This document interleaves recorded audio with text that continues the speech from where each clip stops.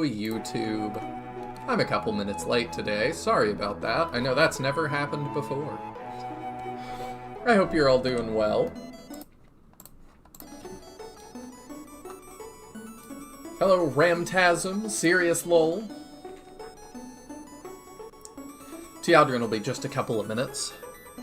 But that's alright, we can go ahead and get started. I wanted to start today, though, by saying that, I guess I should check and make sure my mic is working, huh? Because I have been working on music real hard. Let me see. Blah, blah, blah, blah, blah. Where is my... Talk, talk, talk, talk. Where is my mic? Input. There it is. Okay, it's on. I just want to make sure it's on. I have messed that up enough times. Alright. I just wanted to say that, we were off a week because we had Thanksgiving here in the States, and normally I make a post, and I've been just super busy. Life is very chaotic for me right now, but I still wanted to open by saying I am just so thankful for each and every one of you who tunes in, whether it be live or for the VODs, or just occasionally. Like, I love sharing these games with you guys. I love the discussions we have, the adventures we go on. It just is something I look forward to all the time. So, y'all are something I'm very, very thankful for. I'm also very thankful for the people that help all this work behind the scenes. For Shining Force 3, I know Serious Lol helped a lot. Teodrin, Captain is always... Captain is always doing something. I just appreciate all of you so much. But, I think first... I gotta add something to the thing here, because there's another thing I'm thankful for. And that is...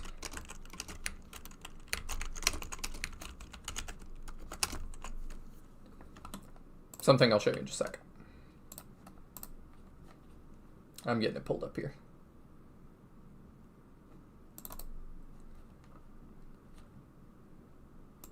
There's one of them.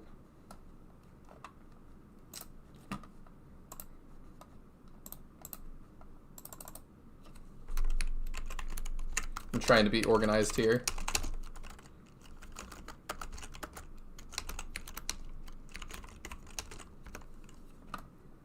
Not showing. There we go. Okay. There's the other.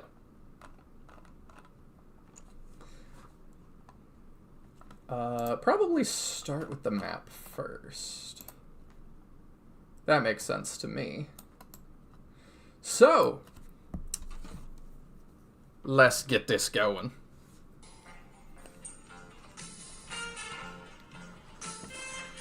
We have finished Scenario 1, and we are on Scenario 2.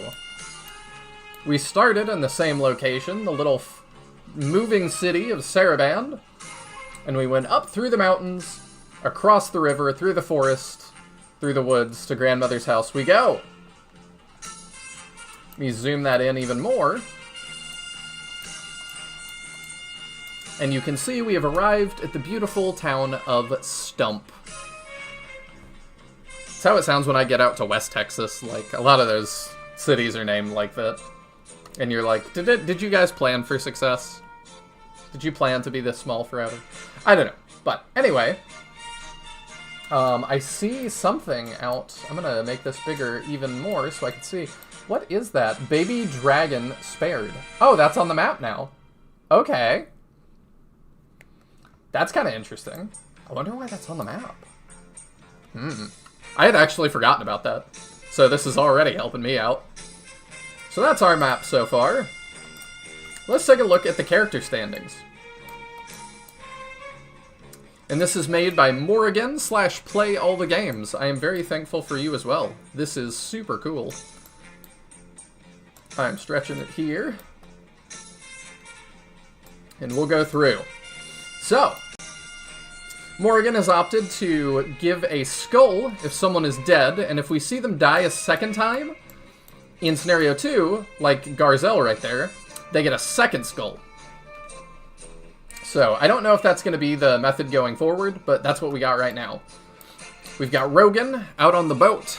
The lovely Joe Rogan out there with the key that I guess we will use to free him. I'm not really sure. Sorry, I gotta keep looping this song. It's a lot shorter than I remember it being. We've got Mr. Triscuits out here, which I love. Pradun is out on a boat. On a boat, MFer, I missed that. Edmund has been upside down a lot for our playthroughs, huh? And we can assume, I guess Julian is currently there as well. We've got the Owl Man, I'd forgotten about him. I forget a lot when we're off for a week. We just got David and our chicken. Hazuki is pretty mid so far.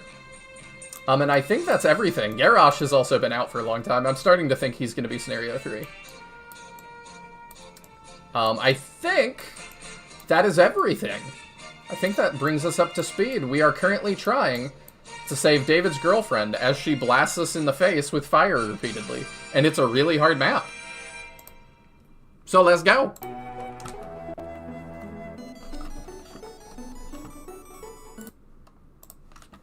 Re-pulling up chat. Hello, Mahane! I've been absolutely enamored with your playthrough, so thank you as well. Oh, I appreciate that. Hello, lucky loser. I hope you're doing well today. I hope everybody's had a good holiday. Let us continue. I've got some fun stuff to talk to y'all about today, too. Hello, Justin and Jebister. It is Shining Force time. Sweet. My controllers got mixed up, and I grabbed the right one. I don't know if y'all noticed. I bought a new controller, because we have shoulder buttons again. The camera is hanging on the screen just a little bit. Let me fix that. There we go. Perfect. Oh. Whenever I adjust that, chat hides. Okay, cool. I believe I did all the things before we ended last time. I'd have got all ready for our next attempt. Yep, I sure did. Okay. Let us go up and attempt that battle again. It is Shining Force time. So, Serious Lowell, before I got in here, was saying, random theory. What if Dark Dragon was an attempt by the Ancients to create an artificial innovator/spirit bearer to combat the Vandals? But it went wrong, and Dark Dragon ended up becoming a Vandal itself, which is why it took Dark Soul sacrificing himself to resurrect it. I don't think that Dark Soul dying to resurrect Dark Dragon was the plan. I think that was something he screwed up. I think the plan was that he was going to take more time and, like, infuse it with... Did I go up the right way? I don't know that I went up the right way. I think he was going to take more time to infuse it with energy and not die. Because he seems like the kind of guy that would prefer to not die.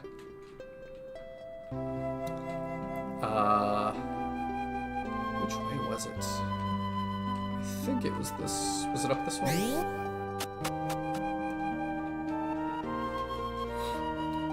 But as for what they were trying to create, I don't know. I kind of just think he was supposed to be some sort of bioweapon to fight against the Vandals, probably? I guess I don't totally know.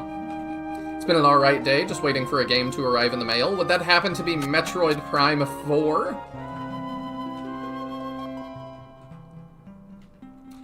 Congrats to my Metroid fans out there, / I'm sorry. I don't know yet. It's looking pretty mixed.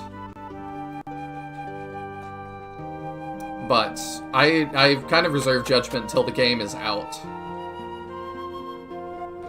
I know people are not thrilled about the NPCs and some of the music choices, but we'll talk about that. We will get into that. Either way, it is another Metroid, and I am very excited for y'all. And even if you hate it, you still got Dread. And Dread seems to be pretty universally loved. Despite the name.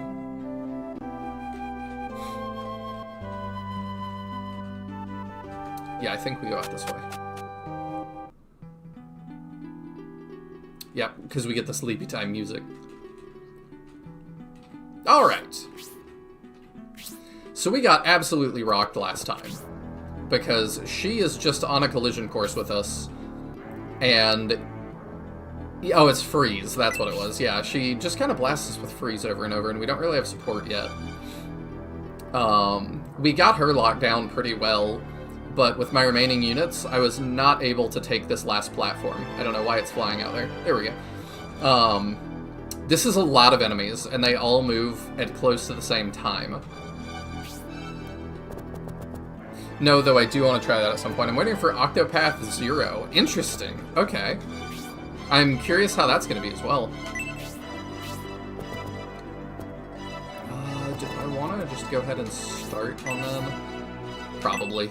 We'll do that.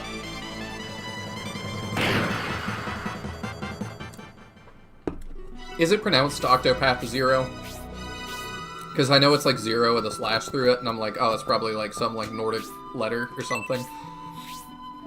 I have no idea.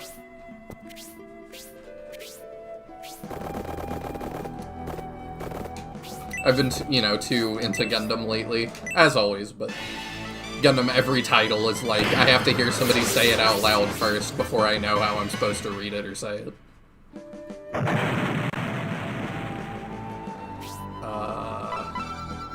No, actually, we're gonna need... Does the fairy powder cure infatuation from the succubi? I don't know the answer to that, but it'd be pretty cool if it did. I'm gonna stand here so that if we get frozen, we're not lining up a huge AoE.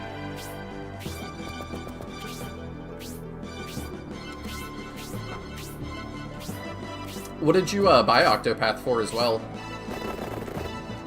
I was looking at it on Switch too, but it's a keycard only, so I was like, I don't know if I would get it. Fairy Powder does cure charm? Awesome. It seems like Nintendo's just doubling down on those keycards, and I don't love that. But I'm also like, I'm conflicted. I'm like, is that better than just buying digital? I have more power with it. I have the same concerns. But I'm just like, I don't know. I still kind of don't like the idea of going in and buying that new. But I'm like, would I buy them used? If it was something else that I would only buy digital? Because it's all that there is? I don't know yet. Sorry. Still kind of deciding though.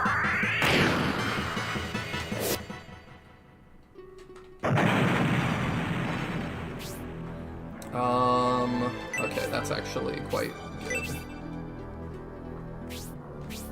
He probably needs to pass that off to just about anybody else. And then who has our Dispel? You do not. We'll start on the zombies here. Ooh. Okay. Still not much EXP for her. I was also told, I forget who told me. I feel bad, I can check here in a minute.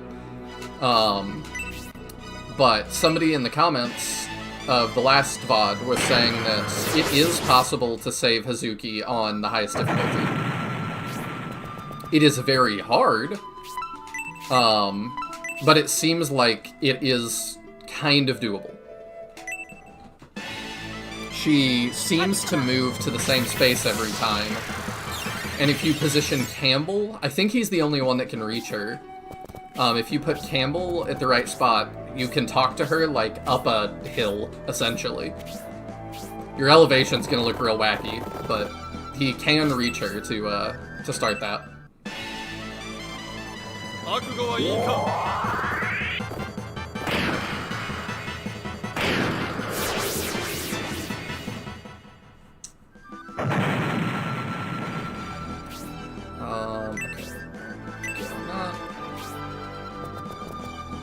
I mainly need her to figure out what she's doing. You have Dispel, yeah. So you're gonna need to hang back, and you're really important.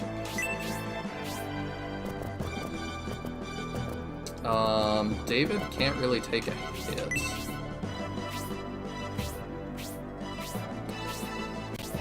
Were they referring to OG or translation patch? They seem to think OG.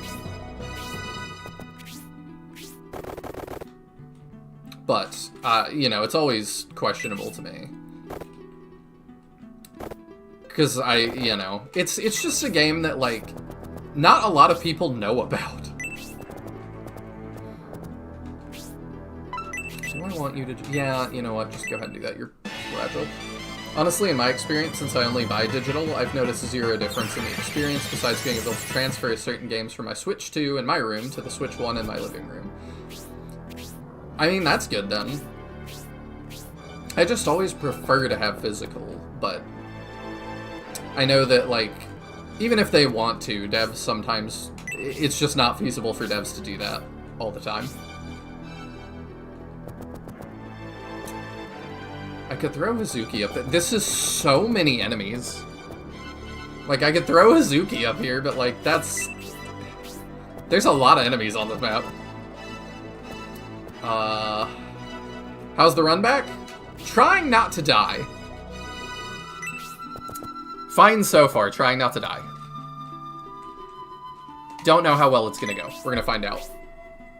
If I need her against a wall so I can block her with 3 people, ideally. It's not really where I want you to be. Yeah, it is pronounced Zero. It's a prequel to the rest of the series. I got it on Switch too. I hate the keycards, but I ordered the collector's edition and there was no Steam option. Yeah. And see, Steam is digital too, and I do worry about Lord Gaben passing away, or just retiring. I feel like he is the glue that holds that platform together and makes it what it is. And I worry that other people are not going to see the value in what he does. Alright, let's try and dispel her. If I can do that, we'll be in good shape. Nice. I just need her to stay sealed for a little bit longer.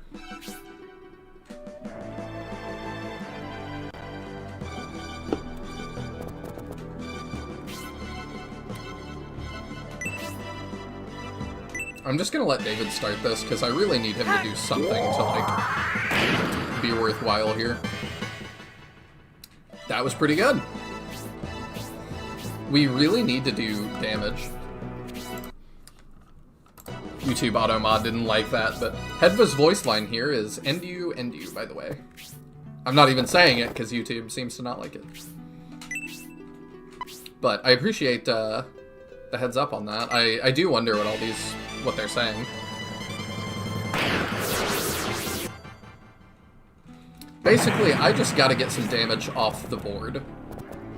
I think that is priority numero uno. That is Spanish for the first thing. Was watching a Shining Force video the other day. Oh yeah, we got wrecked. I forgot.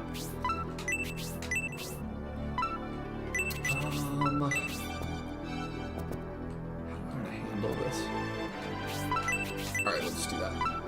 I was watching a Shining Force video the other day from a Canadian creator. And she was like, you know, I live in Canada and stuff. It's weird thinking about Texas. I've never heard somebody speaking Spanish, like, in the wild, and I've never seen a person from Mexico, ever. And I was like, I literally cannot fathom that. Like, that is just inconceivable in my brain.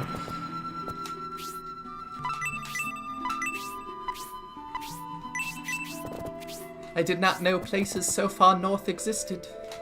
That's kind of how it feels. Funny, I'm learning Spanish right now. Just being in Texas, you pick up a lot. It's pretty standard. I'm still working on Arabic.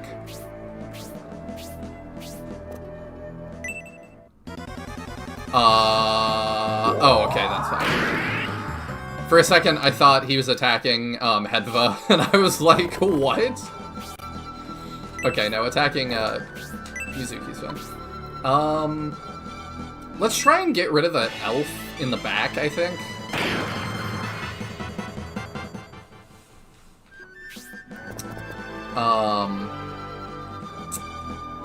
I think we can spare a Blaze 2 here.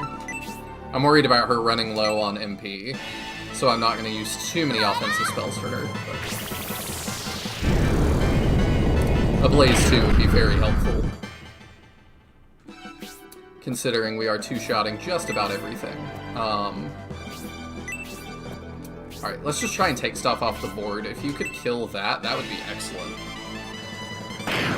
Nice. David is working out. We showed him a little favoritism after we got him. I think I gave him a... I don't know if he should have that equipped. I should double check that. I may have forgotten. Oh, here she comes. Not charming, though. Yeah, that hurt.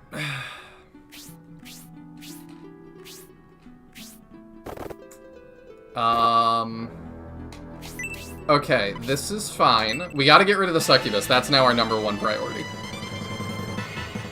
That's not a good start. Hey, Teodrin. Let me stream to you. Thanks. Sorry I'm late. That's alright. Do you want to tell the people? A little while, Mira won't go to sleep unless I sing to her for a while, which took longer than I thought. That's so cute, though. Although now she's sitting up again, so who knows. I was going to ask if you wanted to tell the people what you were doing. Oh, I'm lame enough that I think it's exciting. Well, actually, that got finished earlier in the day. It was other stuff I was doing. Oh, okay. But we got a new washer and dryer, which is nice, because the ones we've been using are ones that were left at the house that were not in great shape. So we managed to snag some for a reasonable price. Now we've got a new washer and dryer, which is awesome. Also because it's a top-loading washer, which is way better than the front-loading washer that we'd been using. Well, that's good. Front-loading washers are just an abomination, so... That's not what I currently have either, so... Yeah. Well, it's also with my wife's, like, joint issues and stuff, she can't really get, like, lean down to use a front-loading washer effectively, so... now she can actually help with the laundry. That's right, put the women to work.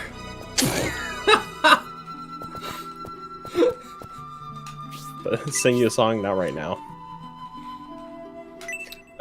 You need to upload song covers as Eduardo. That'd be pretty funny. I used to have a song cover or two on my channel.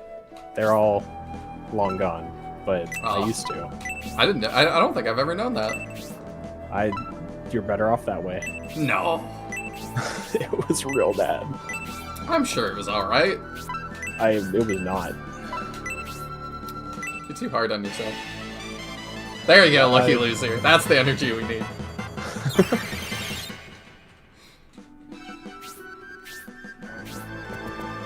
It probably would have been less bad if I wasn't trying to cover a song in Japanese without having actually studied any Japanese at that point. It's fine. They bad. Sing stuff in English, and they clearly don't know what it says. The amount of times I've just heard them yell, "Sparking!" Like it means something. Yeah, it sounds cool. I mean, it's just kind of a fact, though, that if you yell, like, any English word in a Japanese accent, it sounds cool, so... Yeah, a little bit. I'm like, is that their version of, like... Yeah, I can't judge them too hard, because, like, I guess we get them, like, tattooed. Mm-hmm. And they just yell them, which is definitely the more understandable thing. Although getting it tattooed, I feel like, is more often Chinese than Japanese, for whatever reason. I feel like a lot of the times the people that do that don't know the difference. Is that... is that insensitive to say? I mean... happen to, like, Ariana Grande? I'm not sure. I think she got something tattooed that was supposed to be, like, the name of her album in Japanese or something, and it was totally, like, not that. Huh. Kind of want to look that up a little. Let's see. Ariana Grande tattoo. I would put like Asian tattoo or something. Japanese. So I don't remember exactly what the issue was. I just remember it was totally. Oh, not. she tried to get a tattoo for her song Seven Rings, but what she actually got was a tattoo that said "Small Charcoal Grill."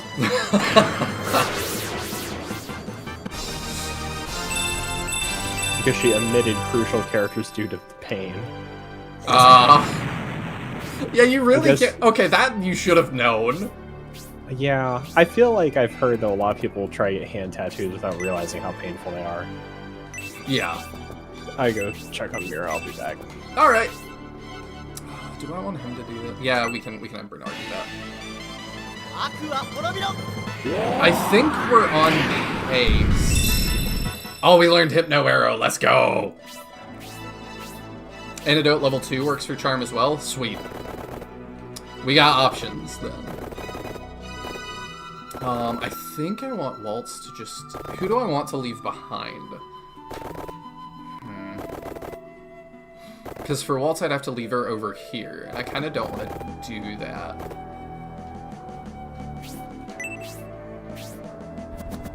I need somebody to go back and just get rid of this bat for me. Hey, I'm at the point in my life where I was ecstatic when I got a cast iron pan. I can't imagine how good it feels to get a new washer and dryer. Yeah, kind of same. Like, I'm definitely at that point in my life. And it's one of those things that, like, I didn't get that excited for washers and dryers, and then I didn't have one for a little bit. And it was like, oh, this sucks. And then, you know, I start putting in perspective again that I'm like, there's people who live like this. There's people who just don't have washers and dryers. And they have to go to the laundromat, or, you know, whatever else. And I'm like, that's not fun. I've had it good. Granted, for a long time, I just had hand-me-downs as well, but that's fine. I can live with hand-me-down.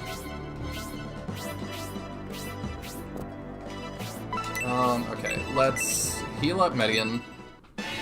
I still don't know who's gonna go get that bat. I'm kind of tempted to ignore him. That might hit me in the butt, literally. But I need to get rid of these guys that are higher damage, I feel like.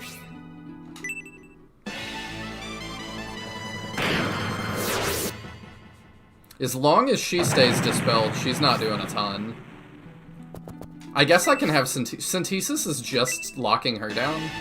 I guess I can have Synthesis go, like, start swinging on him. Yeah, that's not bad.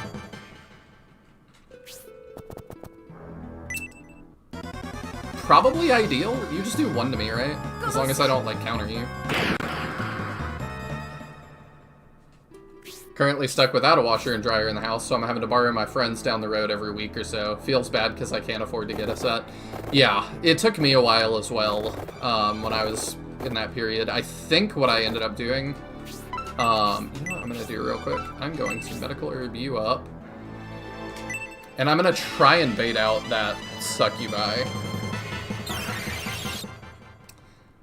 Yeah, I think I did what Taya did and just waited for Black Friday.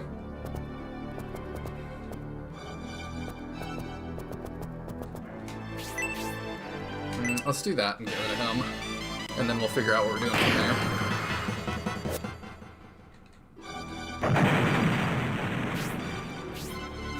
You reminded me about the washer. Reminded me I need to do a load. Everybody just disappears to go do the wash. Hey, Blaze too. Alright. That is better than what it could have been. Oh, you're super low. That's fine. Let's move you up and we can do that. Papa says there are clothes to wash. Sister says brush your hair. You go down to the laundromat. Maybe your sister is there. Is that like an old rhyme or something? I don't think I know that one. This did not quite work how I wanted.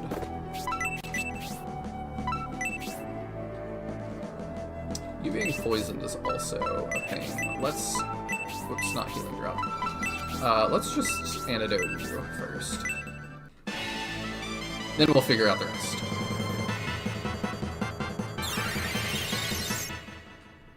Poison actually does stuff in this game. Crazy. I think we'll put Rock up here, and we'll start them coming down, hopefully. Yeah. And then Ryudo can heal that. And now we're in a pretty good spot.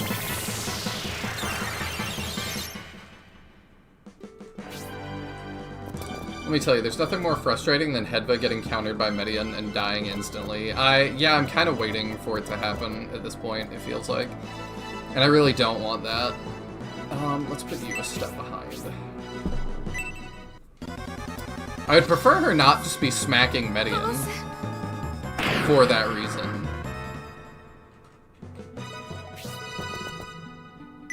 Oh. I guess that's fine. Still, that's alright. Welcome back. We'll see if that saying was good enough.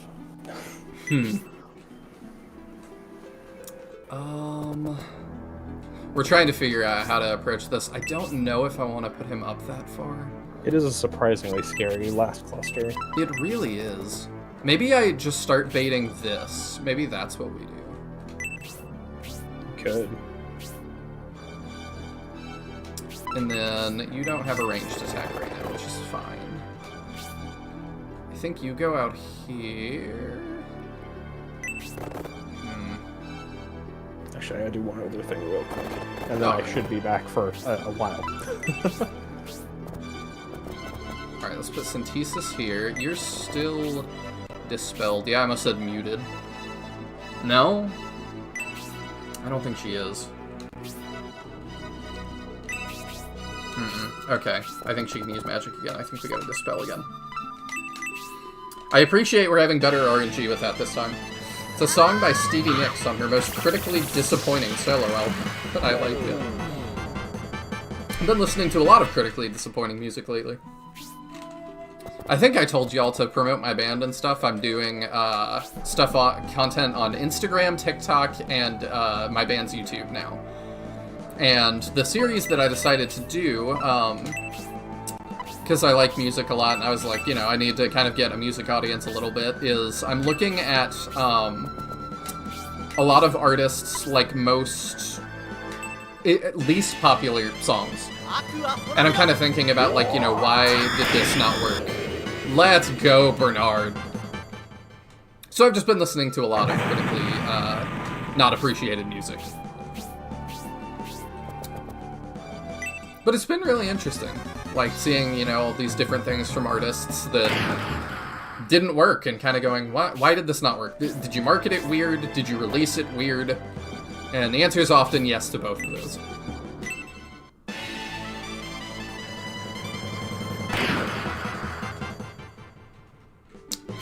Like one that kind of stuck out I was listening to the other day. I kind of want to just run you in here and smack that guy. I think I want to do that. That'll kick things off. Rock might not survive, but he also might. If we're gonna sacrifice anybody, I mean... Yeah, I mean, he's definitely a choice for that. That's gonna hurt. Yeah, I don't think he'll live, but he also might take one from these guys. So, I'm not actually sure. Do I want Ryudo to get that? No, I probably want Ryudo to start moving up so he can, like, do healy things. Hazuki, I might do the same thing.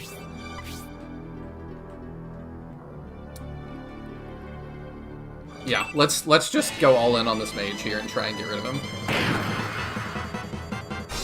Let's go, level 10.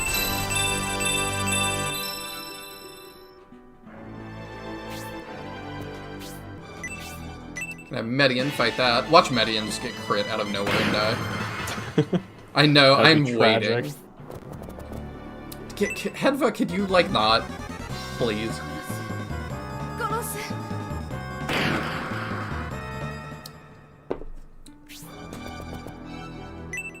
Oh, I forgot he could do that.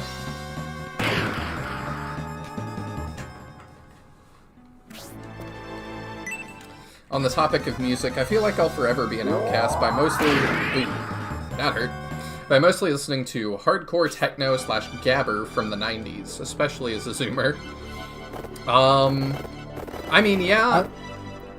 I'm an outcast because I listen to Vocaloid, so... Yeah, that'll do it. But... It certainly does. There's also, like, niche communities that are really into both of those things. Can she... No, she's still muted. Okay.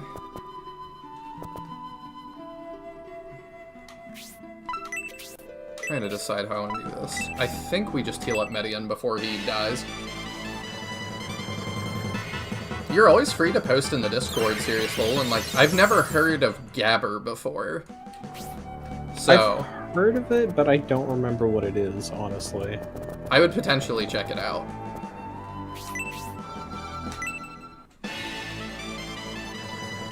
But I feel that, because I just always end up in niche circles in everything I do. But it's been interesting for, that was just unfortunate. Lately, I've been trying to get into a lot more mainstream, like rap and stuff, and just giving a lot of artists a shot that I never did. So that's been fun. Some of them I'm like, oh, I counted you out and I should not have. Other ones I'm like, I don't understand how you got big. I don't know. I don't get it.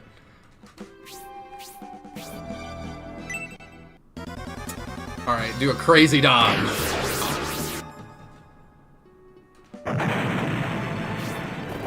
I had hope.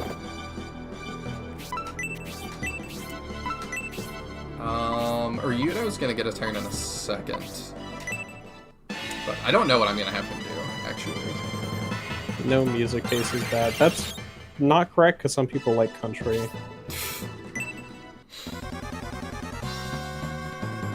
I am not big into country. It's one of the two genres I just really don't enjoy. Actually, I guess there's probably like 3 genres. I enjoy some of it, like mostly the. You know what? Let's do Big Heel for you. Kind of Johnny Cash, and like if you're actually like, to me it's like actually country. But I feel like country has just sort of become pop with guitars. Like pop with acoustic guitars. And to me, that's a lot less interesting. I guess part of it for me is like, it really feels like once you've heard like 2 country songs, you've heard them all.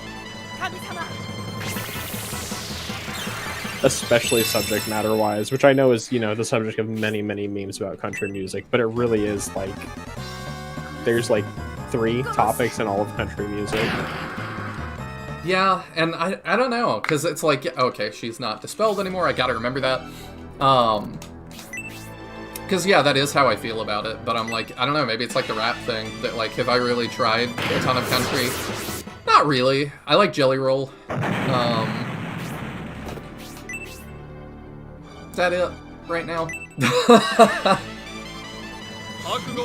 think that's the only like prominent country artist I like.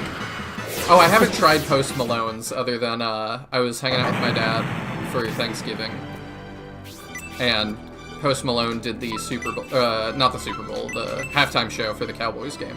And he did some of his country stuff, and it was fine. I didn't love it, but it was fine. Every country song ever. My dog left me and my truck ran away with my beer. A little bit, yeah. They are so stubborn. Why do they not want to move? I don't know.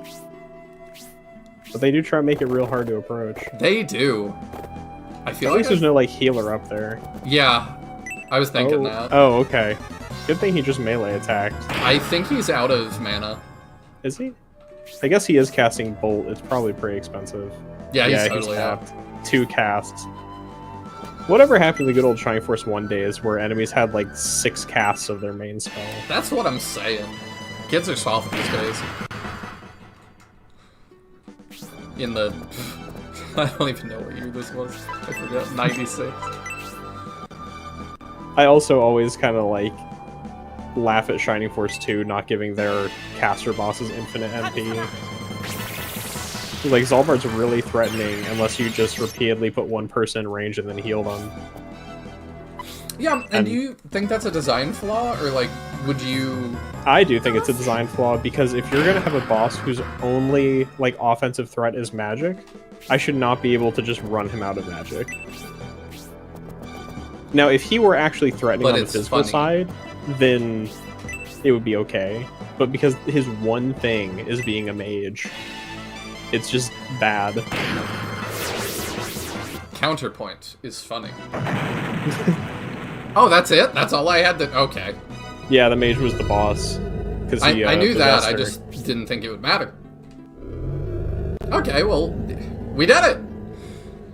I was at full power, and yet I was defeated by this Imperial Prince's army. How?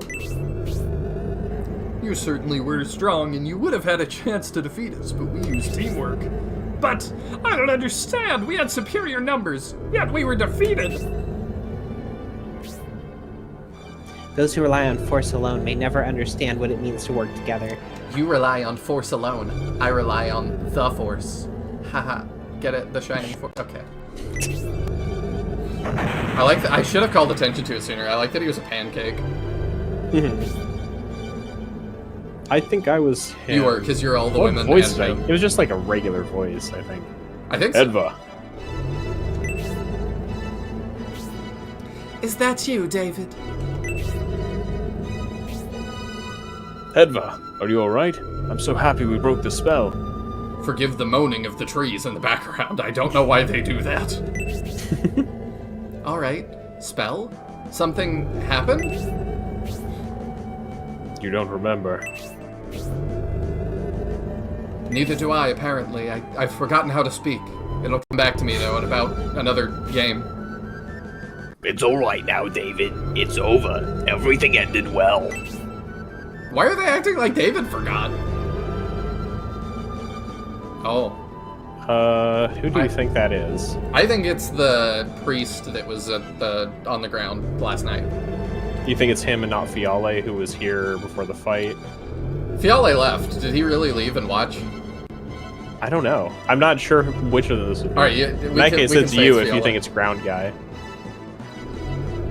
Alright, I'll go. Ended? Do you really think this is over? That's Disherman. Of course, think- it's the other one that we weren't considering. Oh. I think I was this one as well. Yes, this was you. The one that's not Anai. Only on her sprite, though. I forget that that's what she... Her sprite does not look like her portrait. Her hair is much more purple in her sprite, strangely. Yeah, like that, and then I think it's the eyeshadow, like, makes her eyes look, like, closed like Anai's are. But then, like... I think it's just that her eyes are so dark. Yeah, it might be that. I don't know. I am impressed. You can't see them blink every now and then, I think. I think so. It looks a little weird. I'm impressed, Median Army. I would have never believed you could defeat a Bullzone mage at full power. I thought you left this to your underlings. Why have you returned? I can't stand to see the feeble rebel against a greater power. I've decided to crush you myself, adorable prince and all. Everybody thirsting for me, huh?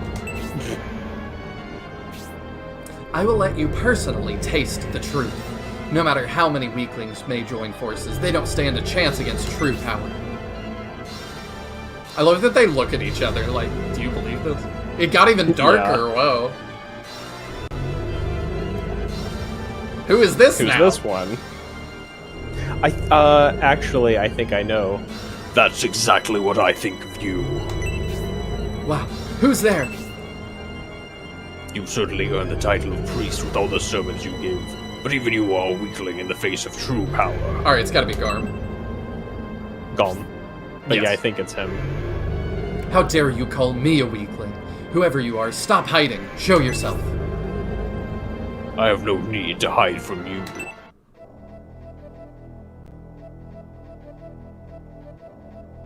I love that we, like, part.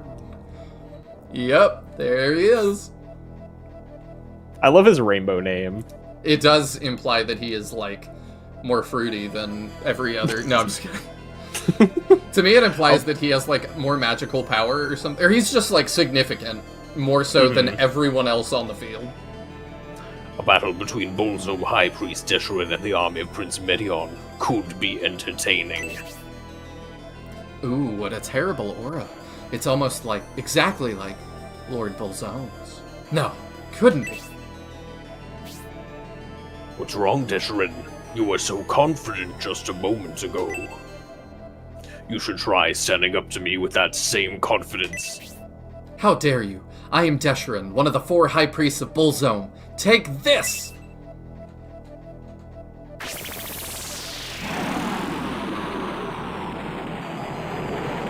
Oh, wow. That looked great. Mm-hmm. What do you think of my power now? No one can escape from that ice prison.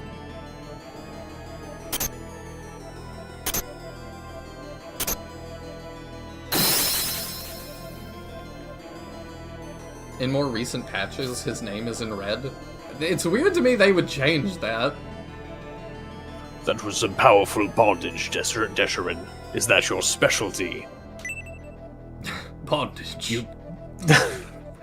You did manage some bits of ice on my robe, but they were easily shaken off.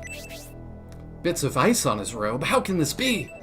He managed to counter my secret ice attack. Who are you? I am Golem. I'm sure you have heard of me. Your sect knows me well. If you're Golem, then... no, it can't be. Do you doubt me? Maybe you'll believe when you feel the extent of my power. Sorry, my virus protection's like freaking out. It's fine. It's because Golem showed up. Yeah. I believe you, but why? You tread the path of solitude. Why do you interfere with Bolzome's will? So, this is Bolzome's will? Attacking this elven village that offers so little resistance? Bolzome sounds like a loser. Answer me. Do you claim this is the will of Bolzome? Why don't you answer? You have no answer, because this is in no way Bolzome's will. Dang. Nevertheless, we're not simply seeking personal gain. We are preparing for the establishment of Lord Bolzome's kingdom. My, how the goalpost moves are. That may be. However, you anger far too easily over petty matters. I would expect you to demonstrate more control over your emotions. I will heed your words, Golem. If you understand, then go. Before you provoke me. I leave today, but I won't forget this. I like that David nods and no one else. With Lord Bolzome as my witness. I really do not have a handle on Golem. Mm-hmm. I have no clue what he's doing. He's very mysterious. Maybe I was a bit too harsh.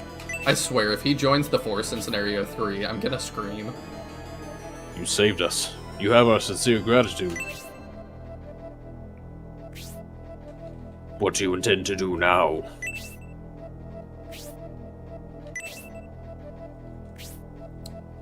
Search for Gracia with his small force. If you engage the armies of the High Priests, they control powerful minions. Your chances of success will not be good.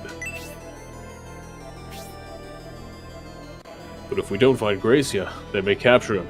Are you saying there's another way? Yes, take these little aliens that I got from the previous game, Oliarch. They will likely head for Elbasim. To catch up on chat real quick, oh, it's a Gale. Because of the rainbow name. It is weird to me, like I said, it's weird to me they are shifting, like, the color of his name. I would keep that whatever it is in Japanese. That is a really odd decision. I'm curious what it is in the original. I am too, now. As a neat little detail, all the Bolzome High Priests wear the same emblem on their chest, which the World Book calls the symbol of the ancient civilization. That's really interesting. I wonder if that's the symbol of the Vandals, or, like, actually just the symbol of the ancients. And promoted Arthur's attire in Holy Ark has the same emblem on it. I'm gonna have to go check all this after.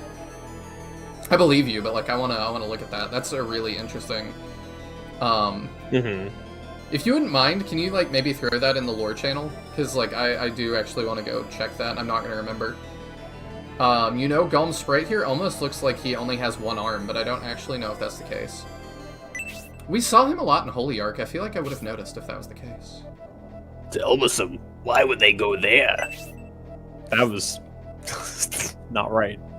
It was close enough. The staff of Basim. The staff of Besim. So you know.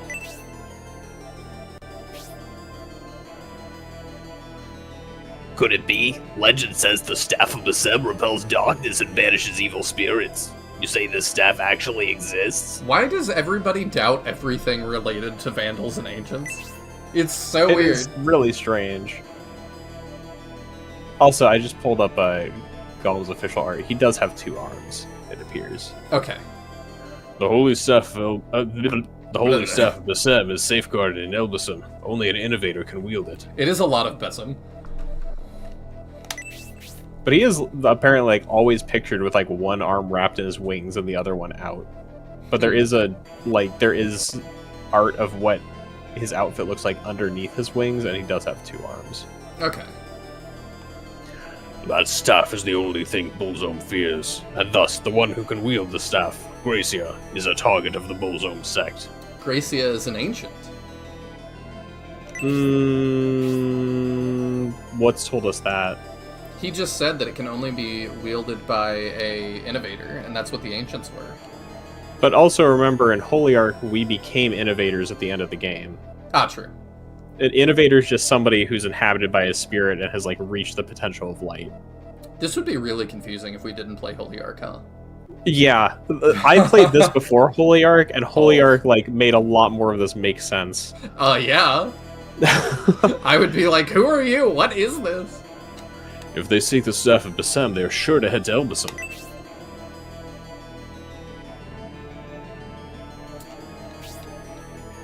Just post the emblem or the priests and Arthur wearing them too. I mean, if you have the images, that would be awesome. I was just saying post the text of that and I'll grab the images later. Prince Medion, I simply gave you a little hint on a whim. There is no need for thanks. Let us meet again someday. I kind of want to hazard a guess as to, like, what he is and what his goal is. Okay. I feel like I'm going to come across super dumb anyway, but, like... Because it was weird. He was, like, this weird shady figure through all of Holy Ark, and now he's just continuing to be that. Mm-hmm. He knows a lot. I'm wondering if he was there during early Shining Force stuff, like Shining Force 1 and 2. I wonder if they're, like, implying he was there during that. Or, like, even before that, sorry.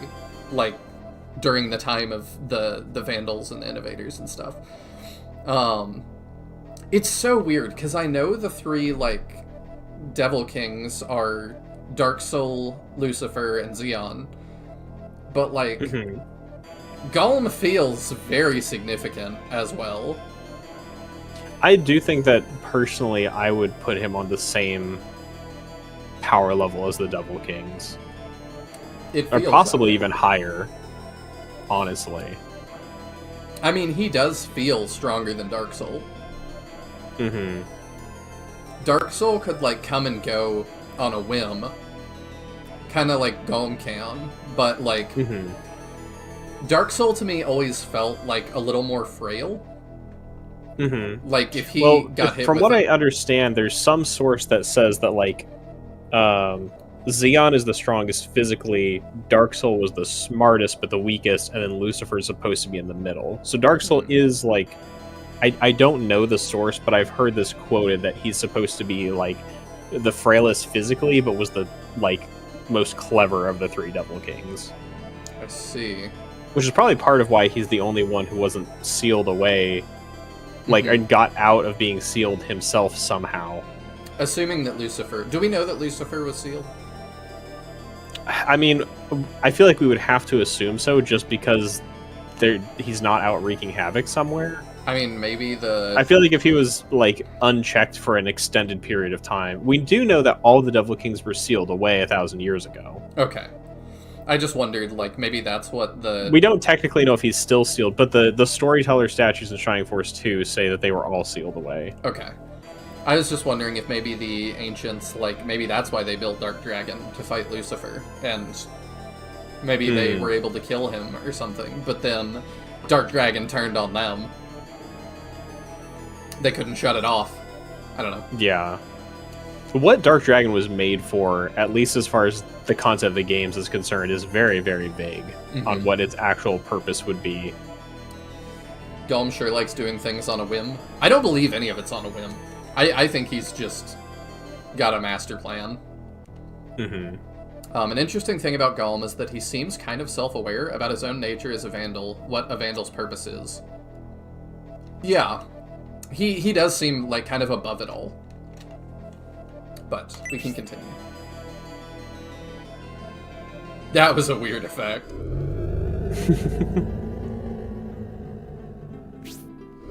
This golem, how mysterious.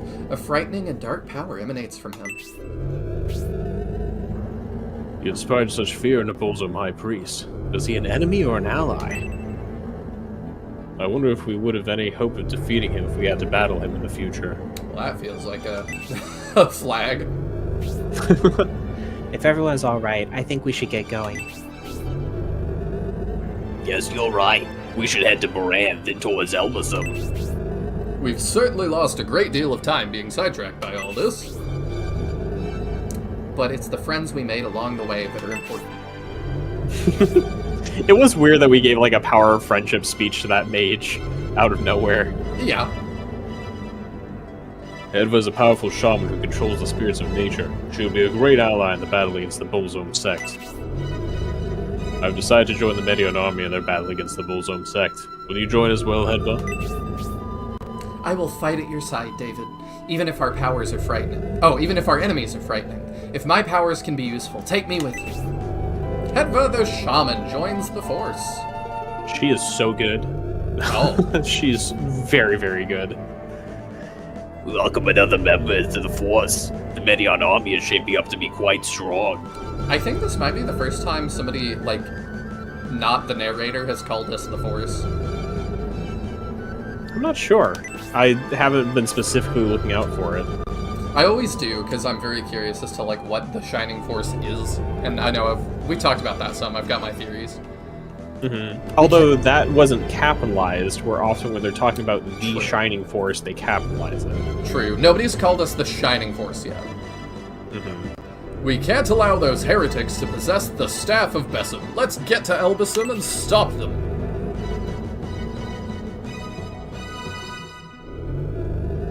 See, if the translation team wants to do arbitrary changes, every time a character, like, enters Medion, they should just have it go...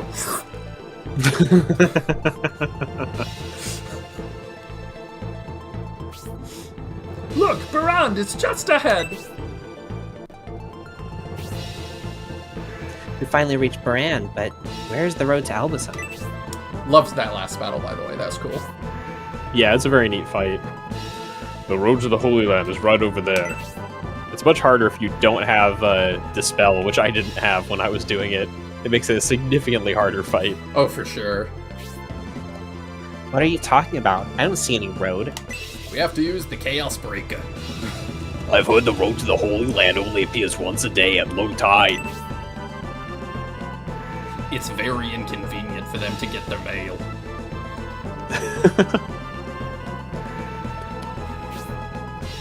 Yes, that's right. The road is hidden underwater. It's only revealed in the evening. We'll have to wait. If we can obtain a ship in Moran, we won't need to wait, but that road is the only way to reach Elbasum without a ship. The last time we needed a ship, it was a lot of hijinks. Let's not do it again. If we want General Rogan's help, we should probably hurry. The Seagate appears to be preparing to set sail. The Seagate? Was that there a second ago? I'm not sure how well we could see this town a second ago. I would assume so, though. We won't stand for your meddling any longer, Median army. Are you okay? The Med in Median stands for meddling. You have defied High Priest Goriot and her absolute enemies of Bolzome. We will not allow you to enter Baran. Imperial army or not, this will be your grave, so that the Bolzome sect may flourish. They really are persistent. On the bright side, Goriate doesn't appear to be with them at the moment. We have no choice but to push through by force, Elbasum willing. Let's make haste, Prince Medion. The sea game will set sail soon. Foreshadowing is a narrative device. Yes, it is. And that felt like very much foreshadowing. But I thought the same in Holy Ark. Oh, we didn't get a chance to revive Rock. Oh well. Anything hidden on this map? Nope. Okay, pretty straightforward. A lot less hidden on these maps, I feel like, than Scenario 1. I felt like a battle with Golem was also heavily foreshadowed in Holy Ark, and then that totally did not happen. And, you know, I didn't even feel like it was, like, lacking particularly. Yeah. Well, I mean, a battle with Golem in Holy Ark didn't particularly make sense because he was kind of a neutral party to everything going on. I mean, he still kind of feels that way. But I don't know, the way they set it Did we want to aggress to Rez? Because we could also promote Hazuki. I think we could probably do it after this battle. Okay. Hedva is arguably the best caster in the entire game. I don't even know if it's arguable, really. Wow. She's very good. Does that make her, like, the best caster in Shining Force, then, to y'all? Because, like, I feel like the casters in this are better than the casters in just about every other It's quite game. possible. She may just be the best caster in Shining Force. Wow. Just really need to give her some defense. Yeah. I mean, that's true of every caster. I'm trying to think of what other casters... I'm trying to think about the Scenario 3 casters, because they're also quite good. 3 MP. That was nice. I was not expecting to hear a slurp tonight. There's 4 Always people gonna to hit you promote? with it when you're Oh not yeah, David's expecting. ready to promote as well. We can get a little more EXP. I don't care too much. I'm trying to see. Oh, that's right. Yeah, she may just very well be the best caster in Shining Force. She's really good. So we're not using Just like her. the combination of her spell selection and like having the MP to utilize it and decent stats, she's just really well rounded. And her spell selection is quite good. Who do you think the worst caster is in Shining Force?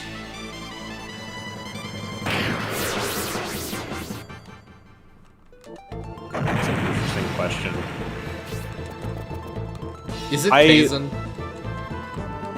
I felt like Kaizen was really underrated. I would be tempted to say Kaizen if it weren't for Chaz existing. And I feel like Chaz is worse because he can't go Sorcerer. And I think that just inherently makes him worse because Elemental Magic is just bad in Shining Force 2. He appears way too late. He has, again, Elemental Magic, so he's stuck with lower damage.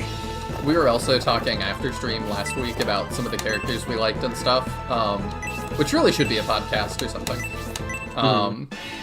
But I liked that one of the sources I was looking at was saying, like, they thought Chaz was the worst because he gets a lot of spells that are useful shortly after you get him, but also if you're playing blind, you would have no way of knowing that, and if you look at him...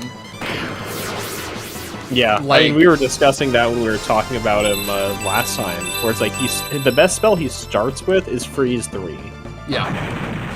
Which, at that point in the game, is not really that great. In one level, he then gains Bolt 1, but Bolt 1 is also not very good by that late in Shining Force 2. Like, honestly, probably the most useful thing he gets is like either if you give him 14 levels, he'll get Bolt 4.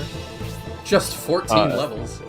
Just 14 levels. And then, you know, if you actually want decent MP efficiency, it takes 21 levels for him to get Blaze 4.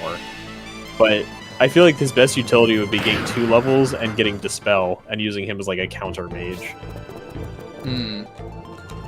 Although I don't know how accurate Dispel is in Shining Force 2, so it might just still be bad. I've only really used Dispel in Shining Force 3, where it's actually good, so... Yeah. But Max. yeah, he's really bad. Max is the worst spellcaster. He has MP, but doesn't even have an attack spell. He has Supernova. What are you talking about? I also feel like having MP and not having an attack spell doesn't make you a bad caster. It's just, that's not what your class does. And otherwise, you would just say, like, all monks and healers are bad casters. Yeah, I was not counting Freya. If we want to talk about worst healers, I think that might be low. I actually think it might be Gong. Actually, yeah. Like, Gong is a middling physical unit and a terrible healer. All he gets is heal and Aura 1. And Aura his 1 is levels... Aura 1 is something, but you also have to take him to high enough level that he gets it. And he's not an easy character to get that high. Like, first of all, you have to deal with leveling healers in Shining Force 1 in the first place, which is just pulling teeth. Yeah, which is kind of... That's why I had low so low. Yeah. The thing with low is just that... tough. Like, if you're not grinding, you're not going to level low. The thing with low is Detox does have utility in a couple places in Shining Force 1, and Quick is a pretty good spell if you manage to get him to level 13. So he has that utility. Gong is stuck with heal 1 and 2 until level 16, where he gets heal 3. At level 24, he gets heal 4, and at level 30, he gets Aura 1. And that's all he gets. The secondary problem with Gong is he has approximately half of the MP growth of the full healers in Shining Force 1. So he has terrible MP to actually make use of Aura or things like Heal 3. Mm-hmm. So he's really not using the few good spells he does get. I don't know, because I'm like... And he kind of gets left in the dust when you get Power Staves. Because if you've been keeping your other healers on par level, then suddenly the Power Staff just shoots them all way stronger than Gong is. But it's so hard to keep them up that I'm like, he always surpasses low for me. I don't think I've ever had Gong make it into the second half of the game, where I think all of the other healers have, at least in some playthrough or another, made it into my final party / second half of the game at least. I've had him go that high for me when I'm intentionally doing it, but, I mean, I've never had low work out because I just don't get, Ooh, Shadow Loom, that sounds cool. Although, the lull is correct that Final Conflict does have a really bad healer because of MP problems, but I would still contend that they're better than Gong, in my opinion. The best. And that's almost purely because of the fact that Blast exists in FC, and having an attack spell is useful. Yeah. If Low had Blast, he would be better, because he could at least, like, last hit a couple of things. I was gonna say the worst healer is not Fui Coco, the yogurt healer. I really want, like, I'm thinking of a fan different art. character. I want fan art of Fui Coco. I don't know if people even remember what I'm talking about. I doubt it. Teodrin had, like, this fever dream at one point where he was convinced that there was another yogurt race character in Gaiden or CD called Fui Coco. And ever since, to me, this has been, like, the lot. But it wasn't Fui, was it Fui Coco? You told me it was Fui Coco, and I was really confused, because I was like, that's a Pokemon starter. But you're right so often that I was like, this sounds totally like the thing the kid on the playground would tell you, but because it's you, I, like, have to take it seriously.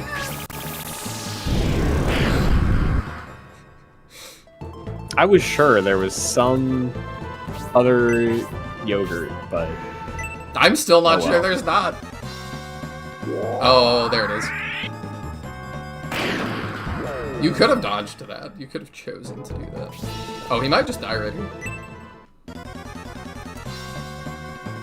They just don't gain any MP. Oh, I see. Okay, Although I am a little confused because the source on the Final Conflict characters, the Japanese names it's giving for the spells does not match with the spells they're saying they have in English. So I'm a little bit confused what's going on there. I was like trying to determine their actual spell list, and then it can't be correct because the Japanese and English lists disagree. I mean, maybe it's different in Japanese and English. Actually, this is wrong for the mage in the game too. It might be, different between Japanese and English, but when the Japanese name for a spell is Kurizu and the English side says Bolt, I don't think that's correct. Maybe the translation it's the same team where for that one swapped it. For the healer, in Japanese it says Hiru for their first spell, and the English side says Hellblast, which is not correct. No? Now the next line down does say Heruburasto, and the English side says Detox.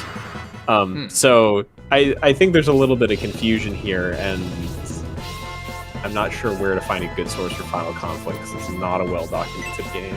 Shining Force fans can't wait to play Shining Force for the first time. That has become one of my favorite memes. It's so true. I am guilty of this as well for Shining Force, by the way. I am fully recognizing the irony here. The pot calling the kettle. But yeah, I feel like just by virtue of having Blast, that makes the other healer better than Gong. Because if Gong had an attack spell for at least consistent damage, he'd be better. But their MP is absolutely tragic in a baffling way.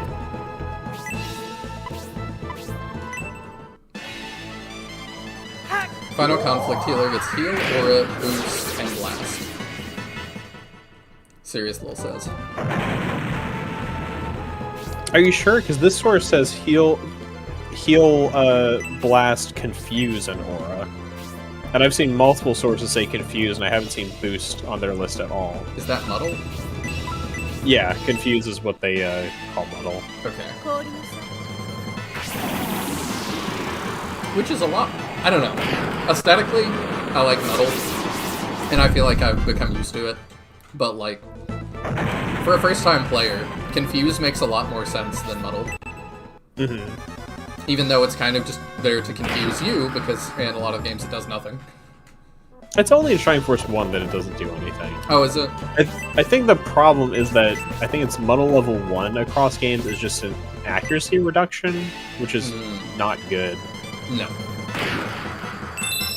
Sniper Bolt special learned. Nice. I'm still not sure who we're gonna bench first either.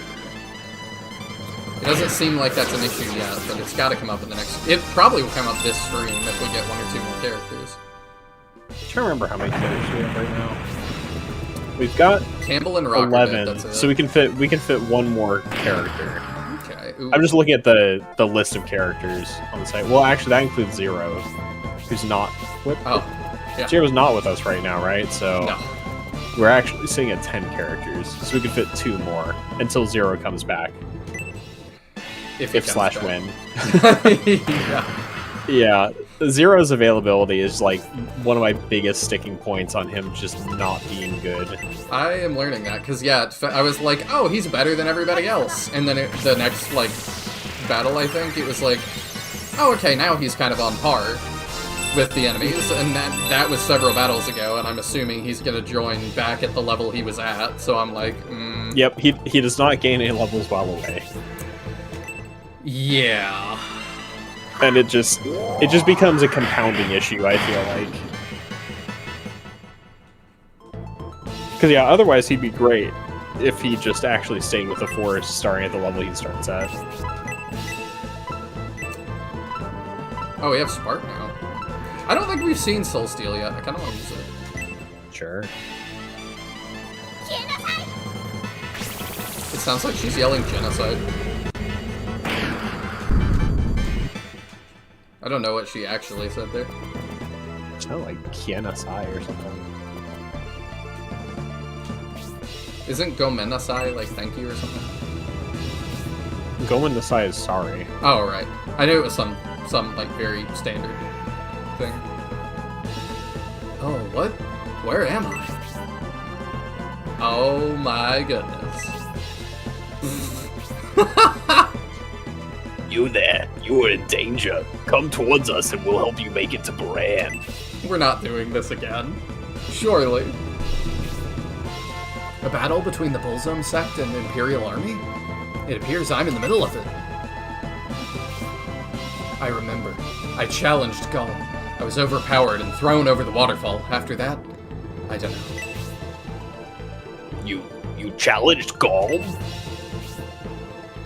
You're lucky to be alive.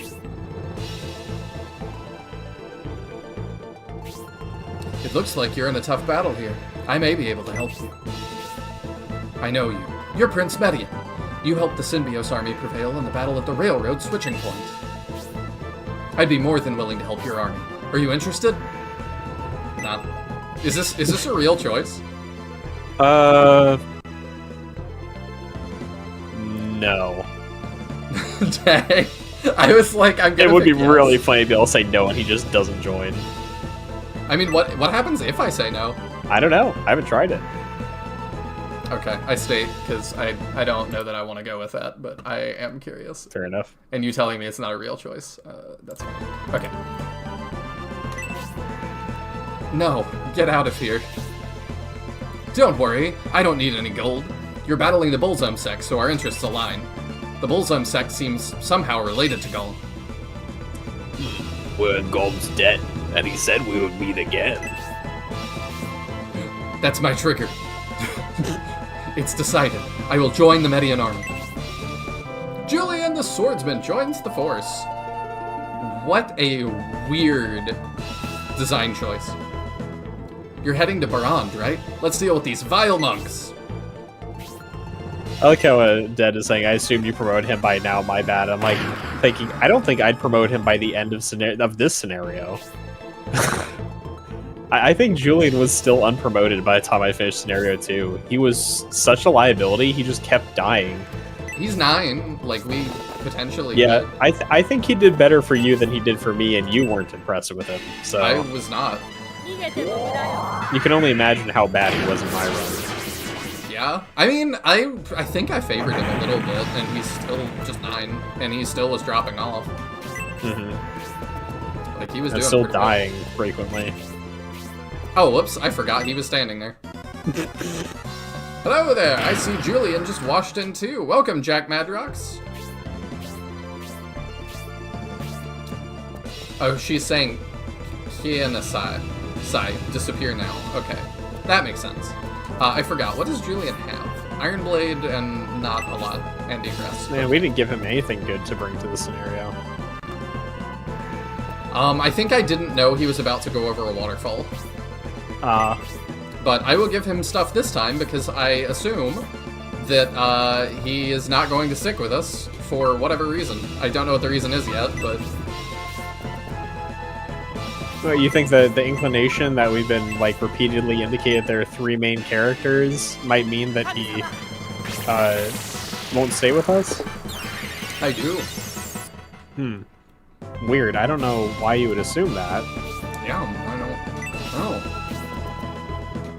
I'm leaving this guy to give to Hedva.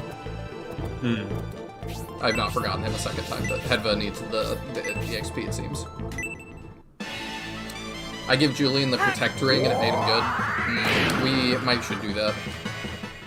How did the Hedva battle go? Could certainly use some defense. The Hedva battle went good. We only had to repeat it once. I liked it though. Like, it was fun. Fun challenge. I think they did have a lot of really interesting setups and like gimmicks for battles in Shining Force 3. There's a couple of them that like don't exactly stick the landing for me, but a lot of them are really good. Yeah, same. I'm trying to think about how I feel about the train one. That's been like the craziest one so far. Oh, with the refugees. Yeah. But I'm like, that felt like an interesting challenge as well, and like, maybe you aren't supposed to do that on your first playthrough. I just wish it weren't so, like, you must make these exact moves kind of situation. Where, like, I don't mind it being challenging, but I wish it would have had just a little more leeway in how you can accomplish it. Maybe, but I also kind of like the idea of, like, here's, like, a really big skill check. Haven't heard that song in a while. Here's, like, a really big skill check for players that are at a really high level or are playing with their friends in front of a YouTube audience that are also really skilled at this.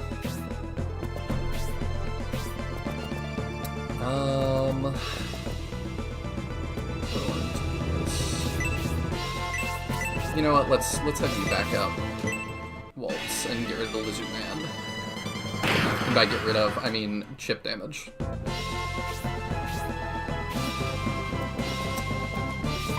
If only Median was still standing next to her. We soul steal. Sure. I usually have Julian dupe the life ring. Anything he takes with him also ends up in storage as well. Hey, let's go! Hey, we got his ass. And that's a reference to Shining Force 1. When the Lizard Man drops the axe.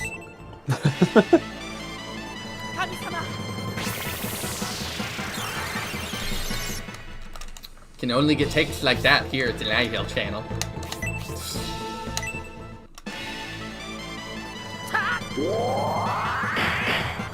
Yeah, we'll definitely load Julian up this time. Let's see. Okay, yeah, you probably can back up. Julian. Do I want to promote Julian before Book 3 or Scenario 3? I mean, promotion in Shining Force 3 is only a good thing because it gives you extra stats, and then you're a better class, so... Yeah, I just mean, like, aesthetically, do we want to do that? Or do we want to put it on? I feel like, just based on my experience of how much I feel like my Julian struggled in Scenario 3 because he was not set up very well, I feel like you will thank yourself if you do promote him. Okay. We can do that. We can be our own Jagan. Yeah. The start of Scenario 3 in particular is a little bit demanding, and having a weak Julian will not help. Justin over here, like, it is advisable to promote it before. Yeah. That's a very kind way of going. Don't be dumb.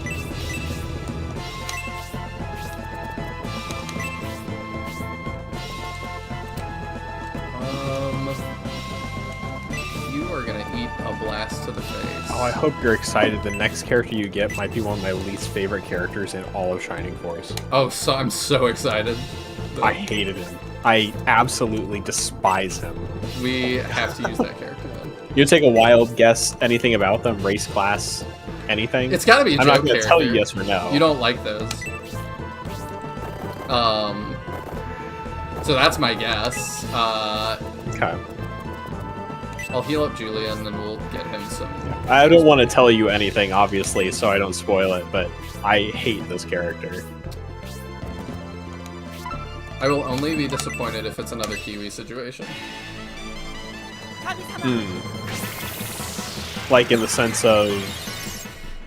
A joke character that is not fun. Gotcha. Let's not eat an AoE to the face.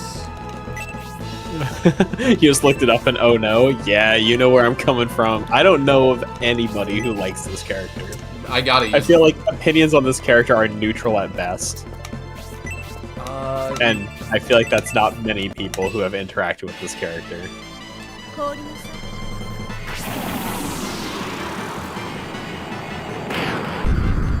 I don't want to tell you what to do and let you play, but at the same time, I want you to know it'd be a really good idea. Okay. I think we will do that then. It'd be sick if he could get a level in this battle, so we could just promote him alongside our whole other cluster of characters. Yeah, I'm trying. Well, rip. I knew that was gonna happen, but I was like, I think it's worth the EXP she's about to get from hitting that. You thought his whatevs just kind of exist. I do not like this character's personality, and there are particular reasons I do not like them in gameplay. I feel like they are the worst of the position they fulfill in Shining Force 3. Let's go, just my kind of character. Yeah, it is your kind of character.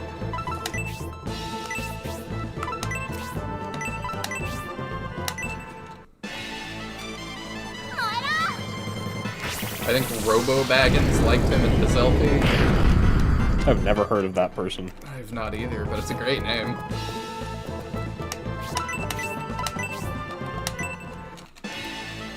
I was doing some editing work for the I usually like have something on while I'm editing for Instagram and TikTok and YouTube Reels for my band stuff. I was talking about that before you got here. And last night I was watching a guy do Fire Emblem Path of Radiance randomized Maniac mode.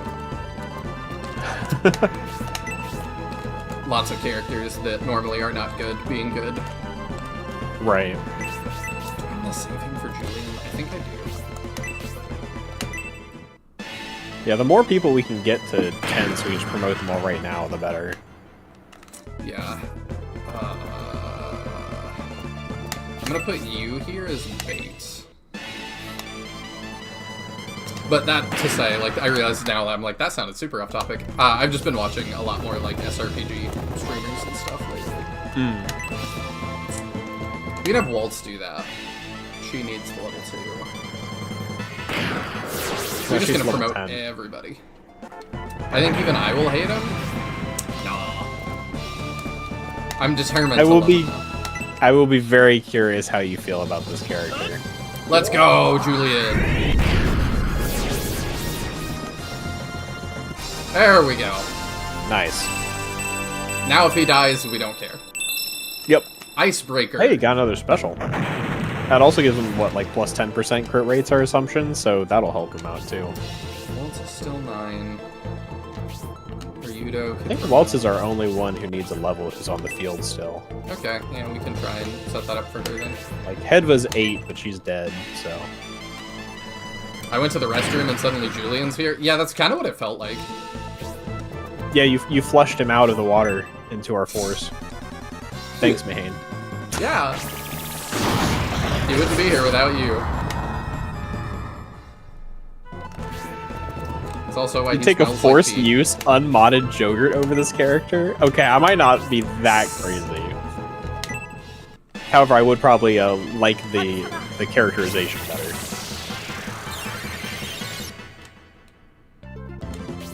I'm glad I could help. Sorry about how he smells.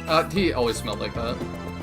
You've just given him a reason to smell like that, which he's appreciative of. Now he has an alibi. Yeah.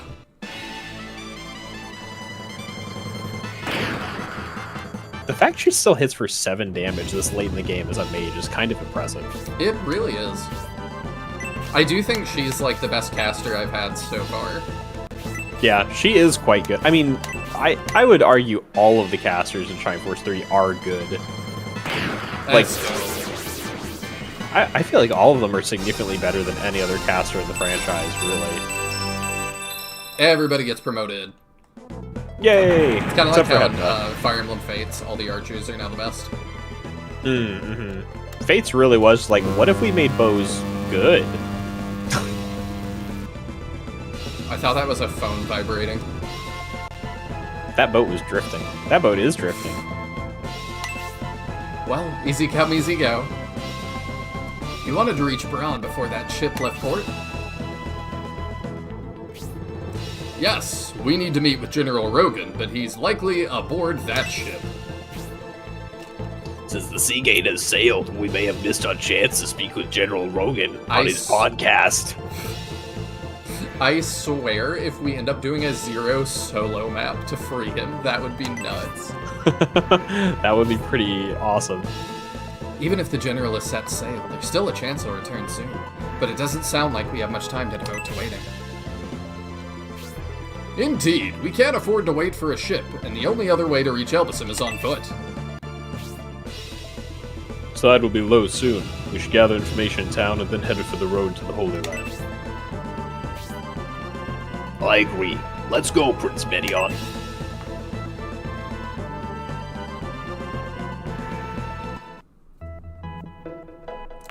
Even the ones that get benched are just from having too many. Not because anyone is bad. Yeah, I don't think we benched any in my first playthrough. I think we ended up throwing Noon to the B squad. No, he stayed on the A squad, didn't he? Yeah, I think Scenario 3 is the only time where you really get enough casters that... Well, I guess it depends on how much you count the ninjas as casters. Because you really only get, like, 2 mages, like, dedicated mages per scenario. True. But you get, like, quite a few mixed casters.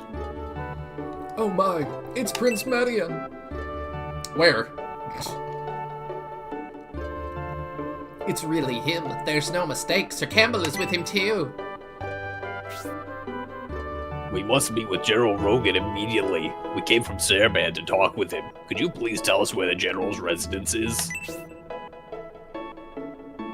The Lord's mansion is on the east side of town, but the General is not in right now. General Rogan just left aboard the Seagate. Just as we suspected. Luck is not with us this time. After everything we faced to get here, we just missed the General. Ah well.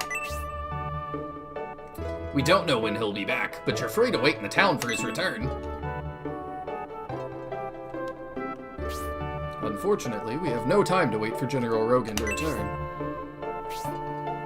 Right, we must make preparations to head for Elbasam while we wait for the tide to go out. You want to go to the Holy Land on foot?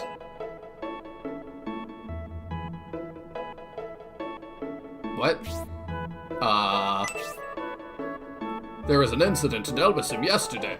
A Barand Army battalion left immediately to investigate, but they went missing on the road to the Holy Land. The road to the Holy Land was ordered closed. No one is allowed to use it until further notice. What? Do you actually presume to give Prince Medion orders? Yeah, that's kind of what I was thinking. Like, oh, if only somebody showed up that had a higher rank than whoever ordered you to do that. Yeah. We'd be no match for you, Sir Campbell. However, we can't allow the Medion army to pass, under the direct order of General Rogan. If you insist on passing, I'm afraid you'll have to do so over our dead bodies. Once again, I do think I outrank General Rogan. I can't believe they would forbid even Prince Medion from using the road to Elbasam. I do appreciate that Campbell is like, what the hell, guys? What should we do now? Leaving town by force would not be a good idea.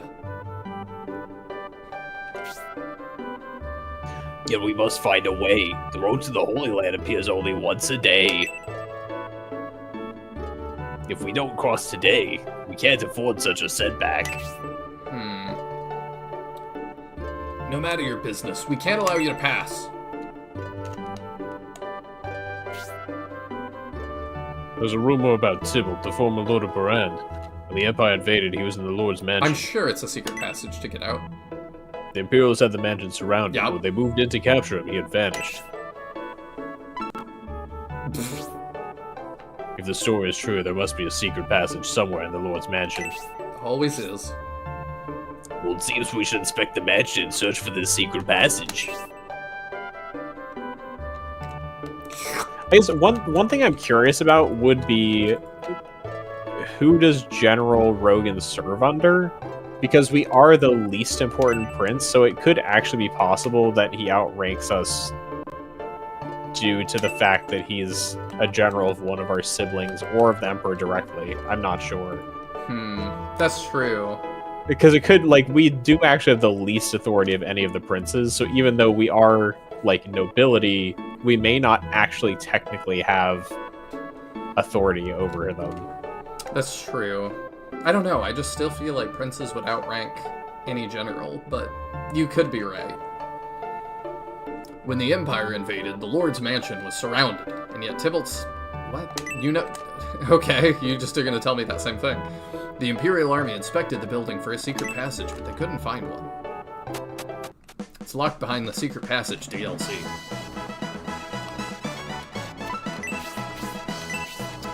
You ready for base? Yeah. After all the danger we encountered to reach Moran, General Rogan is away on the Seagate. Now we'll have to go investigate Elbison without his help. Must find a way to leave town as quickly as possible. Though he doesn't want to say why, Julian's main objective is to defeat Gulm, in case you weren't picking up on that. After this display of power we saw, I think anyone who would challenge Gulm is crazy. Julian fell into those violent rapids, and yet he managed to survive. He also said he awoke far from the river. Did somebody save him from the rapids?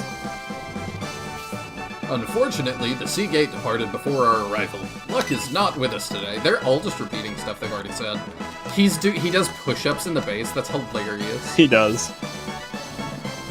Moran hasn't changed a lot since I last came to visit Lord Tybalt of the Republic.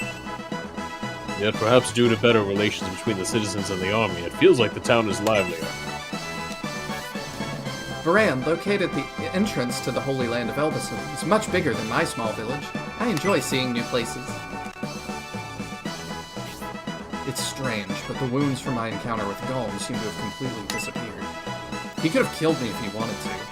He'd go easy on me. It was a total defeat for me. This time. Done. Do you think the bullseye... I don't remember who she was. I think you took her because... Okay. Well, no, I think I had her. Because this was when I made the comment that I have all the women, I think. Okay. Do you think the Bullzone sect is involved in this incident on the road to the Holy Land? Yes. I bet they're behind the trouble in Elbison these last few days and don't want anyone to go there. Oh, I appreciate that it put him in the base even though he's dead. Since I didn't get a chance to try the fish in Anasak, I've stuffed myself with the fish here in Baran. I like all types of meat, but fresh fish is really delicious. I'm sorry General Rogan isn't here, Prince Medium, especially after our long trip. It's too bad we don't have time to wait for his return. I'm not particularly religious, but just visiting Elbison makes one feel as though one's mind has been cleansed. Secret tunnel. Yeah, we are doing that again. Real quick, while we'll be here, I think we have an extra... Oh, you don't have that equipped either. Okay.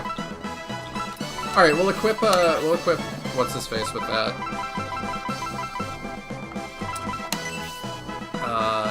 No, not use accessory.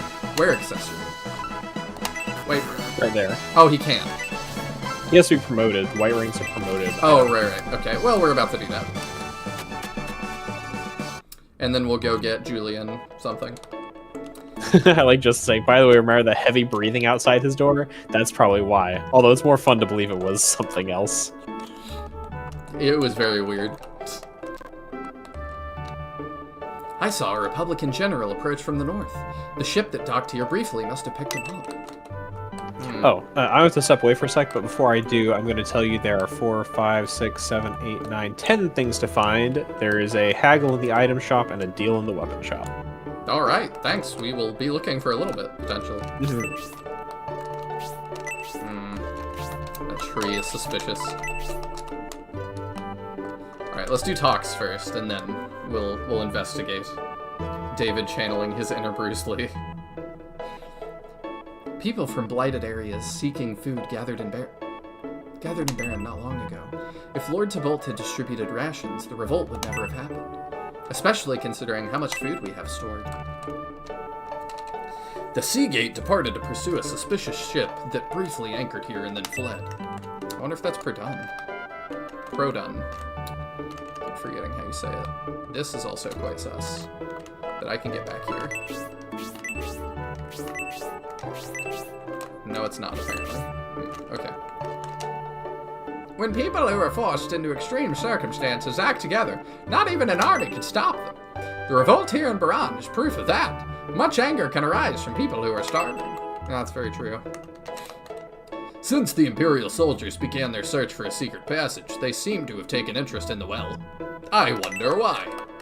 Well. General Edmund was aboard that ship. The Seagate left to chase.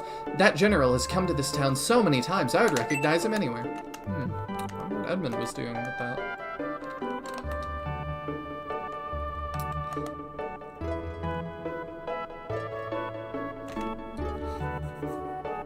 As a quick FYI, NPC dialogue in this town actually gets affected by the decision you made in Chapter 2, so something to look out for on your next playthrough. The Prodan decision? So I checked the World Book translations from Shining Force Central, but Rogan's entry doesn't say who he serves under directly, only that he's the governor of Brand post-occupation. Okay. I do wonder about that. After the incident in Elbasum yesterday, my fellow monk and I came to Baran. I've never seen anything like it. It's crazy that we have monks that look like actual monks. Then an Imperial battalion went missing on the road to the Holy Land. The explosion in Elbasum yesterday only caused minor damage to the outside of the temple, and no damage inside the temple. The ancient civilization was really adept architecturally, so Elbasum Temple is really well built. Oh, I didn't realize the ancients built it. Did I talk to you yet? Yeah. Yesterday, I was looking towards Elbasum when suddenly a great light rose high in the sky. Then, as if it was some sort of signal, strange dragons and horrible beasts began to gather around the island. They got nuked. There's an old knight in the jail. He tried to talk Lord Tybalt into distributing rations before the revolt. If only Lord Tybalt had taken his advice, the revolt in Baran could have been prevented. Sounds like somebody we need to liberate. When the Empire occupied Brand, everyone was concerned about how things would turn out, but General Rogan is very kind. I like him. Yeah, everybody seems to. Okay, yeah, we saw that.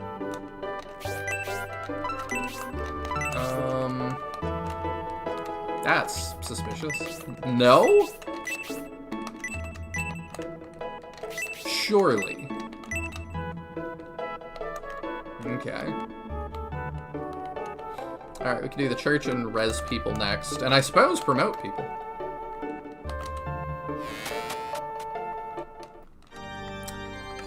He was thinking about his girlfriend. Nothing else happened. Nothing else.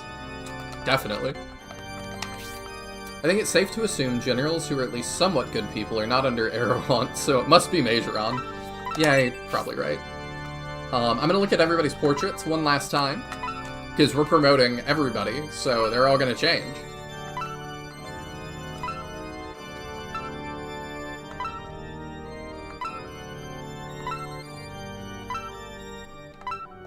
Alright. The res.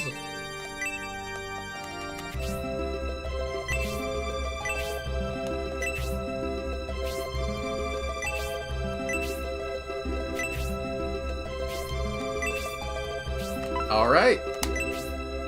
Who seeks a promotion? I'll do Median last. Oh yeah, she can't promote yet. Alright, let's do Julian. Gets a lot of stats. Swordsman Julian shall become a hero! Let's go. Oh, he looks awesome.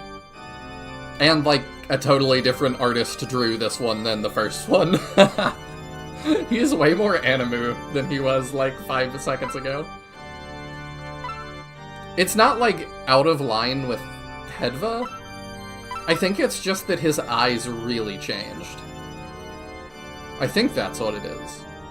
He almost looks like Final Fantasy-ish now. Alright, we can do David from Elven Ranger to Striker. 4 more attack, 3 defense, that's not bad. I don't know what a Striker is. Sadly, promo portraits in Scenario 2 are just edits of unpromoted. Are they? Yeah, David's definitely an edit. Julian looks really different, though. Did they just change his eyes? Is that all that happened? Yeah, David's got darker armor now. Hazuki can go from Kunoichi to Ninja. 4 attack, 2 defense, okay. Decent MP. Striker, I hardly even know her. You're making puns while you're away. Yeah, she looks a little bit better. I like that a little more. If you go from Archer to Sniper. Alright, 4 attack for him as well is huge.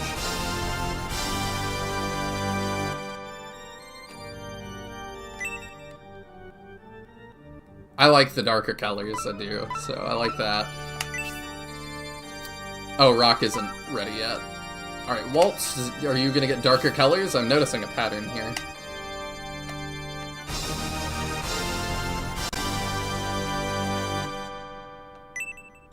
Alright, I'm back. She got lipstick. Sure did.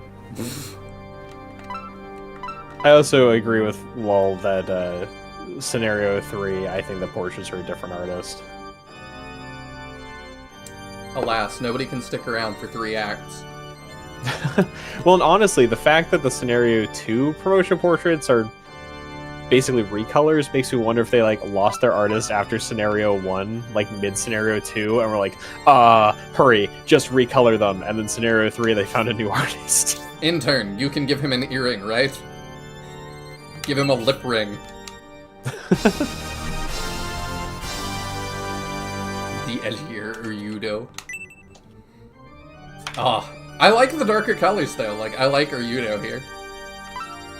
Mm-hmm. Oh, she's gonna like the look recolors aren't necessarily bad. It just feels kind of lame to not be a fully new portrait. Yeah. Well, there might be one or two other recolors that are lame. I don't remember. like I'm not as that. big a fan of that one personally. I don't know. I can go either way on that one. Campbell, you gotta look great. Oh, the fact that he gets more stats too is just crazy. Yeah. Campbell been the MVP.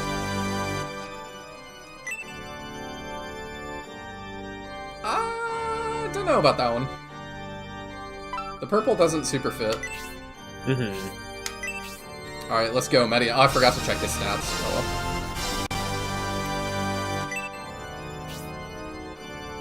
well. I think that's all. We save, and then we check Madigan's portrait.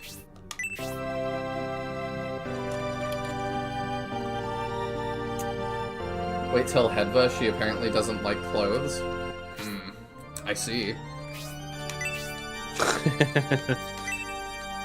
Oh, we got shoulder pads. Hell yeah. We don't look any different.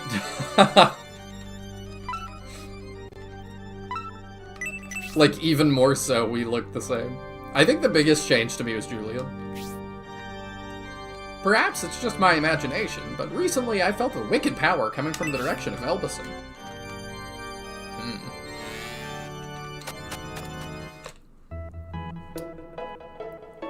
I suppose the recolors are technically better than nothing, but new portraits would have been neat. Yeah, I do prefer it to nothing, but...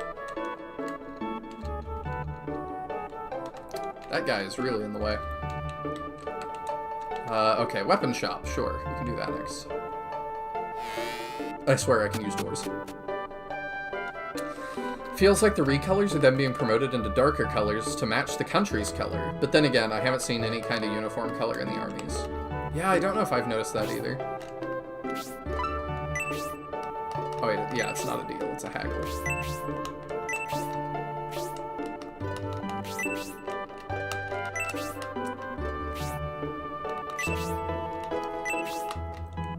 While we're doing this, one of the things I saved... Oh, there it goes. Oh, it's a healing rain. We cannot even begin to afford that right now.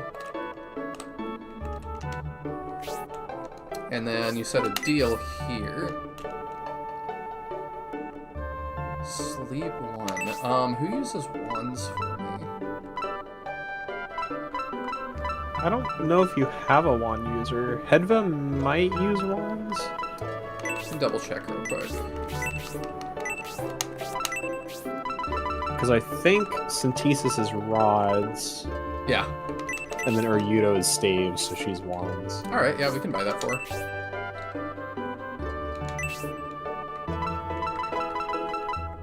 And then, yeah, we're gonna need to give her an accessory for sure that ups defense. So that's gonna be, I think, here. Right? No. Okay, it's item shop. Do we have any new things, though?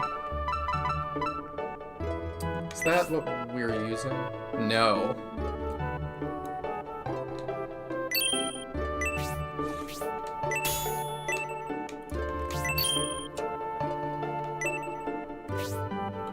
Since you promoted Julian and are playing version 2 of Scenario 2, you'll notice he'll still have his pre-promo portrait during dialogue. Ah. I see. Yeah, I think they warned me about that, but I couldn't figure out how to get the next version working. Okay, is there anything else that is an upgrade? I don't know. Power Spear? Yep.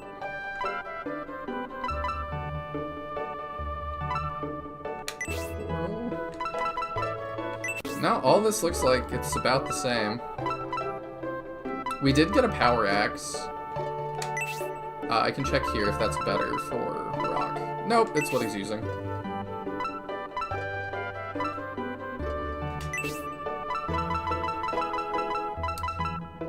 Yeah, alright, I guess we're done with that.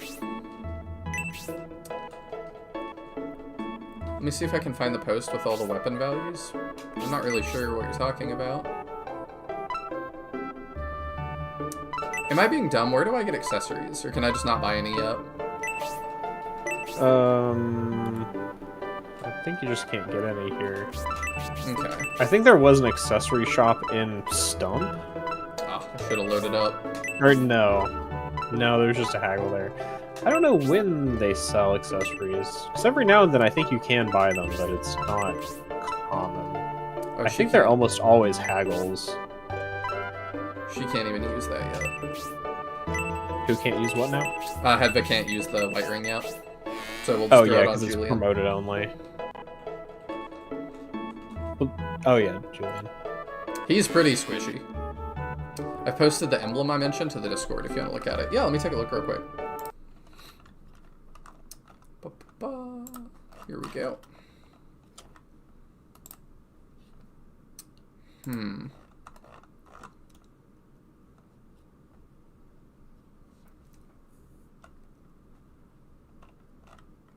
Okay, let me save all these real quick.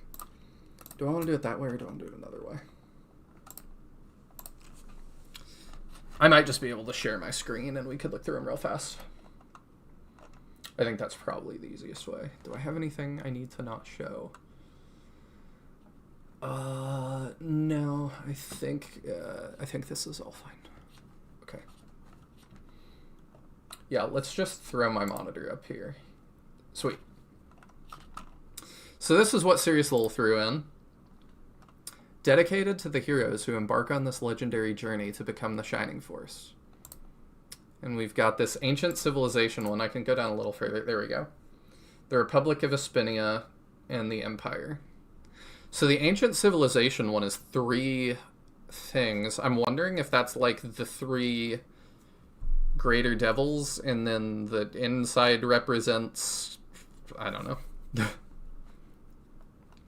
The 4 horsemen of the apocalypse: Adam, Yogurt, Blue, and Kiwi. Okay, and then we've got Basanda. Oh, I see. Yeah, Earl over here. Oh yeah, and he's got like the Ancient's eye motif going on. I didn't notice that. Because in SF1, everything the Ancients do, there's that weird eye. So that's probably not a coincidence.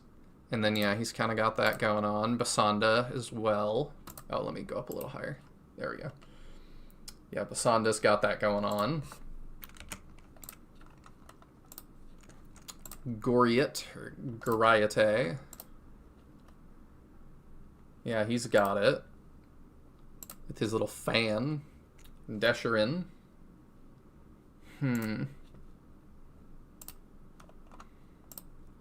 Yeah, and then Arthur had it? From Holy Ark? I don't see it on Arthur. Oh, it's on his, like, his little belt here. It's also in his shield, I think Lol said. Oh, yeah. There we go. Shield front. Interesting. And I don't know if y'all saw, I don't know if I went down low enough, but Captain's already commented on it and said, I thought you just posted Synbios. Does look kind of similar.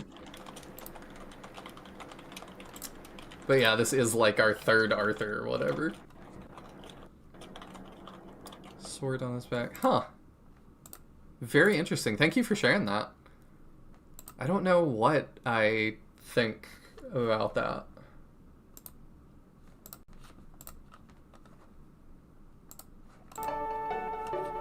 Let me re-pull up chat here. Yogurt, the most powerful vandal.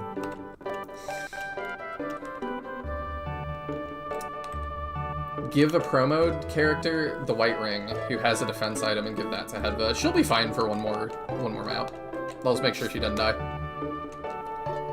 I don't know if the weapons I sell are effective against those sea monsters from the legends, but buy them and see. Let me know how you do. Thanks.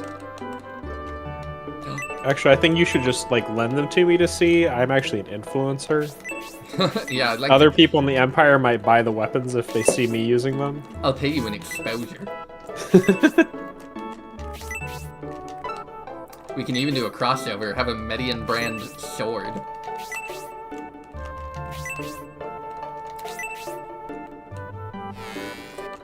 You know, that would actually be a really odd and interesting feature in a, like, SRPG where, like, you could take a brand deal and you can only use, like, that certain type of weapons, but they'll give you a discount on it. That would be actually like, they would sponsor your army. But yeah, you have to pass up other, like, better weapons at times. Yeah, where it's like, it's not inherently always going to be worse or better, but, like, you're stuck with that brand. You're sponsored by the Coke weapons at Pepsi Town, and you just can't get upgrades. Getting a little too real here. All my homies hate Pepsi Town.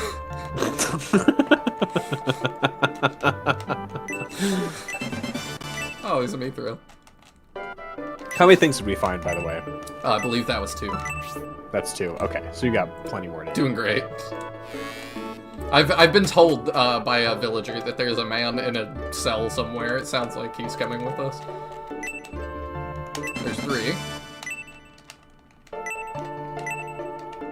Median expects the bookcase, Sea Monsters of Elbasum. An old legend tells of sea monsters suddenly appearing around Elbasum and attacking people.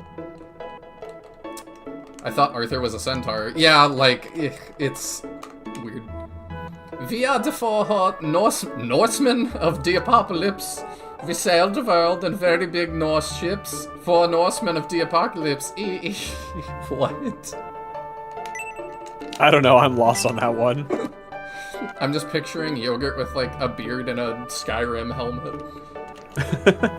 There's an old legend that says a sea monster lives in Elbasum Strait. Maybe that's what happened to the missing battalion. I assume we're gonna go fight a Kraken. I thought it was gonna happen earlier.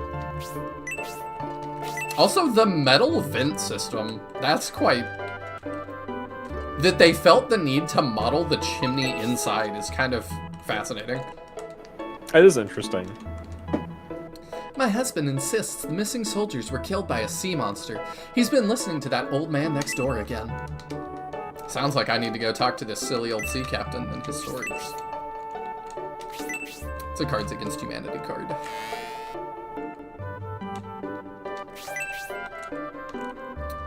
Alright, I think we're done in here.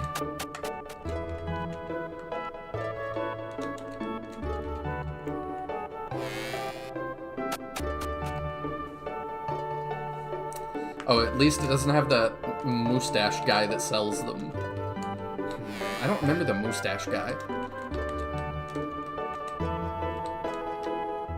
A long time ago, in a galaxy far, far away, a giant monster lived in the sea near Elbasum. Something strange is happening in Elbasum, and the sleeping sea monster has awoken! The sea monster is as big as a mountain. I heard people long ago climbed atop driftwood to fight it, since you would have no chance against it in the water. That's cute. To me, that to me feels like a Shining Force 2 reference. But not, I don't think she's like explicitly saying that was a long time ago. I think it's just like a wink wink kind of thing.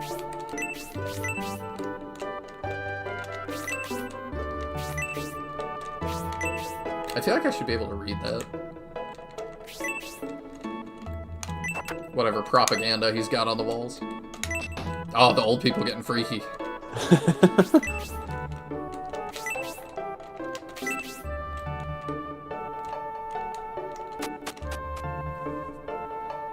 So there's a troupe called the Reduced Shakespeare Company, and they did a musical called Western Civilization, The Complete History Abridged. It was the funniest thing I ever saw in my life. I've heard of them. I might have not, but that sounds like something I would totally watch. I may have watched it back in, like, high school? I can't remember.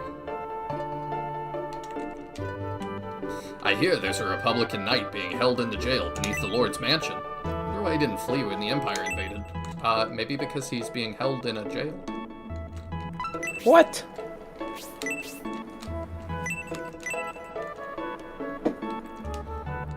I bet the Republican soldiers that were captured when Baran was taken will eventually be released. General Rogan is just that kind of person. Rogan sounds like a good dude. Got a potion. I think that's 4 things. Because we've got... I think we're still missing the 4 real interesting things. Yeah, we got coins, antidote, Mithril. Mithril, and now And that. potion. But there are still more houses to raid. Okay, we did those. That one. We haven't done the big one yet. I feel like we've talked about the RPG heroes are jerks Yeah, YouTube video. Yeah, I think about that video often. I do too. I was literally thinking about it right now. Just You got the sword made of grandmothers.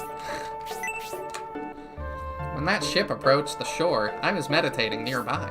I hid until the ship left, but I saw something strange. Would you like to hear about it? Yeah. The one who appeared to be captain told his men to find Prince Median so he could repay a favor. Then a man appeared from the north, spoke with the captain, and they all went aboard and embarked. What if I say no? Well, it was kind of hard to tell what was going on, but I did manage to hear that the captain's name was Proton. Oh, that's nifty too. Okay, so it's not a sinister favor. We priests are overcome with worry about the damage that the Elbasum temple suffered yesterday. We wanted to go there right away, but a battalion was lost on the road and passage to the Holy Land has been forbidden. The monk outside was like, the ancients sure knew how to build things. It's not damaged in the slightest. You two should talk. Rogan is indeed a very good dude, and I will not stand by any slander of him. I see. Neither will any of these people, apparently. History of Barand. Raids and attacks between the Empire and the Republic over this province have been commonplace since the founding of the Republic. The road to Elbasum. During low tide, a path is revealed that allows passage to the Holy Land on foot. At high tide, the path disappears back into the depths. The road to Elbasum is paved with good intentions. I have heard that. That and the skulls of our enemies. Okay, I think that's all the things here. So I think the next thing for me to do is the big building. The Lord's Mansion is more solidly built than it appears, both secure enough and large enough to meet our needs, if you know what I mean. No, I don't know what you mean. The building was once used by the Republican Lord, but now General Rogan and our army use it as our headquarters. Oh wait, yeah, there's also this guy, weirdly, out here with the toilet. This well is a secret passage that leads to the well inside the jail. We discovered this during the recent investigation. Oh, it is? It says nothing found, so it can't be true. They've done other non-musical histories, but only 2 are the musical. One time in '99. That Norseman song was in it. Unfortunately, it probably wouldn't fly today. Eh. You could just do it anyway. I say, having no clue what's in it. I've seen your face somewhere before. It's Prince Median! It's truly an honor to meet you. Oh, okay, bye. I thought I was gonna be locked into a cutscene a lot longer than that. Is Your Highness Prince Median heading down to the jail? The jail is full of dirty prisoners, I wouldn't recommend. Okay. If General Rogan had known you'd be visiting Prince Median, he'd surely have waited to greet you. The Seagate, the Rogan Army's warship used to be considered the jewel of the fleet. However, since the advent of steam technology, the Seagate is considered a relic. How insulting, I know. While Cruet's Executor is said to be the strongest vessel in the Imperial Navy, the strength of any warship is the skill of its crew. The Seagate is at least the Executor's equal. I see. I feel like I probably want to search the manor before I go down to the basement. 300 gold, that's 5.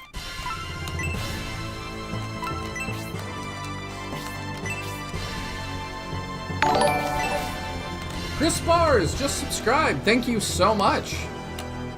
I greatly appreciate it. Lots more Shining Force stuff coming your way. We've searched thoroughly, but we haven't found our allies who went missing on the road to the Holy Land. At high tide, clothing and some of their equipment was found scattered about. Well, that's never a good sign. Security's become a concern lately. The Elbasum Temple attack. Soldiers going missing while investigating. And that ship that docked and then escaped, ignoring orders to stop. Orders from who? Ruling Brond My Way by Tybalt. In the end, equality only serves to corrupt the public. The basic duty of a ruler is to encourage the populace with a strong hand. Yeah, that's why everybody talks about you with such gusto. Oh wait, no, that's Rogan, sorry. We were moving in to capture General Tybalt. This mansion was surrounded and he had no way to escape. However, when we entered, he was nowhere to be found. We searched the entire building and Tybalt had vanished. Tybalt is Elrond, right? Yes. Brutus is Jellybean Head. And then Edmund's the brown-haired dude with a stash. Oh, yeah, okay. I think those are all the relevant Republican generals from, like, the original cutscene. They portray Varlant's the redhead. The Spanish Inquisition that way. Oh. I don't know the context exactly, but I can see why that would be frowned upon today.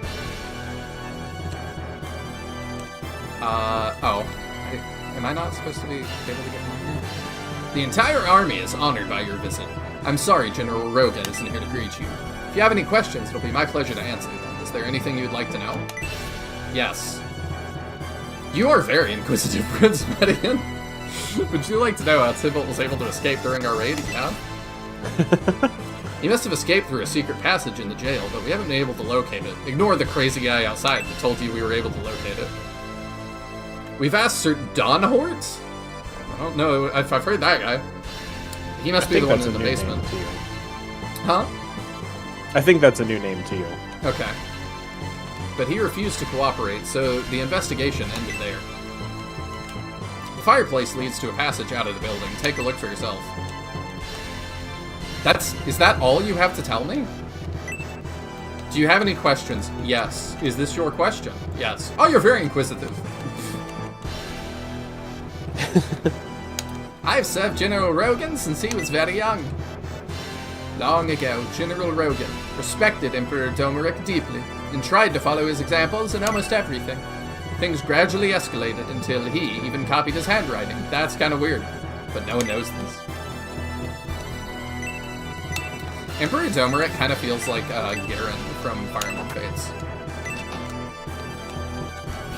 I say as I've barely seen anything from Domeric.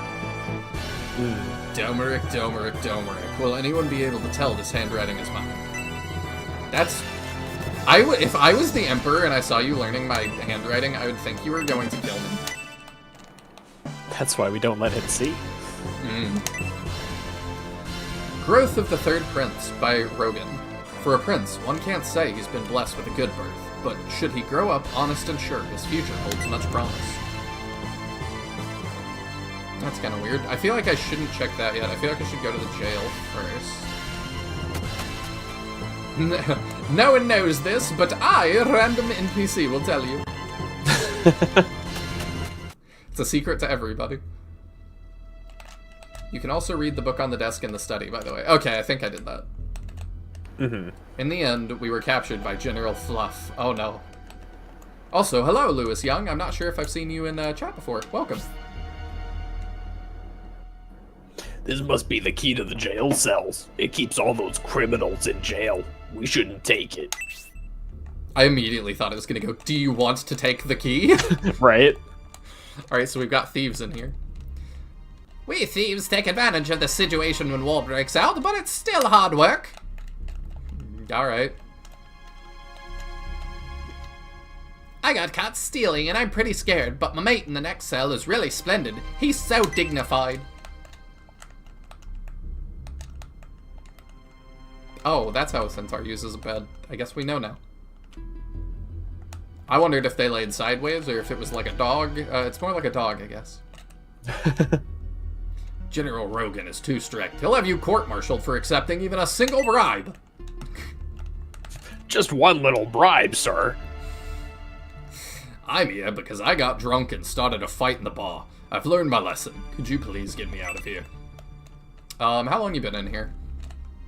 Sleep it off for the night, then sure. Oh. I found a secret passage. Alright, let's talk to you. Was that a giant face on the wall? I saw that. Yeah. Lord Tybalt's trail ends here. The secret passage must be around here someplace. We already found it.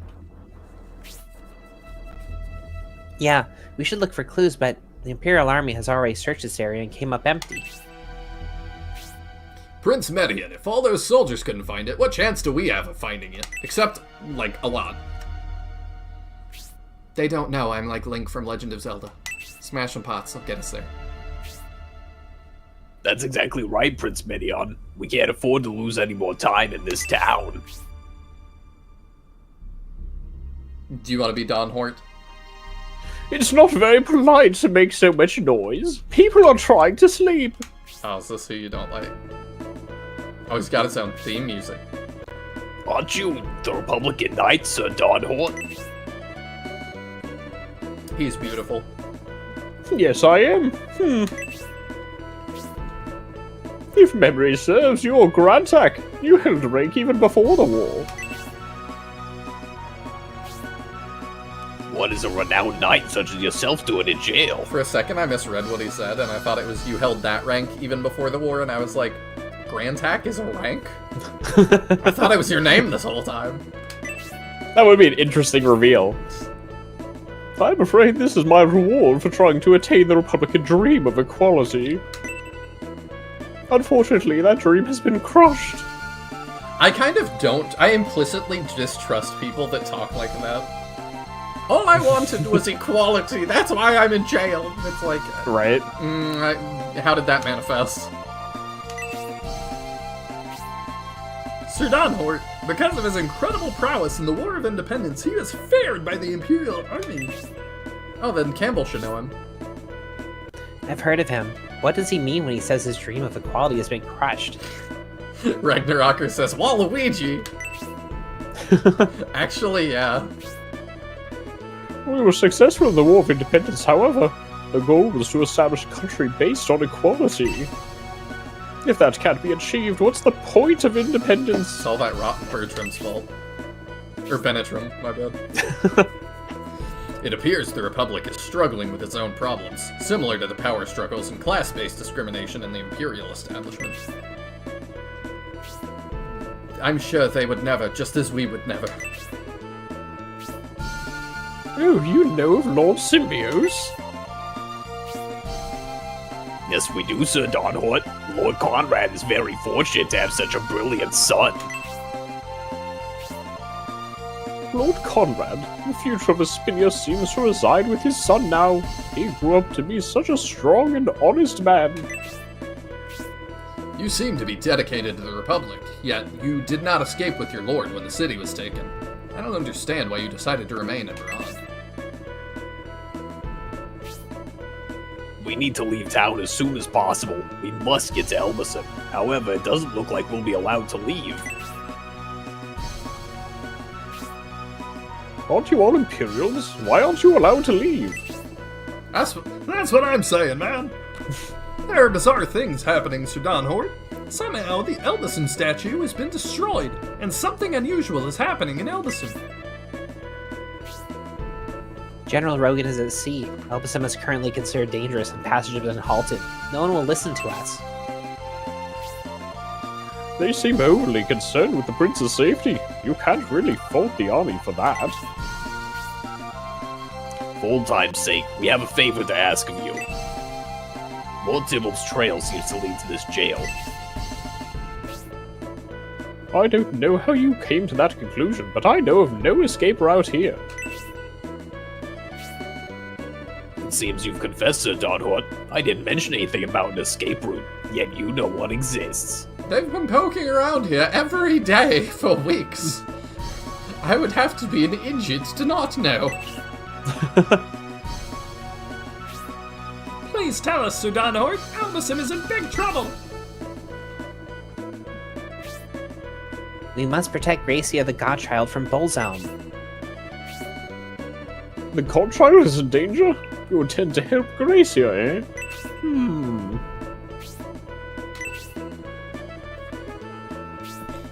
The Bolzome sect is a dangerous heretic group. If they should possess the staff of Besim, we are all doomed. Well, if the staff of Besem falls into their hands, it won't only be Espinia's problem. I will show you the secret passage out of Baran.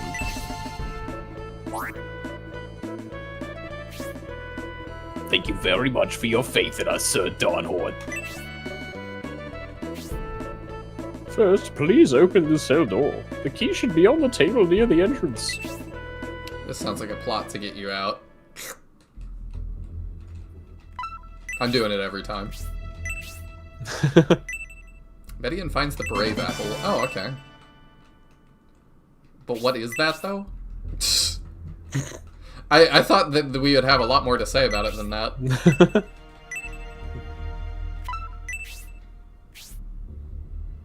You'll have to open this cell before I can help you. Bloody bloody blah. Should I do anything else before I do that?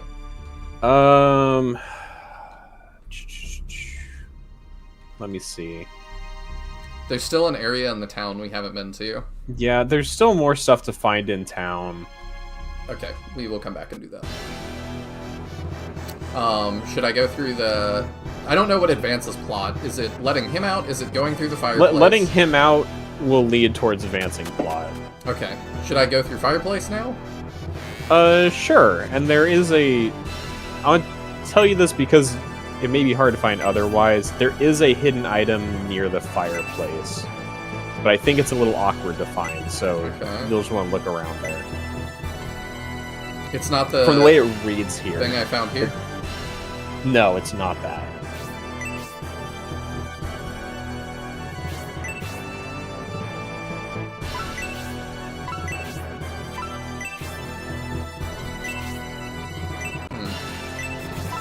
It might be through it. It's near the fireplace. I'm not sure on which side, but I see. The Brave Apple is an item that gives you another level. It's not part of the plot. I know. I just thought, like, the giant face, they would have some... I didn't mean the Brave Apple. I thought they would have something to say about the giant face on the wall. Mhm. Like, that's kind of weird.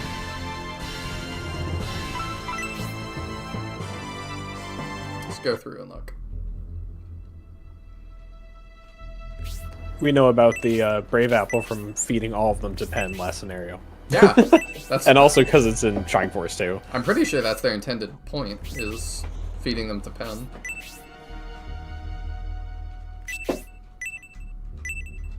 I'm assuming it's like something in a wall. We're doing some Holy Ark fairy shenanigans.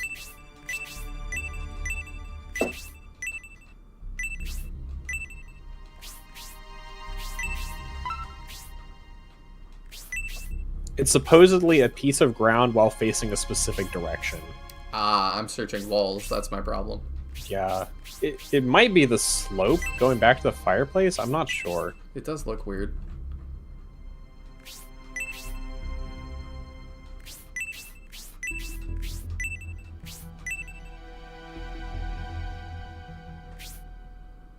This slope is too steep to climb. Let's look for another exit. Oh. Yeah, okay. We should search for another exit.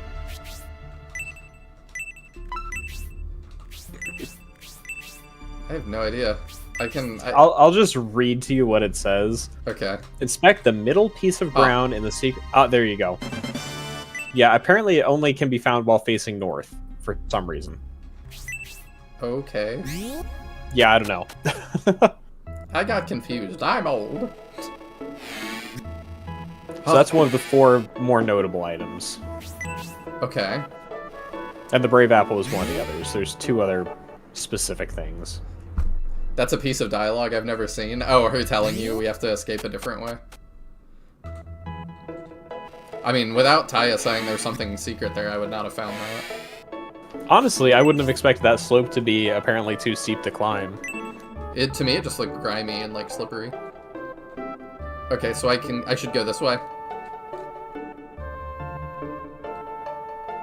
Sure. Okay. To me, that felt like progressing plot. But... Oh, it's just a little lighthouse. Cute.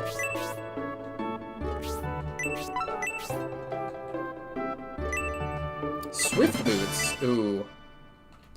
There you go. There's one more notable thing to find. Are the swift boots? Which I'm not entirely sure how to find it. No, swift boots are agility, and you can use them to cast quick. Or boost, or whatever it's called in this game. The plus defense spell. Okay, let's definitely go ahead and equip those then. Sorry, what? Agility +5, yeah, support +1. Support, that's what they call it in this game. Actually, having support available for Hedva might be good, since she's a little bit squishy. Yeah, it's kind of what I'm thinking. I'm just wondering if I give it to her, or I give it to David to actually, like, use it. We can give it to Hedva, I think.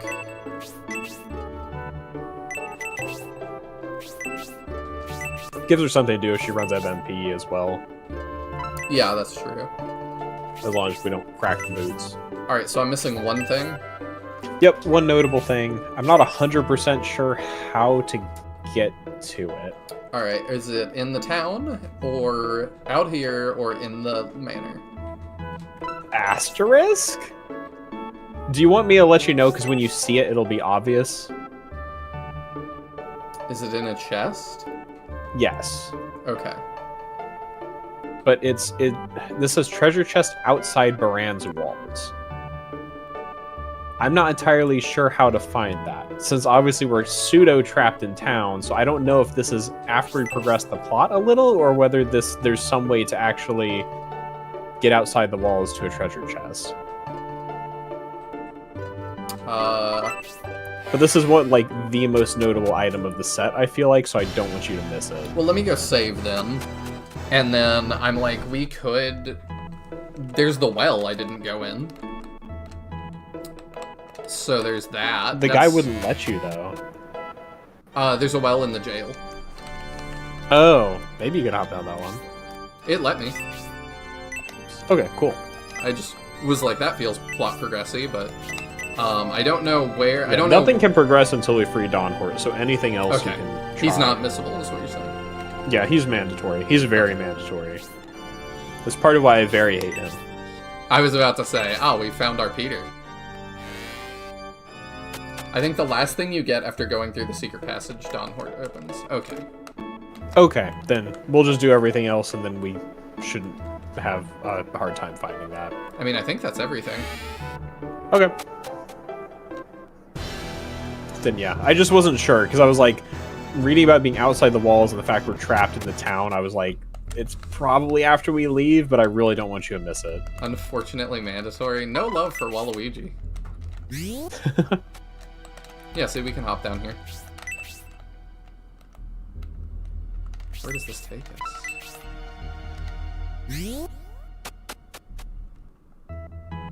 Does this just take us out of that well? Oh, it does. Yeah. They said the well is connected to a well in the jail. The well bone's connected to the well bone. Well bone. The other well, the fireplace bone's connected to the trash bone. I assume that's like a trash thing. I don't know. Alright, I guess we just let him out then. Oh, is that a spoiler? I did not see. I would say so. Okay. You'll understand it very soon, but I don't want anything spoiled for you. Okay. Trying to do no spoilers, dead just back for the day. I know you haven't been around that long though, so I'm not... It's fine, but just know that. Oh, Yeah. I can't... No, I want to let this guy out. Wouldn't it be nice if they would let you just let out whoever you want? Yeah, it'd be fun. This criminal must pay for what he's done. That's great, they have dialogue for that. That is fantastic. Do they all say that? We can't let the criminals out of their cells. Please tell me everybody has a line of dialogue for That would this. be really funny. Everybody, like, what are you doing, Median? Like, it just pulls a random party member and they have a line for it. That'd be amazing. Can't be done. What? I Are you might not have lined been, up properly? I might have been off-sending too much. Honestly, I kind of don't get the Don Hort hate. I don't yet, but I assume I will.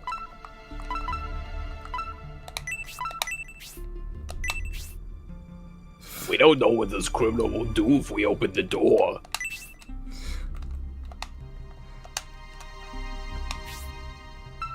Hey, do we know what Don Hart will do if we open the door? No. Yeah, We're I'm doing kinda- it anyway. My audio's cutting in and out, weirdly. Okay, that looped again. Nah, So we probably exhausted it. maybe I can try a couple more times just to see. Yeah, see if it's random or if it's cycling. It's random. We don't know what this criminal will do if we open the door. Yeah, I'm curious how many they give you, though. Like, does Arito have one? He was another starring member. Median! What are you doing? Yeah, that sounds like a good idea. Let's just let the criminals go free!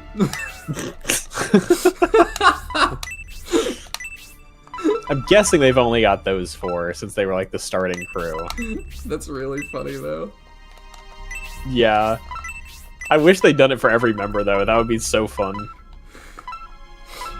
They were going to, but then they couldn't think of a reason that Rock would oppose it.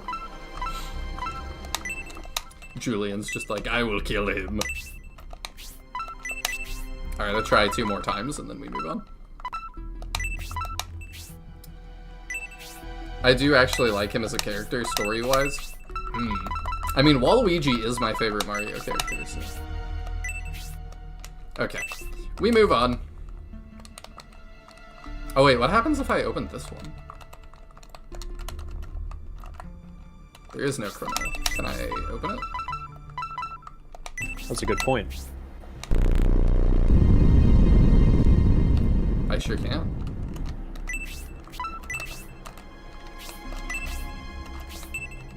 Man, I wish there was something in here. Yeah? That would've been really cool. I'd like it if you, like, searched the bed and, what's his face? The Wanendorf next door was like, what are you doing? I'm over here! You call him Wanadorf? I forgot what his name was, and he's like Waluigi. Don Hort. But Wanadorf is a great name for him, too.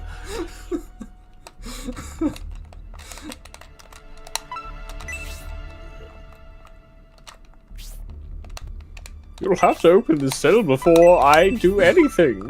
I'm helpless. Just do my bidding. was created by Camelot. He's a shining cousin. Give me a moment. I'll need the tool to open the passage. The tool? What's it got, like a tire iron? It's shaped like a T because that stands for tool. Even if I could have escaped with Tybalt, it seems I made the right choice by staying. A funny aside about T-shaped tools.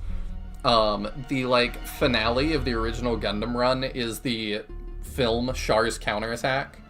And it's fantastic, but there is, like... Gundam doesn't really have MacGuffins, but there is a MacGuffin specifically in that movie that is in the shape of a T. And for a long time, I was like, why is this just this little T thing? And then somebody online was like, it's because the creator's name is Tomino. And I was like, oh my god, they're right. You're reminded of the fact that Super Mesh kept calling him Don Quixote. I think he's supposed to be a Don Quixote reference, specifically. Oh, I haven't read that one. I just know he fights like, windmills. Yeah, I'm pretty sure that Don Hort is supposed to be a reference. It's like Don Horse. Which If is this passage would have been left open when Tybalt escapes, he would have been captured immediately. Okay, so the mouth was something. To protect the bastard, I had to close the passage and stay behind. Although we have our differences, I couldn't just abandon him. Feel free to ridicule me for being so naive. Now, let's deal with the situation in Elbasum. Follow me. Oh, there it is. He stole it!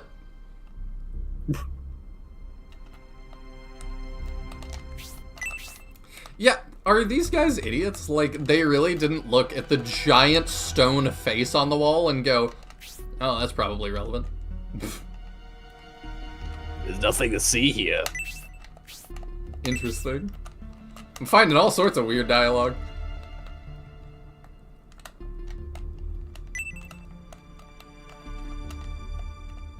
Yeah, he just went and took all that stuff. According to the Shining Size page on SFC, they agree that Don Hort comes from Don Quixote. Okay. So, I'm not sure what exactly the source on that is, but it does agree. Slade reference? No, reference to Chris getting you out of jail in SF1. Oh, I can go back, I wonder. No, I'm just kidding.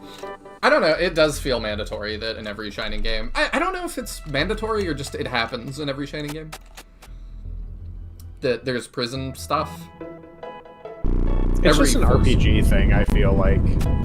Ah, yeah, true. I feel like getting thrown in jail is, like, just a thing in RPGs. Oh, hey.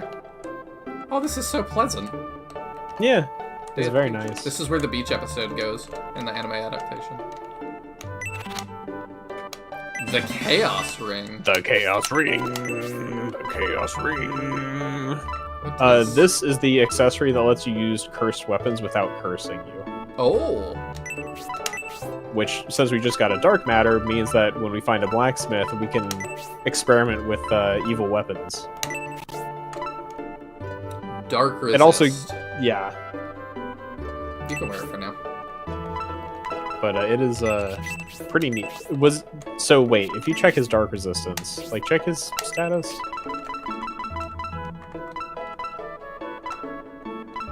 You have to actually go in his full Oh, status. okay. I was like, I don't know where that is. Under magic, I believe. So it actually gives you negative dark resistance, so it makes you vulnerable to darkness, but it removes curse effects. So it's negative 30. Okay, let's not equip that then. Yeah.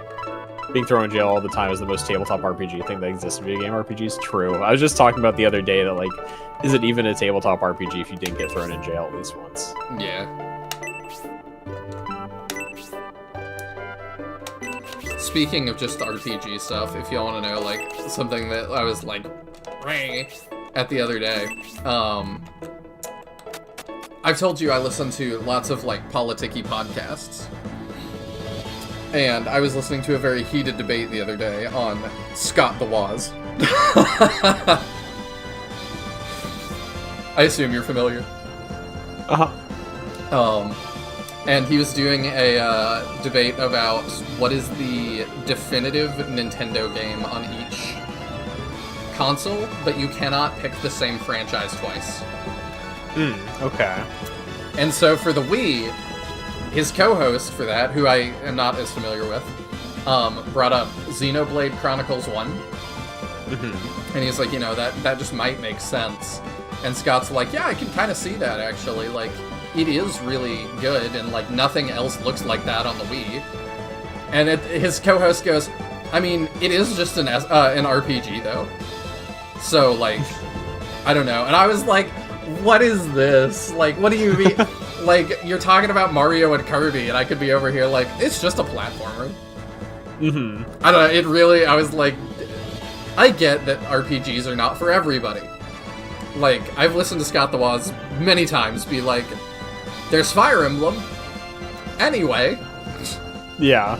And I'm like, I get it. Like, he at least tried. He played Three Houses for a little bit, he played Engage for a little bit, and was like, I think he played Awakening for a little bit, and was like, yeah, this is just not it for me. And I'm like, that's fine. But just it felt very close-minded to me to just be like, it's just an RPG. Like, they don't innovate or, like, do anything. I'm like, okay. It's just, you know, a genre that was extremely popular for, like, 2 decades. Yeah.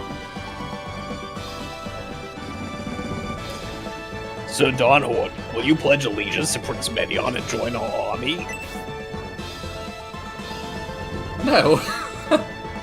Thanks for your rather sudden offer, but the idea hadn't occurred to me. Oh, Siriusol pointed out the beta town that was shown in the interview we watched is actually this town. It did have the clock tower. Interesting. Oh, also, hello, Error RC9s. Jails are about as ubiquitous as sewers in games in general. Very true, very true. I can't tell what your profile picture is, but it looks good. Little cartoony guy. But welcome! I don't know if I've seen you before. I understand. You're still committed to the Republic, aren't you? I don't know. I don't know what to believe in right now. You can turn traitor later. It's okay. That's always an option. That's what Republic Knights do anyway. Oh! Even if you don't join our army, you're welcome to travel with us. The offer stands should you change your mind. I'm still stuck on that. Like, yeah, if you want to be a true Republican, you could move up the ranks just by turning traitor. After hearing of your dedication to the noble dream of equality, the Median Army has faith in you, Sir Dawnhort. Your help is much appreciated. But I just told you I was rescinding my dedication because it didn't work and my dreams were crushed. Whatever I stand for nothing now. Whatever you say, Wanendorf. Let's go.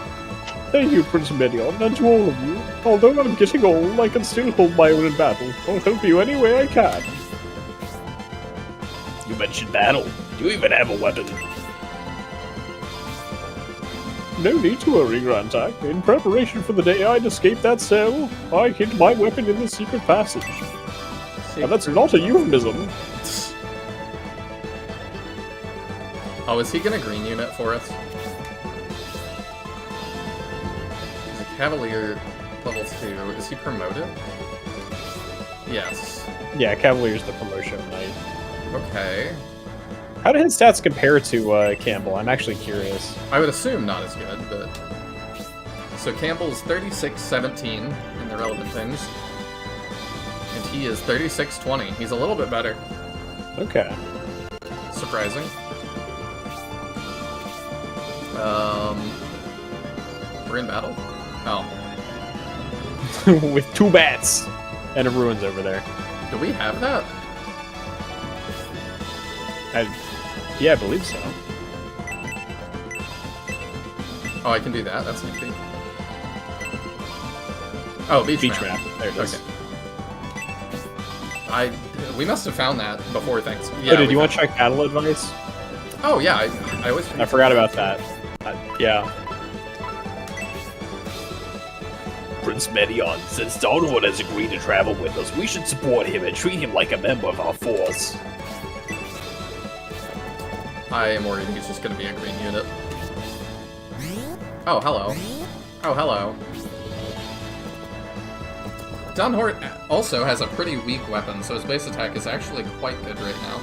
If he is green uniting, I want him to be kind of weak. I don't want him... Well, actually, they get EXP in this, but... So maybe I don't need him to be terrible.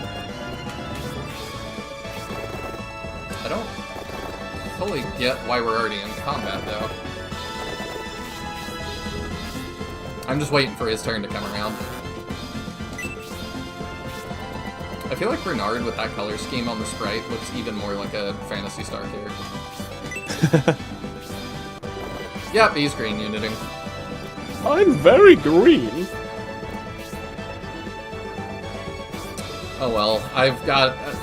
Flame Dragon Knights 3 gave me the the training I needed. Don't worry, I will never compromise your strategy and trigger enemy units. That would be foolish. Why would I ever do that? I'm just gonna trigger him all before he can. That's my plan. Can't sabotage me if I sabotage myself. This map is the absolute bane of centaurs. Oh, we're doing the road to Monarena, aren't we? I see. A little bit, yeah. Night, Justin. Night, Justin!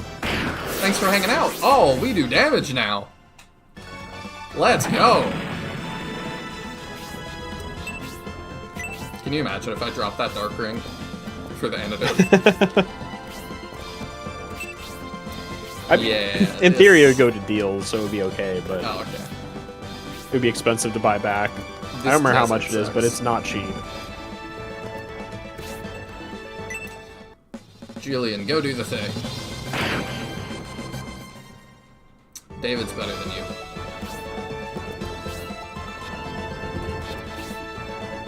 Oh yes, the greatest of, and I'm here now, enemies, the beach skeletons. I mean, yeah, this, like, getting a weird slowdown. This feels like just kind of a very placeholder-y map. Yeah, it's very filler battle. This is probably like one of the most filler battles. Why are there skeletons and bats here? I don't know, there just are. I'm just impressed that we've kept the cultists going for longer this time. Oh, yeah. They're still here.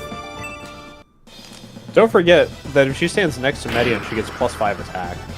Obviously, it doesn't matter for the bats, but positioning-wise, keeping her like next to him when attacking is beneficial. Alright, I will try to do that. Oh, he can just reach. There's been a few times where you like placed her away when she could stand by him and get the hit, so I just wanted to point it out. I appreciate that. His armor looks great. Mm-hmm. You could just cross the grass on the other side, but I wouldn't recommend that for the ruins reason. Oh. Yeah, like, it's such a weirdly shaped map. Yeah, it's odd. I do think Medion is my favorite design. Really, in every way, Medion's my favorite of the three. I have noticed. Just, like, functionally, he's really good. His weapon type is the best one. His design is really good. Just, he's kind of got it all going on. He does, and he stands out a little bit from, like, Max and Bowie, I think. Mm-hmm. Synbios kind of felt like another one, and it might just be because I came off of Arthur to Synbios. And they do kind of look... Yeah, Synbios and Arthur are very much the same. It's odd that they made them so similar. Median and then, like, yeah, Julian's kind of like Max V2 in a sense in his design. Is he? I don't know. Feel like they're similar. The fact that he uses, like, the big sword, like, Max doesn't feel like he's just raw strength looking to club something, and that's the vibe I get from Julian. Mm-hmm. Although, as far as Shining Force protagonists go, he kind of is, in a way, being the one without spells and whatnot. I told you, he has Supernova. Well, we've got crabs. Very shining in the darkness. Yep. If I remember correctly, these crabs are actually pretty threatening, so... Very shining in the darkness. Yeah. I know you haven't played it yet, but, like, the crab is the very first, like, you're gonna grind here, whether you would like to or not. Yeah, the Kaiser crab. And the crabs in Holy Ark were pretty tough, too, when you first ran into them. Since they're, like, 3-part enemies. Oh, yeah, I forgot about that. Yeah, they're pretty notable. I think they might be the only multi-part regular enemies, if I remember. I think so. Which is super cool, and I kind of wish they'd done it with more of them. The ruin here is interesting. As interesting as the one that Hagane was in. Midian looking like an actual prince now? Yeah, he very much does. It is weird that I'm like, I want to say like, oh, that's pretty normal, and I'm like, no, it's for Fire Emblem, it's always princes. Yeah. In Shining Force, we really haven't had that many. Oh, no.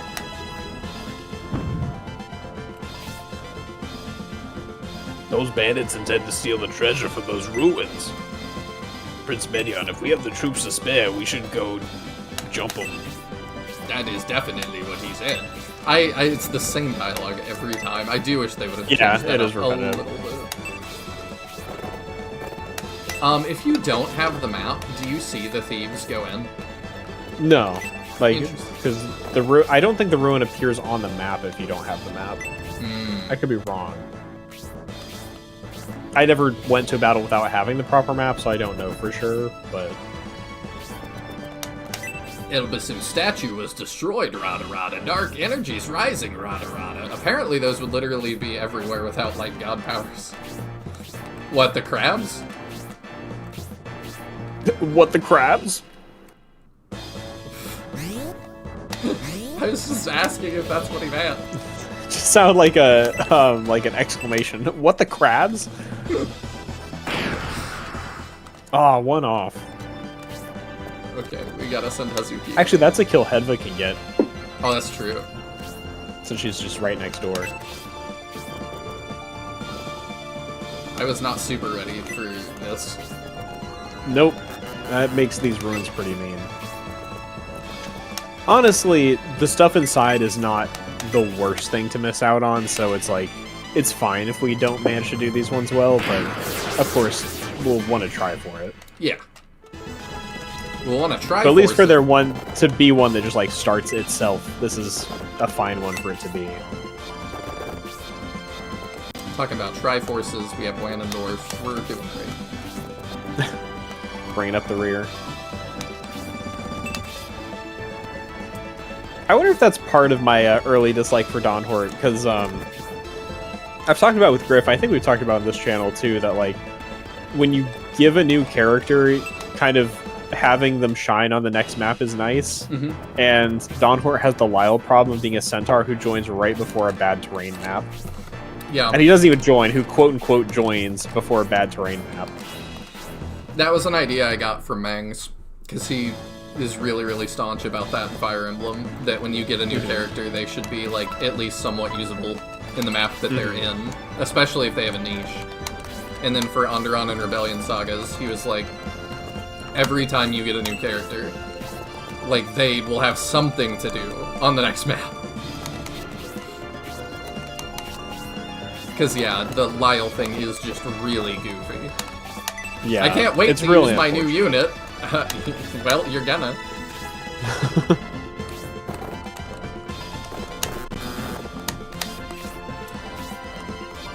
Time for... Oh, the skeletons, yeah. Maybe that's why they're here, but, like, it is kind of goofy. Time for crab? It is time for crab. I really like crab. I want crab now. Also, I know the crabs are supposed to be foaming at the mouth, but it always looks like they have white beards. It does look that way. Okay, what do we want in here? This is a very large, sprawling... There's 2 chests in here. I see. Which one do we want?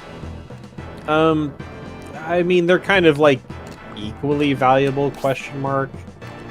let's see, where did you come in? You came in there. It'd be easier The to go for the one at the back.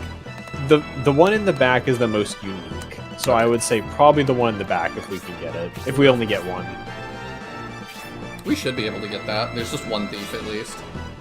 But there's a No lot of Fire Emblem skeletons. character forever ruined their class, Hawkeye. Can't think of a single berserker that's lived up to him ever since. That's pretty true. Hawkeye is sick. He is very cool. He was definitely one of my, like, I took him to endgame characters. I feel like it's hard to not take Hawkeye to endgame, though, because as far as axe users go, he's probably one of the best. I still need to play that game. Yeah, also, like, once my Dorcas died single tier, he was my one axe user, I think. I barely fielded Hector. Oh, really? That's surprising. He's one of the most like popular characters. He was okay, but like my Dorcas was really good, and I don't like axe users in general. So when I had one good axe user, I did not feel compelled to put a second one on my squad. Oh yeah. Okay, we'll talk about that in a second. Let me catch up on chat. If Ganondorf follows Julian and Julian map moves into a ruin, I'm not sure if he's programmed to follow him in there, and if he doesn't, he ends up being reckless on the main field. Is he just following Julian? I didn't notice. We'll also talk about Pent, because I have thoughts about that in a second.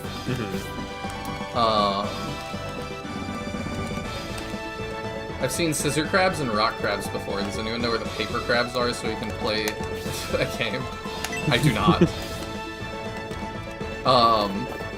Okay, so we'll talk Largo real quick, because, yeah, Largo is the Berserker you get in Path of Radiance. And, yeah, he is the only character that does not carry over to Radiant Dawn. That's very odd. I don't know why, but yeah, like, they just didn't.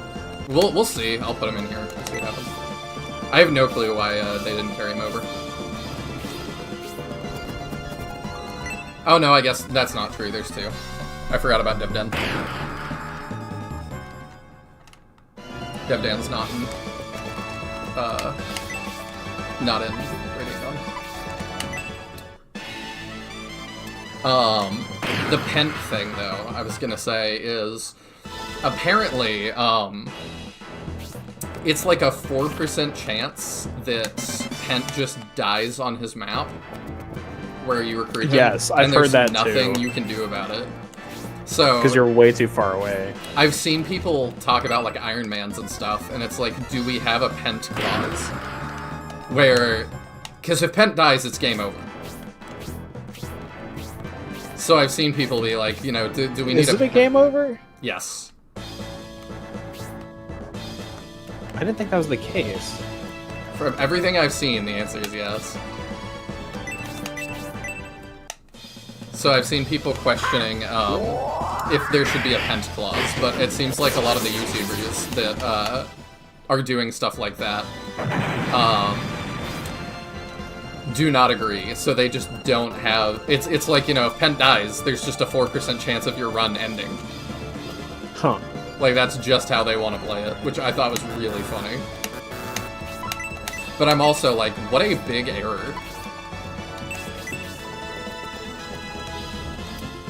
Like, in a game that you're supposed to Iron Man. Because I do think... Fire Emblem was all about odds. But not like that. I will caveat, it's a game you're supposed to Iron Man in the sense of allowing permadeaths, but I don't think Fire Emblem is meant to be a game that when you game over, you just give up.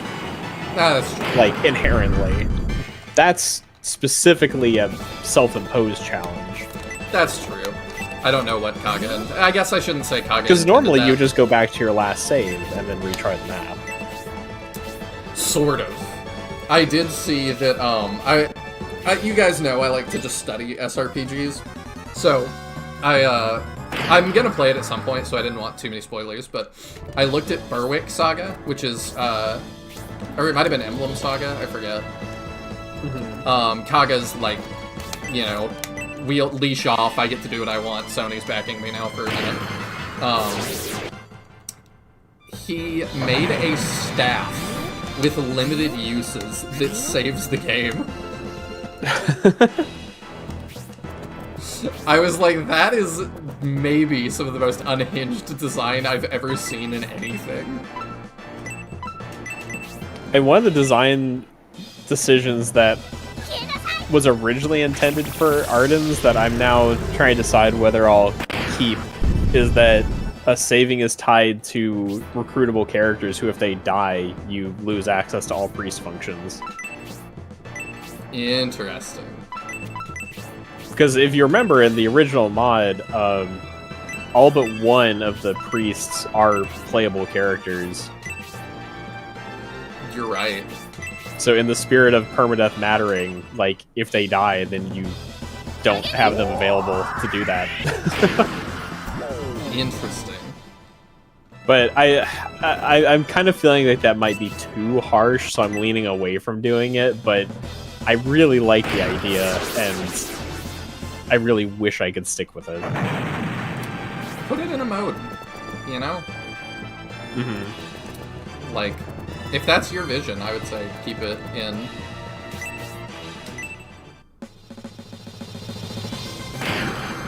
I do feel, let me make sure here.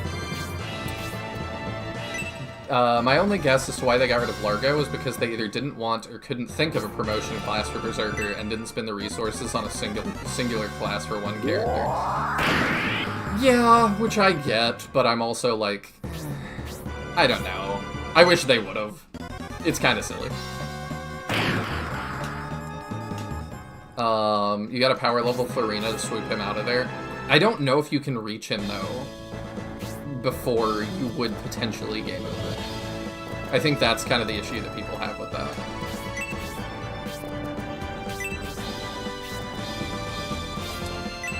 Well, speaking of rescue, that's one of the big reasons I didn't like using many axe units, is because they're so hard to move around via rescue. That was actually the main... That was actually one of the main reasons I kept Heath in my force versus all the other flyers, because he had the best aid, so he could actually carry my heavy axe users.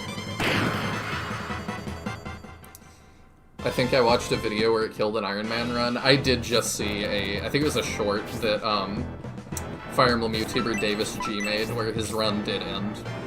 Because they were literally talking about it, like him in the chat. That it was like, hey, that's a possibility, it'd be funny if, and then it happens.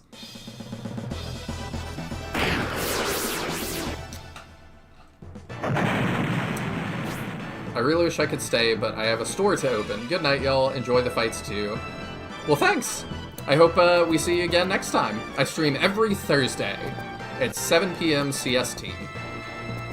But yeah, I hope the store goes well and stuff. I guess Synthesis can go that way. Campbell shall run. I think we'll catch him. I think he'll get the next thing, but we should catch up to him.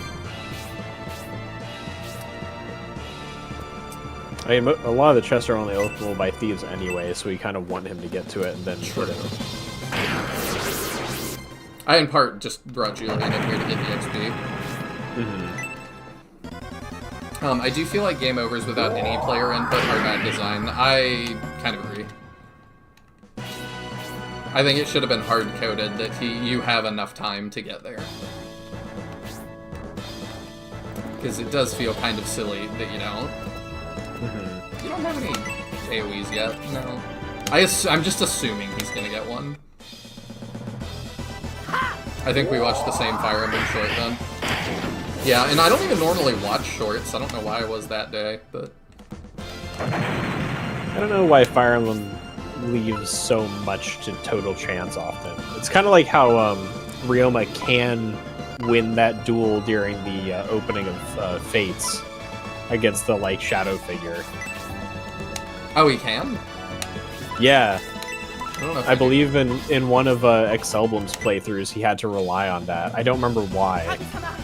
But there was a reason that, like, he had to rely on Ryoma winning that fight, and it really just does come down to getting incredible RNG. He can win that duel. It might be the thing that he's doing right now. I've been watching that, because it's like... can you... No, it's one that was in one of his completed videos. Oh, okay. I don't remember which one it was though. But it was like he needed Ryoma to clear the rest of the map for him. So he... It might be that can you beat Fate's Conquest Lunatic with 0 strength and magic? Which is awful. Like, why would you try to do that? Because you're Excelblum. Yeah. And it makes for good content. He's You doing can't deny something that. similar right now. I forget what it is, but it was something like that I was like, why? But I'm watching it, so, you know. Mm-hmm. It was another Fates, like, can you do it with, I think, 0 growths or something? Or, like, I don't remember. Can you check what he's doing right now? Let me see in a sec. Ryoma's win odds. I found this point in the video. Okay, sweet. Ryoma's odds of winning the duel are 1.5%. Ugh. It says later calculations put at less than 0.8% because of some incorrect assumptions, but whatever the point is that the odds are really low. Oh my goodness. So it's like, it is possible. It is Ooh, insanely unlikely. Let me see what his current one is. It's Oh, kind of wait. nice they always post the, like, individual things. We might not, reach that. The Black Ring's not too. Give all enemies 100% crit and all player units 0 strength and 0 magic.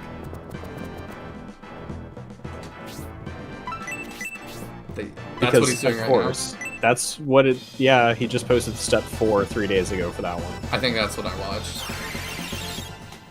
I generally wait for the full compilation video, because I know I'll watch them anyway, and then I end up watching them twice.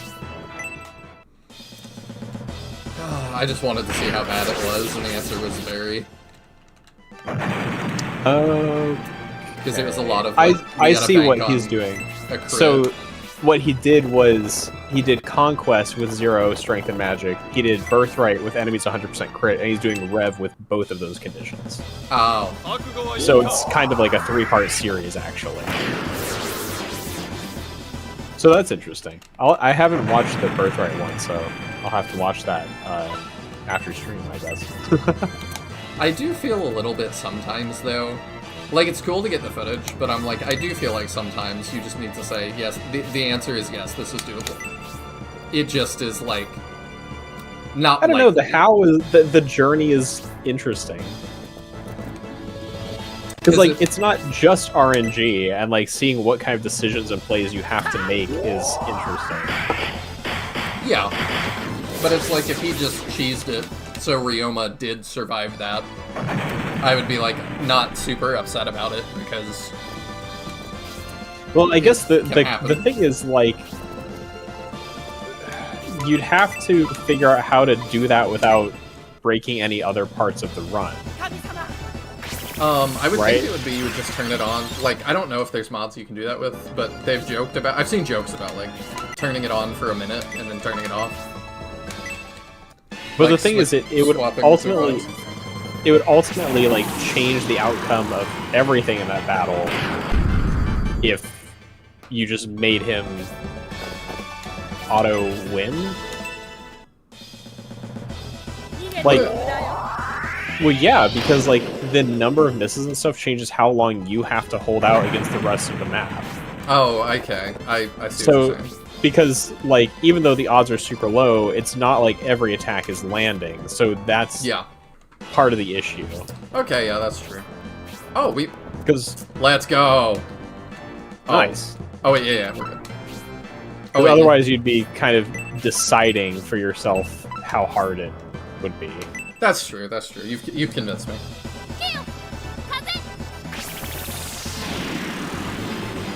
But yes, if you were going to say, like, in a theoretical best-case scenario, is this possible? Then, like, well, yeah. Oh, Like, if you're just doing odds manipulations, the answer is then obviously yes, because Fire Emblem is a game of odds. he dropped the wrong one, oh no. Yeah, I think they dropped them in the order they picked them up, Well, that's not good. unfortunately. Yeah, I think we're probably missing out on it. Julian, why can't you have more moves? Mom! Yeah, that's probably it.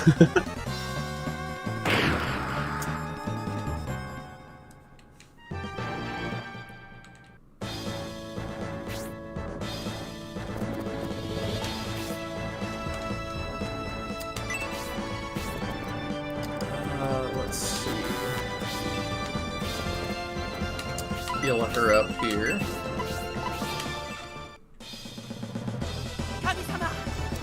But yeah, I wonder how much of that stuff is RNG manipulation.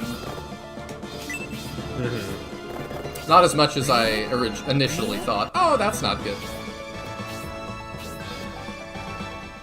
Shining Force copy and the ambush spawns from Fire Emblem. I mean, we've had them since Shining Force 1. You're wrong, because ambush spawns are bad, and that game is perfect. Shining Force 1 would never be bad. You're right, you're right. I recant. Nah! Dang.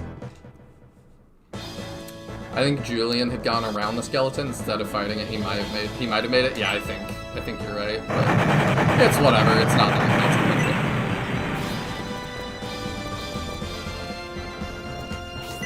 I just didn't think it would come down to Julian.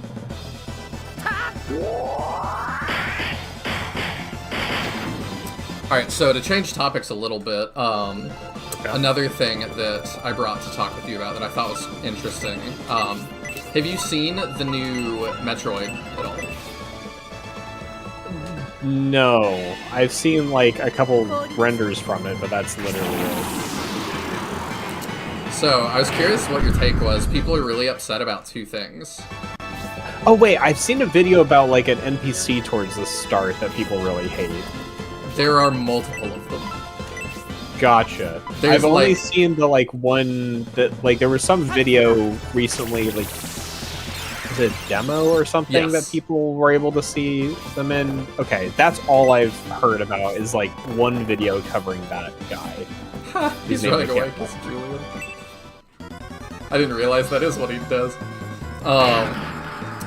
Yeah, that it's like... I guess they, like, had a Western studio help out, and it's just very Western writing. That it's like, I can't believe we just did that, Samus! Oh my goodness!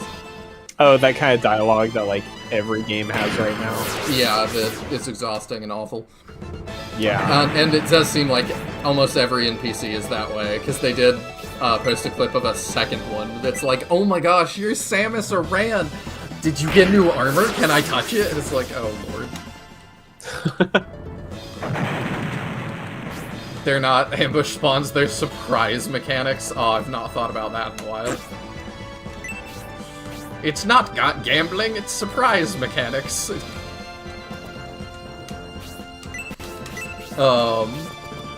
Dang, that takes me back. Okay, Ryudo needs to heal him. But yeah, I don't know why they're doing that. The other thing... Yeah, the tiles look really weird when that kind of thing happens. Little I bit do of think, coded like, otherwise. I feel like part of it is that... So, not why they're written the way they are, but the reason they exist, I feel like, is because we've kind of left the era of non-dialogue single-character games. If that makes sense. Like, Yeah. games where you're playing as a character and you are the one person and there's nobody around talking to you. Which used to be, you know, way more common, like the old Metroids. Mhm. It's just kind of gone, like outside of stealth games, and those tend to make up for it by having like long extended cutscenes and even like radio calls and stuff, like we're talking Metal Gear. Yeah. I feel like it's just not done anymore. I think you're right, but I do understand, like, I've seen some of the Metroid fans upset that they're like, but that's what Metroid is! Is you being lonely and by yourself in this alien environment.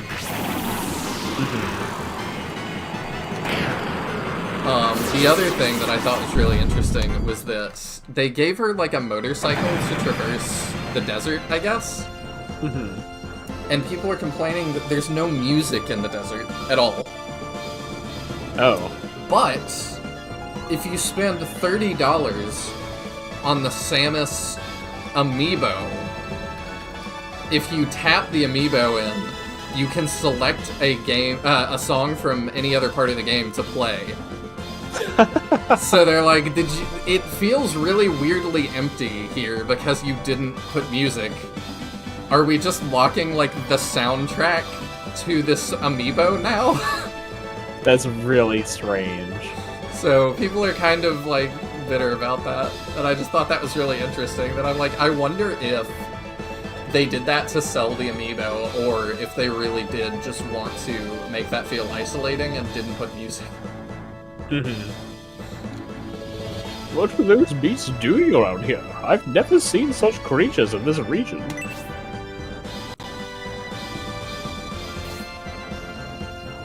Indeed, it's very strange. Maybe the destruction of the Elbasum statue has something to do with this. Otherwise, there would never be crabs at the beach. Since its destruction, a lot of unusual creatures have been roaming around.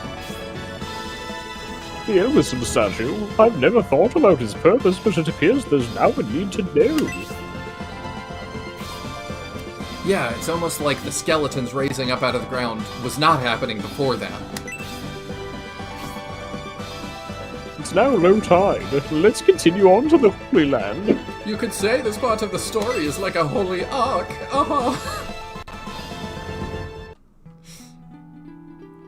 I think they just keep hiring people who are not qualified to write proper dialogue. Yeah, I think it's tough because it's like more than any other part of game dev, anybody can write dialogue. Like, anybody can feasibly do it. So it's just like, I also think there's a lot of failing upwards. But, yeah, to be fair, my own written dialogue is bad, but not that flavor of bad. I don't even think it's like that. Annoying characters can be fun, as Wainendorf is on the screen. But, like, I think it's that we've gotten... Everything right now has the same kind of annoying character. So I think it just gets exhausting after a little bit, that it's like, don't you want this guy in this game too? And it's like, no. Yeah, I'm trying to remember, what was that game with the female protagonist that really kicked off the discussion about the, like... Forspoken. That right? Forspoken, that's what it was. Yeah, I don't remember much about it, but I do remember, like, it looked cool gameplay-wise, but the protagonist was so annoying. Yeah, I actually, when that was shown off first in the Game Awards, I always write down, like, the games that I am interested in, and I wrote down Forspoken, because the original trailer looked pretty good. And then, yeah, I watched somebody play through that, I forget who. Forspoken, it's a black woman main character. She has, like, these bracers that talk to her. She is like a New Yorker or something, and then gets sent back to Fantasyland, like medieval Fantasyland. And I'm not super huge into isekai stories, so, but I don't know if the original trailer showed that. I don't inherently hate isekai type stuff. In anime, I almost always hate it, but in games, I don't really have much of an opinion. Yeah. It's not a story trope I super care for, but I don't know if they showed that in the original trailer. But that's kind of what the game is. But yeah, like, what does she say at the beginning that really... at the beginning, I'm sorry. The thing that drove me nuts just watching it, because I didn't want to just totally judge without looking into it more. This is like first 10 minutes of gameplay, so it's not really spoilers. Her apartment catches on fire. She steals like a bunch of money, so she's just got a duffel bag full of money. And her apartment catches on fire, and she's like, I have to go get my cat. I have to save my cat. Because, of course, she has a cat. But if you go to pick up the duffel bag of money, she's like, I can't grab this. I don't have time. I have to go find my cat. And it's like, you could just grab it in the time it takes for you to say that. Yeah. But I was like, it's going to be that kind of game. But yeah, she goes to Fantasyland and gets, like, the bracer that talks to her or whatever. And she, like, blows something up. And she, like, looks into the camera and is like, I just did that with my mind. I can't... It's like, It's just, like, the Marvel level of writing that's like, people aren't paying attention. We have to say everything that's happening. Oh, I see. He says, I know the game. I was guessing if he was talking about that game. Yeah. The best isekai out there is the one that isn't generic fantasy. I'm not sure. I don't even know what one isn't. feel like everything is an isekai. Shining Force GBA turns into an isekai, technically. Does it? Because Max comes from, like, a world to a different one, sort of. He, like, hibernates. I'm trying to remember. I don't really remember. I'll probably find out when as I continue playing through it. Maybe? I don't know how much of that is, explicit, but we can continue to Yeah. follow. The path to the Holy Land has been revealed. But the tide hasn't gone out enough to completely reveal the path. Don't worry, the rest will appear soon.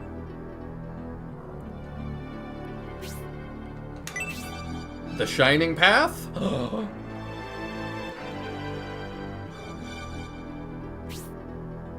However, with this narrow road and all this terrain, no. it'll be difficult to move in formation. What if we are attacked? Okay.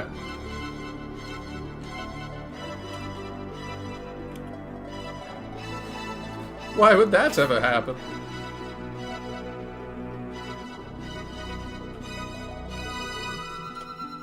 Oh, sorry. We should be able to make use of driftwood, but this will force us to spread out a bit.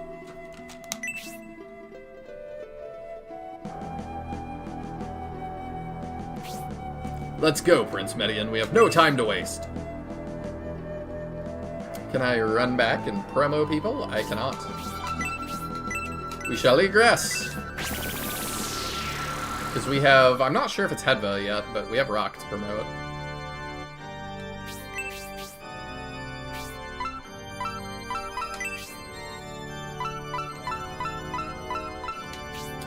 Okay, so he has 3 attack, 5 defense. He's already like one of our tankiest guys and more HP. Rock turned out better than I ever thought he would. Oh, okay, we can't promote Hedva yet. That's fine, still worth to go back and promote Rock. Dante's Inferno may count. Don't tell me that. I am kind of curious when this like drift into quippy game writing really started. To me, It's been going on for a while now. it feels like sort of everything kind of drifted that way around the same time. I would be curious to know when Netflix like implemented their new design documents that say you have to like make it so that people scrolling on their phone can follow. Because to me, that's a very tangible, like, thing that happened. That was like, okay, we're crossing this, like, cultural thing. Nothing else hidden on this map? I don't think I asked. I don't believe so. Let me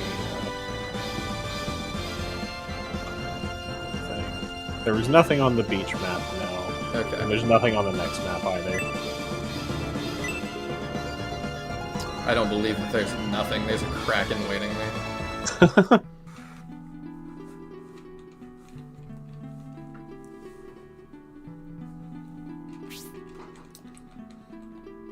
Oh, that's on headband color, burnt red. It's looking like purple. Yep. Yep. How weird. I also would have expected burnt red. Oh, bet it's red. Okay. I wish we had more non-dwarf warriors. Yeah. Do we count Lemon? I mean, I guess so. It is a warrior promotion.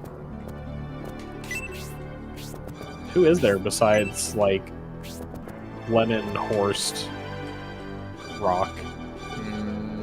I don't know of any, I don't think.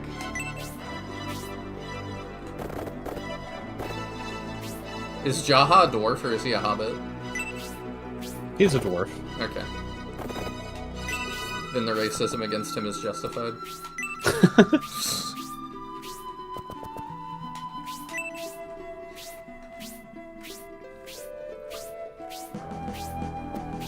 Horst is a dwarf, just beardless. I thought we decided he was half boar man.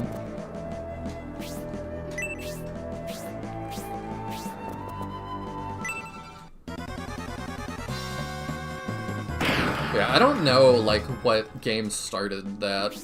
I'm trying to think. I don't play stuff like that, so I don't... Yeah, Horse isn't a dwarf. That's why I was listing him. I was listing non-dwarf warriors. Oh, you're responding to, Madrock. Sorry. Yeah. I thought you were responding to me. Fuecoco was a non-dwarf warrior. Yeah, Horse isn't a dwarf. He's a beast man, half-boar man, yeah. Why doesn't it... I mean, he might be half-dwarf, but... I don't know why it didn't let all you we say know is half-boar man. I don't know.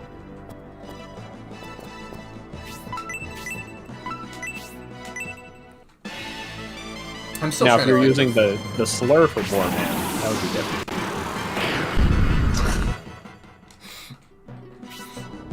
Piggy. Or something, I don't know.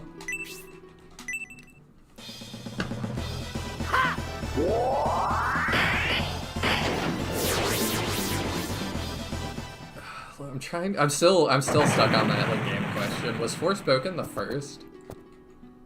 I can't imagine it's the first. It's just There's definitely no way. what I feel like started the recent dialogue about it, where it's been like people talking about it a lot. I know there 'Cause I was feel- one puzzle game that came out that got flack for that as well, but I don't remember what it was. There was a clip that went viral of like the narrator starts talking and the like guy playing it immediately opens the thing and just turns the volume all the way down for like spoken dialogue. Yeah. Oh, what was the name of that game?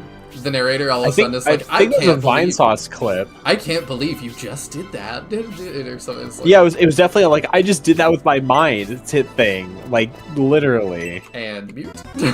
What game was that? It was... Oh, wait, this is... Yes, what game is this? Viewfinder. Yes. And it was Vine Sauce. Yeah, I knew it was Vinny. Between Just the two of us, immediately we muted the know game. things. Yeah, the line that it was hang on, did you just shift reality? And he immediately muted it. Yeah. I knew it!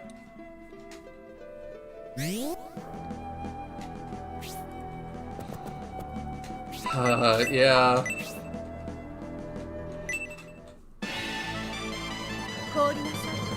And I am still just like, I don't know how people don't know the trope at this point, that like, when you're writing it, you don't recognize it.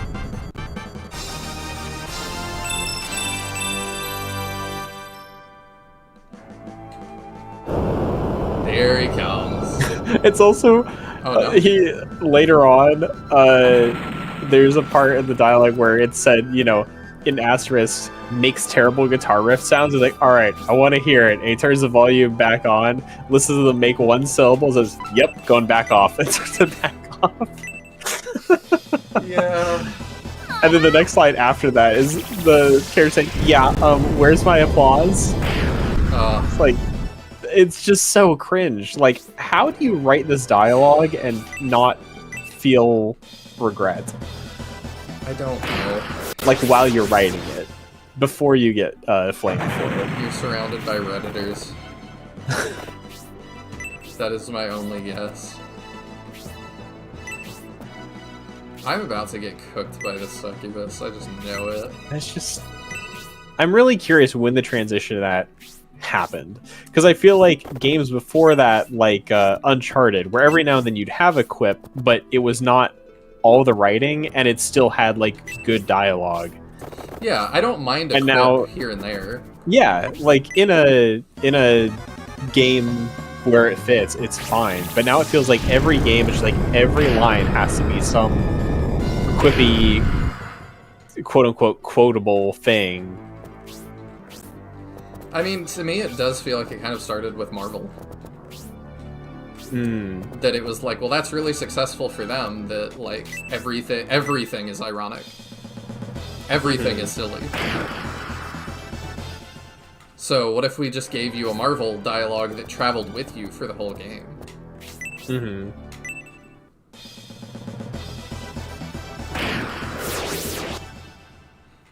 I don't know. I'm fine if y'all like Marvel. Oh. Prince Median, watch out! It's Zero. Welcome back. What are you doing here? You've decided to grace us with your appearance again. I went back to Aspia as planned, but I've returned bearing bad news. Bad news. Lord Symbios asked me to warn the Median army. What do you need to warn us about? This is not a good time. We can discuss it after dealing with a more pressing concern.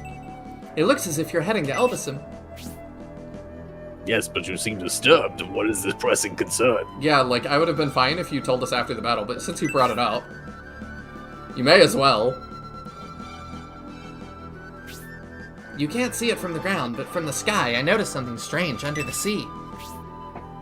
What is it? It's something really big. It looks as if it's lying in wait. I don't know, I agree with Ragnarok, maybe those are just strange-looking eels. I will join you in battle. We should advance carefully. Zero join... Really, we play the Sting again? Mm-hmm. Follow his advice and advance very carefully, Prince Medion. Alright, so he's No, not... I could be promoted. wrong, but I will note that I think if you egress, he'll unjoin and then rejoin during battle again. So I don't think you can like go back and kit him out and then come back. Okay. I think I tried to do that and it doesn't work, if I remember correctly. That is very silly. I just see LOL saying, I'm just reminded of Duke Nukem, the serious Sam making one-liners. Those were actually good. Well, and also both of those are kind of like semi-satire Yeah. takes on the shooter action genre. Yeah, Duke Nukem has never been, like, serious. Yeah, They're where not it's like, if writing- you're making like a satirical thing, it totally works. Because you're making fun of that factor. Yeah, they're not writing Duke Nukem as high art.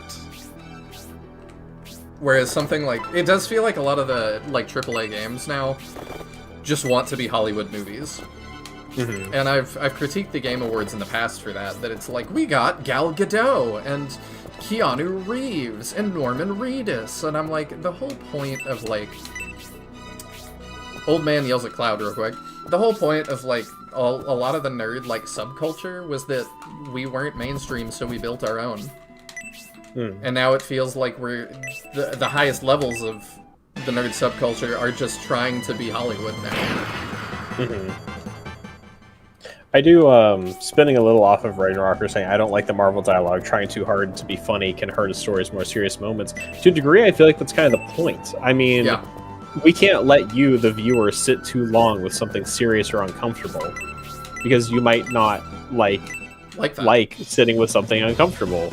But sometimes that should be the point. You know, like, a serious scene should feel serious, but the whole one-liner drift is to just constantly relieve any feeling of tension. We can't let the viewer feel tense anymore. We have to immediately make it funny. Yeah, I was watching Infinity War? The first of, like, the end, sort of. Because I don't say this from, like, total ignorance, I have watched these. And I remember there's a scene with, like, Gamora and Star-Lord, and I was like, oh, like, they actually kind of got me here, like, I'm kind of moved. And then, like, I think it's about a second and a half later that it cuts to Drax, like, eating potato chips, watching it, and he's like, ha! Ha! And I'm just like, you've completely killed the vibe, and I get that's the point, but I was just like, I actually wanted to watch this one because it's, like, such a big cinematic event, but I'm like, I just hate this. The moving sand feels really weird. Yeah. Just in the battle scenes. I don't think I noticed fully. Yeah, if you watch the, like, sand on the battlefield when you've got a sandy one, that's just sand, not the planks. It, like, moves. It's really strange. I was like, please level and get, like, 5 points of attack so you catch up. That's maybe too much to ask. I'll put rock. here so we can heal him up. Yeah, I guess we can do that. Let's see. Oh, I didn't expect you to kill that. Yeah, everybody's better than Zero. Okay. Zero's my favorite Birdman design. I'm so sad about what the plot does to his development. He's really greatly designed. I love him, but yeah, he just isn't very good yet. I don't hate him as a character, but to me it just kind of feels like plot-wise I think you could have fixed this by just making him join up with Symbiote for a battle or two, and then he would have been higher level. That's definitely true. Like, during the time he spends with them, actually make him help. Yeah. You need a heal now, too. Let's see. That's probably how I would fix it. I'll send you that way. You can heal Median, and then I'll probably send you to the right. I don't know if I like Zero in design-wise. The sand there. Oh yeah, it was weird.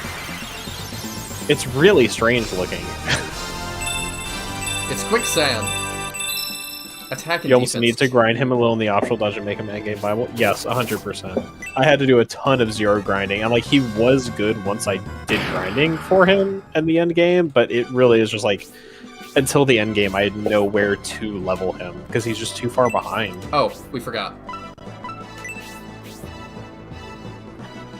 Zero has informed us that from the sky something can be seen under the sea. Prince Medion, we should advance with caution until we know what is there. Thank you for your wise words of wisdom, Grand Tech. Which means we missed whatever he would have said at the start. Yeah, whatever.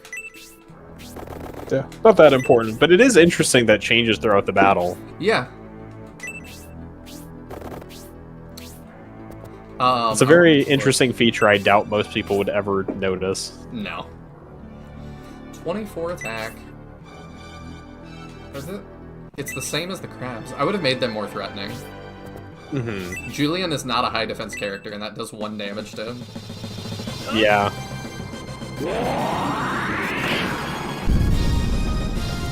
Kraken Leg's feet are frozen in place. That's interesting. Okay. Your defense is 28 and you take 1. Your defense is 12. Oh. Yeah, he's really bad. I mean, he is like 4 levels and a promotion behind most of your force. Ah, the little snowman. Okay, let's try and give this skill to Zero then. Yeah, I'm gonna try to catch him up, but we'll see what can be done. I don't know if I finished my thought or not. I don't know if I like him more than Screech. Screech's design is really, really good.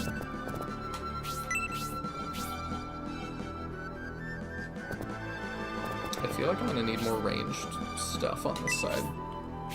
Honestly, like, looking ahead at some of the next few battles, it is, like, confirming my memory that, honestly, Scenario 2 is pretty bad about enemy attack not really keeping up with how tanky your units are. I think the Scenario 2 squad is just pretty defensive overall, and the enemies don't really keep pace with it. I see. You know what? You can just stand here and take hits. Enemy casters are still a problem, and during the late game where you're getting more, like, boss fights, it'll be more of an issue, but a lot of the enemies just really don't have enough attack. Hopefully Zero. I mean, does you've that. seen with kind of how long the Masked Monk stayed enemies while they were not, like, a threat. Yeah, that's true. Even then, though, they didn't feel like they were around for long enough. I think it's just that there was nothing to replace them that was still, like, from the Bullzome faction. Sand, it's shallows. There's just enough water to cover, but not deep enough that it's pure blue. Oh! I think you're right. Yeah, it just looks very odd. It's like, I wish it were more, like, blue tinted in the battle screen so it didn't just look like sand moving. Yeah. Oh, the crit! I'm really glad that that did not hit 0. Oh, what a weird sound.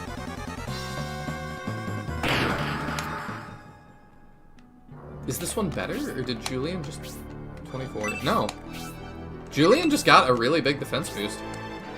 Huh. I was using him as my baseline for, like, 4 defense.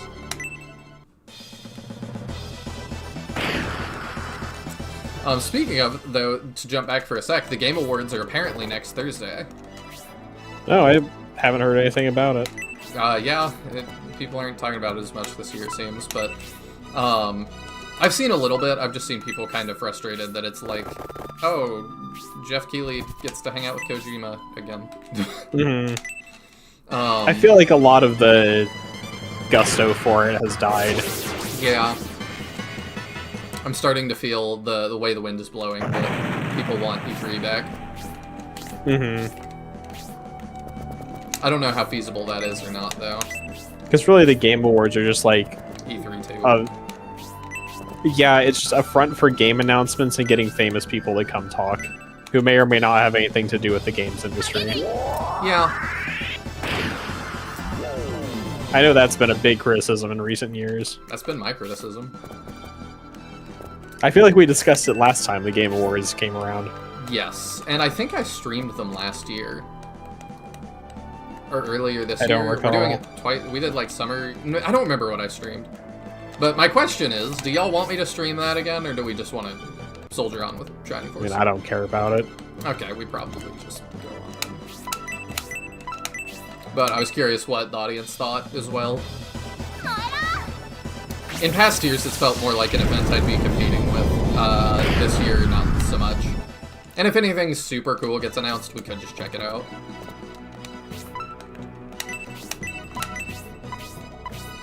But I don't know. I just don't feel like there's gonna be anything that I'm super stoked for. You did stream it. I think I was there for that last one. Yeah. And I don't know. I have fun doing it. Like, I'll watch it regardless. With my little bingo sheet. It was like super early in the morning. Oh yeah, that's why I'm like, I don't remember if that was the Game Awards or something else. Because usually that's at night.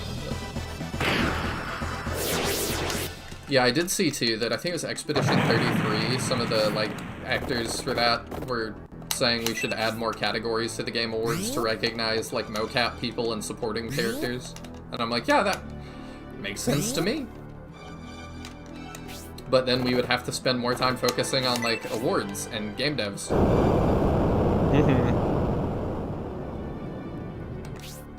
Alright, if y'all don't care that much, then I'm good. Just do SF3.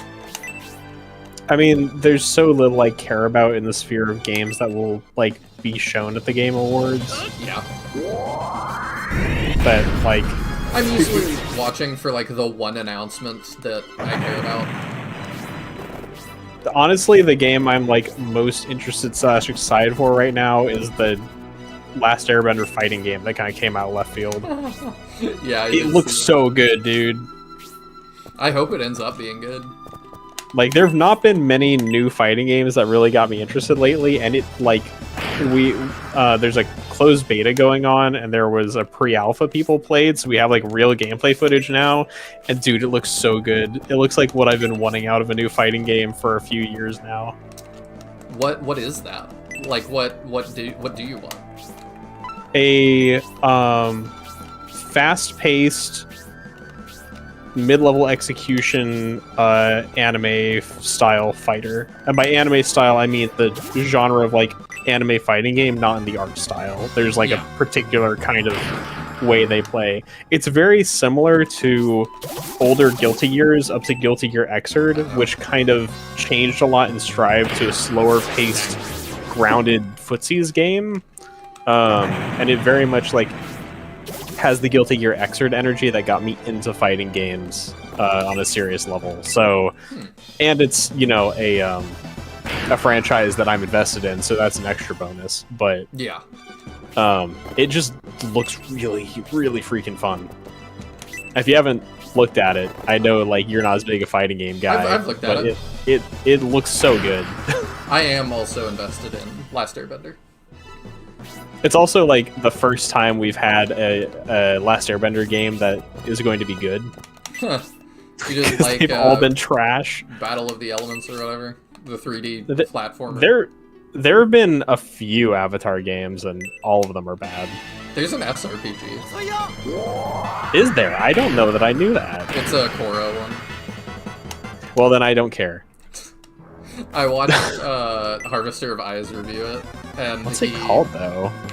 I don't know. It's for the DS, I think. He gave it pretty poor marks because he was upset that like it tries, I think, to stick to the plot, and then they didn't want to add like I think it was Asami, who I've not even watched all of Korra, but he was like, you know, if you've watched Korra, it's really weird to like not have her in it. Well, yeah, Also, she's one of the like major characters in the main cast, from what I understand. Yeah. I've watched very little of Korra too, but like, from what I understand, she's a very important character. Yeah. Although, from what I've also read, her personality trait has a car. That's kind of what I've heard too, but he just was like, I don't know. To Harvester, he was like, it feels like we just didn't want to invest like in the assets. I'm looking at it. It's The Legend of Korra: A New Era Begins, which is quite a cumbersome title. Yeah. It's a 3DS game. It kind of feels like a live-action, like, Disney Channel original movie. Yeah. I'm curious how the gameplay actually is. Because I don't care for Korra, so I don't particularly care about that aspect of it, but I'm curious as an SRPG, like, in a vacuum, how well does it play? I don't know. I kind of trust Harvester's opinions because he's also played more SRPGs than just about anybody. Maybe anybody. He might have the record. Oh, Zero died. Oh, wow, he lives. Okay. Asami was supposed to be the Sokka equivalent non-bender who uses smarts and text to keep up with the group, but she gets sidelined so much for the Korra and Maiko show. I only watched season 1, so I didn't see too much of that, but I've heard a little bit. I've heard that Korra's kind of a spotlight stealer, which, I mean, to be fair, they kind of set up from that very first scene of, like, her as a kid. It's just the Korra show. I think you and I don't find her a particularly interesting character from what I've seen of her. I don't either. I think you can do interesting things with that. It's just really hard. It seems very difficult for people to actually write it. Because I felt that way about, like, I'm watching through Gundam Seed right now, which is a spin-off that's not connected to, like, the main timeline. And the main character, like, for the first series is very much a Gary Stu. And there's this whole arc where he, like, steals one of his best friend's girlfriends and is just kind of beating him at everything. And he's, like, genetically engineered he's a genetically engineered human. So, like, that's kind of part of the plot, that, like, he is better at everything. And I was like, well, that could be really interesting. And when their conflict comes to a head, I was like, yeah, this would be a really interesting part to put, like, messages about, like, you know, just because you can always win all the time, maybe doesn't mean you should. Maybe you could explore how that could negatively impact relationships with people around you, or, like, anything. But, no, the other guy just kind of learns that, like, no, he's just better at everything, and I should really just deal with that. And he's like, yeah, I'm just better at everything, and everybody should move out of my way. And that's the plot. Kind of feels like what I've heard people say about, like, Naruto kind of shooting its own messaging in the foot, that, like, hard work and perseverance matters when it then makes Naruto, like, super special, awesome. He inherited all these powers. And kind of, like, undermines its entire message. I didn't think so. Because having... No, I read all of Naruto. And, like, he does still work insanely hard. Oh.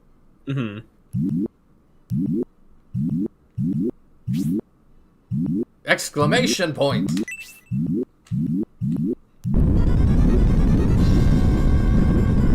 It often comes up... Yeah. must be the gigantic thing Zero saw. Why does it look like Stunned Fisk from Pokemon?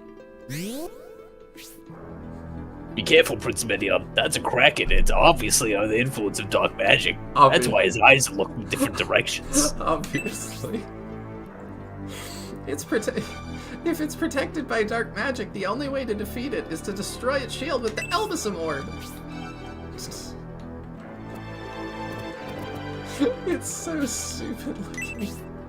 You enjoy Legend of Korra, you've always really enjoyed seeing worlds develop past the original story. Korra's a lot of world development as well as covering the story of the first ever Avatar. That's part of my problem. Their story of the first ever Avatar undermines the lore that the original series established, and they also changed the spirit world into like a very plain good versus evil thing instead of being as intricate as the original series.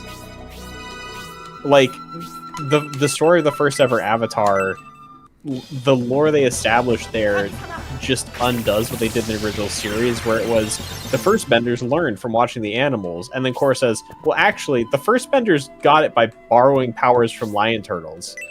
So it's like, which one is it? The interesting lore, or the one where it's like, well, our deity equivalent just like gave them the powers?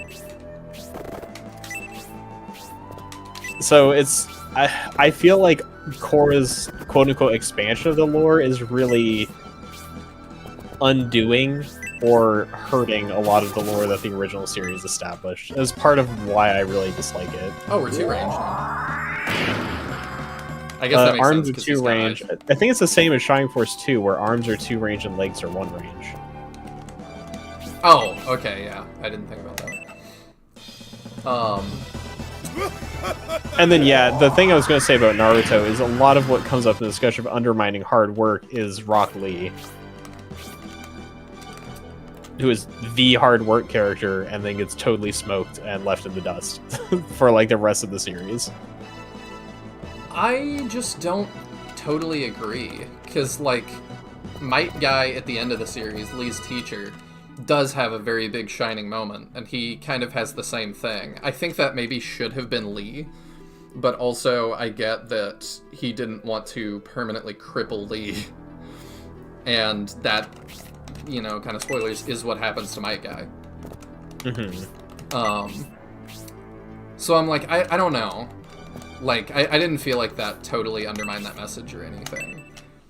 But I also really am interested in both Korra and Naruto, in that, like, I also like the...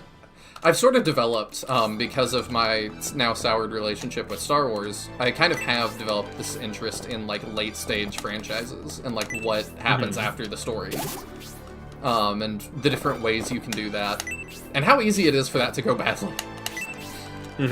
So I'm gonna watch Korra at some point. It'll probably be more of a priority for me when the next thing is done. It's a movie, right? I think there's like a couple movies lined up or something. I know they're doing like a bunch of stuff right now, so I honestly am not sure. There's like an Earthbender movie or something.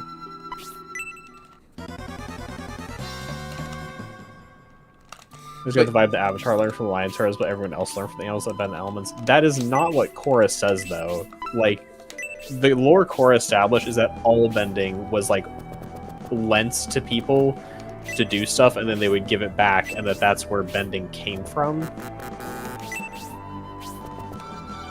And then it also introduces the whole light and dark spirits thing, which was not at all mentioned in the original series, and feels like a, if this was supposed to be part of the lore, it would have come up type of thing, where it feels very, very retconned in, and not really contiguous with the more Eastern-focused religion that the first series was based on. I'm glad we healed Hazuki. They released the Avatar expansion for Magic the Gathering. It's pretty great. I knew that was coming, and I've been really fighting the urge to get it because I don't have anyone to play Magic with. But it does look really good. And I really want it, but I can't justify buying it. I feel that. Oh, okay. I'm trying to just feed, in case you guys hadn't noticed, I'm trying to feed, like, all of these kills to 0. so that, like, he maybe catches up, because it does just feel like we don't have him very much. So I'm like, okay, let's just give him kills where we can and try and get him promoted here. Yeah, I think that that next one over there will then be a kill for him.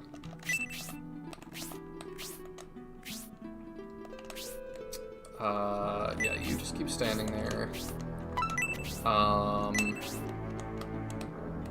Okay, yeah, you don't have a whole lot. Sorry that the bang was just lent. Raba had to take it and swap out the elements for once. It's only because of the MacGuffin spirit the Avatar even exists at all. Yeah, it just... They did a lot of things to the lore of bending and the Avatar specifically in Korra that I don't feel like meshes with what we were originally told. It makes a lot of the new lore from Korra feel... not even feel. It makes a lot of the new lore from Korra be retcons, and I really dislike it. Oh, Wanendorf is just gonna steal this, isn't he? Probably. Big problem with Legend Korra is that they tried to explain the mysticism. It was so cool that Avatar views anomaly bending. Yeah, they did explain what didn't need to be explained. I watched an interesting video. What's the channel that talked about that in the context of the Han Solo movie? Oh, I don't know. I can see the parallel, though. That, like, Han Solo's notorious among Star Wars fans for being, like... They explain, like, where the Solo name came from, and it's like, we really didn't need... Yeah, and they explained a number of the, like, stories he refers to, and it just, like, kind of ruined their intrigue. That, and it's that, like... Oh, that has long range. Also, I keep misreading his name as Derp Kraken. What is the name of that channel? I can, like, remember exactly how... The thing that people really don't like about it is that also it's that they explain every like feat that is like credited to Han Solo is shown in that movie. And so when Han Solo when people talk about Han Solo or when he talks about himself, and you know it's like he did the Kessel Run in 12 parsecs or he did this or that, it's kind of just like in the originals, it was like, oh, this is like a worldly guy who's seen and experienced a lot. And then the Solo movie made it, this guy had one wacky weekend. That, like, his entire mystique, his entire reputation is fully based on this one wacky weekend he had. Okay, it's Overly Sarcastic Productions. I'm trying to remember the exact video. But it was talking about those things, like that they showed all these legendary things that Han Solo did, and they were not as cool, and that it kind of like undoes the cool factor of these being referential stories. The noodle incident, that's the video. Trope Talk Noodle Incidents from Overly Sarcastic Productions talks about it quite a bit, and that like explaining those kind of things usually ends up ruining it. We're gonna heal people up, and then I'm worried Zero can't take a hit. I feel like I need to just throw him in with the orb. I also hate what they did with the airbending thing. I know that one of the things I've seen criticized about Korra is that the way she does airbending does not match how airbending is treated as a style anywhere else in the series. That she does it with punches and kicks, which were never a thing in original airbending in Last Airbender, because it's not like an offensive fighting style. Yeah, it's a lot of, like, wavy motions. Yeah, well, because each of the bending styles was based off of a specific martial art in the original, and Korra kind of didn't subscribe to that. Do you feel like this is a good idea, real quick? Yes. I mean, I feel like he's going to die one way or the other, and he has to do this, so... It looks like there's little creases in his eye because of the pixels, and it looks like he's got a smiley face on his eye. A little bit. He is really derpy looking. Yeah, his battle model isn't as bad. Yeah, that's fine. It's really just the map model. I feel like they were really limited in how detailed the map models could be with how much is on screen. But his battle model looks fine. Really, it's the texture looks really bad on the map model. I think a better texture would help a lot. Yeah. And, Madrox, it's not that people don't like what that is. Like, it was that people noticed that. And, like, it was like a funny kind of, like, wink if you picked up on that. it didn't need to just be like fully explained.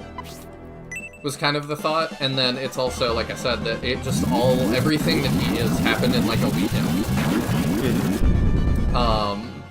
And then people also had problems with it because he is not really shown to be good at things. You're just told he's good at things. Everybody's like, oh, he's a great pilot and stuff, and it's like, it would be better if you showed us a scene where he was a great pilot to establish that, instead of you just saying constantly that he is.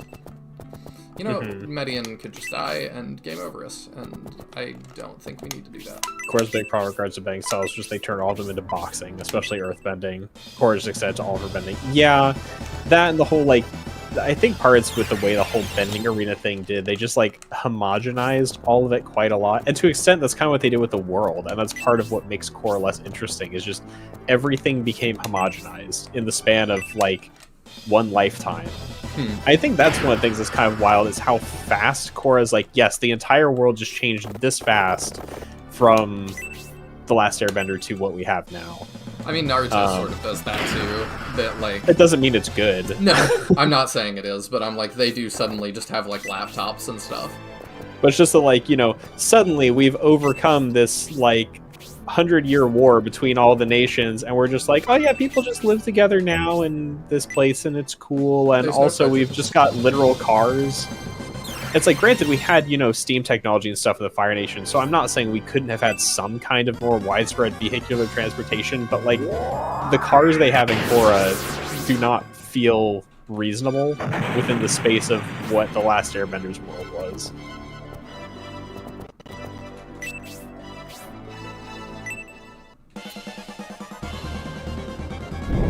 Oh, Black Breath. What's that? Bad I think it's got bad status. Yeah. Yeah.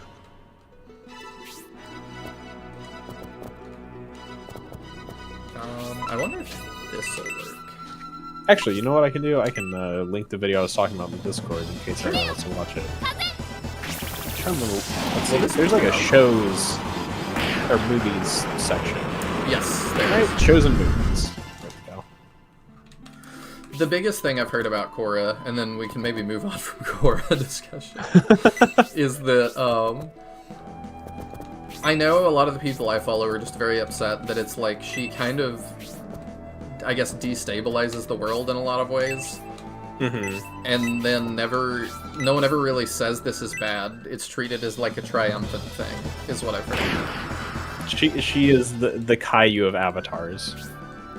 Yeah, that's kind of what I've heard. The Caillou of avatars. They turned Lightning Bank from this big thing only 3 people in the show could do into the power source that Fire Bros had a 9 to 5 for. Well, same with metal bending being something just like all police officers can do in Korra. I didn't know that about the lightning.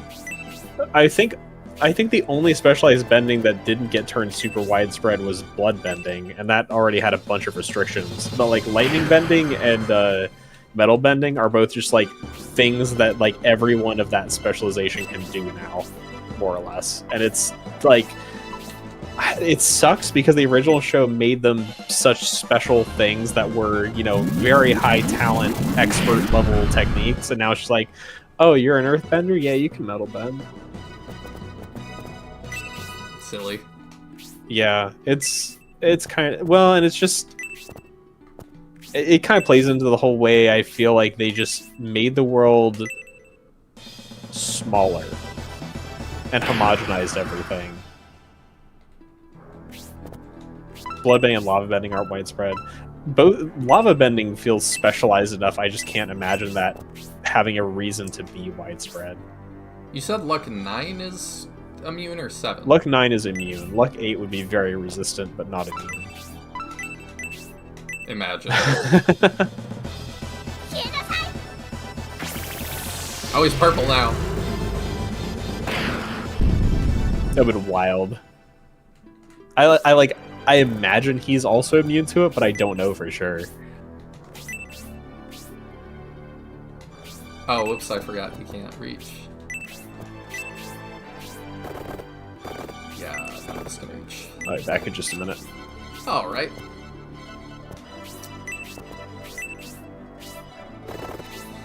I don't think I like this Kraken battle quite as much as Shining Force 2. Shining Force 2 feels like a really big threat. And, like, this does not. Shining Force 2, I know you run into it early, which maybe is... you shouldn't. That should have been designed better, but with this, it's just kind of like... Is there any worry of us winning here? We go for it again, because I still think it would be funny. Diesel immunity might be low. Or, yeah, might be lower, but... Nah, I'm like holding my breath each time, like... I'm gambling.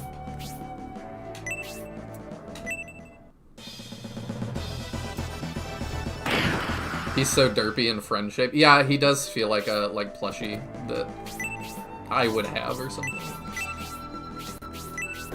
Yeah, Campbell can move out the way. Yeah, Bernard can get this if he can get it. Oh, 1. Would have been perfect for 0. Instead, it will be Julian. I think the tide mechanic is needed. Kind of, but like... It's still pretty, like, linear. There's only one route through. Oh, he learned Spark! 2 defense. Julian's shaping up. Goodbye, friend.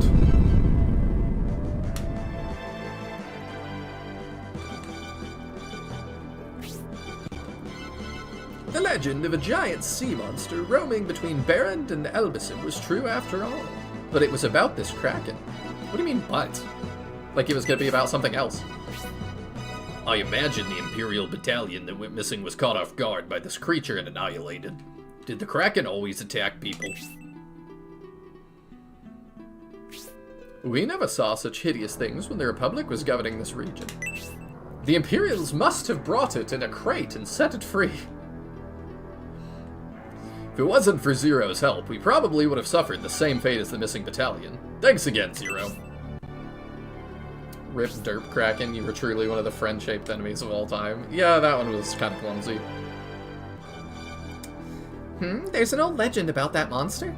Its appearance is surely related to the destruction of the Elbasum statue, Prince Medion.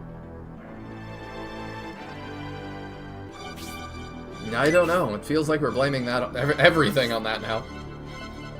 Khan, the Elbasum monk who joined the Symbios army, told us. Do you remember him? Yes.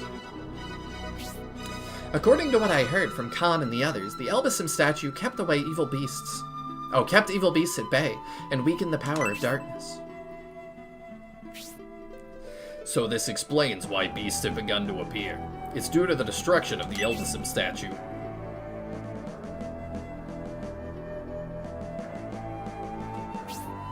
To make matters worse, the Bolzome sect appears to be gaining strength. Using the power of darkness, the Bolzome sect may soon become too powerful to vanquish. Surely we could do it in one more scenario. Yes, we've seen it for ourselves. We confronted them a short while ago. Their powers are incredible. Considering that the battle in Elbasum will be fierce without a doubt. Considering that, the battle in Elbasum will be fierce without a doubt. And yet, it's a battle that must happen. Fortunately, we have a powerful weapon to aid in our battle against them. Me! Is it the orb? What weapon do you speak of? I have the treasured Elbasum orb. Khan and Symbios agreed to lend it to the Median army. It's a very effective weapon against evil. Because of it, we were able to defeat that Kraken. It's very gracious of Khan and the Symbios army to lend us such a valuable item. Is there just one? Or could there be another? We should get moving. This path leads right to Elbasum village. Let's stop in and make preparations. Stop in before we get to the village? I don't really understand. In Stump, the Median army learned Gracia was in danger. They hurried to Barand, but General Rogan had already gone. As the Median army speeds to rescue Elbison, Bolzome's forces have reached North Barrand, where they found Gracia. Chapter 3, The Road of Pilgrimage. And I guess I should have assumed that Kraken was end boss. Will you record your adventures thus far? Yes.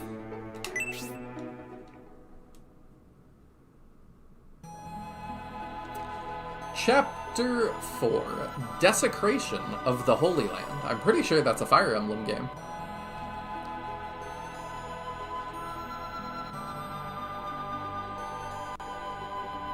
This is a very brown city. It is. Welcome back. No, welcome back to my life.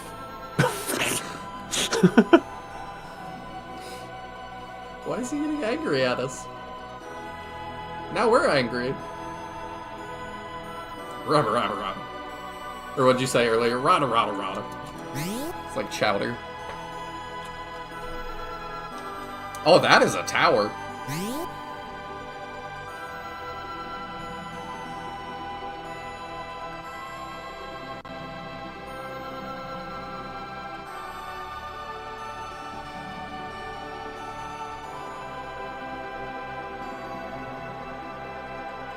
This is like a lot for a cutscene. Mm-hmm. I feel like the start of a number of chapters have had like a really big city overview like this. It's not just the city overview, it's that there's a lot of things happening. Hmm. Like, that was a lot of animations, I feel like. I don't know, maybe the only unique one was the spyglass. How did it go, Sir Campbell? Oh, it's hopeless. Hopeless, huh? I guess that means the village chief doesn't want to help either. We arrived at a very bad time. Because of the attack on Elbison Temple yesterday, he's suspicious of everyone and everything. That's just awful. How can they suspect us of anything? Quite easily, apparently. They suspect we are somehow involved with the occupation of Elbison Temple. I don't know if we knew it was occupied. The village chief is familiar with the Bolzome sect and says people from the Empire are cooperating with them. I have also heard this recently. The jail guard and a soldier in Baran were talking about something like that.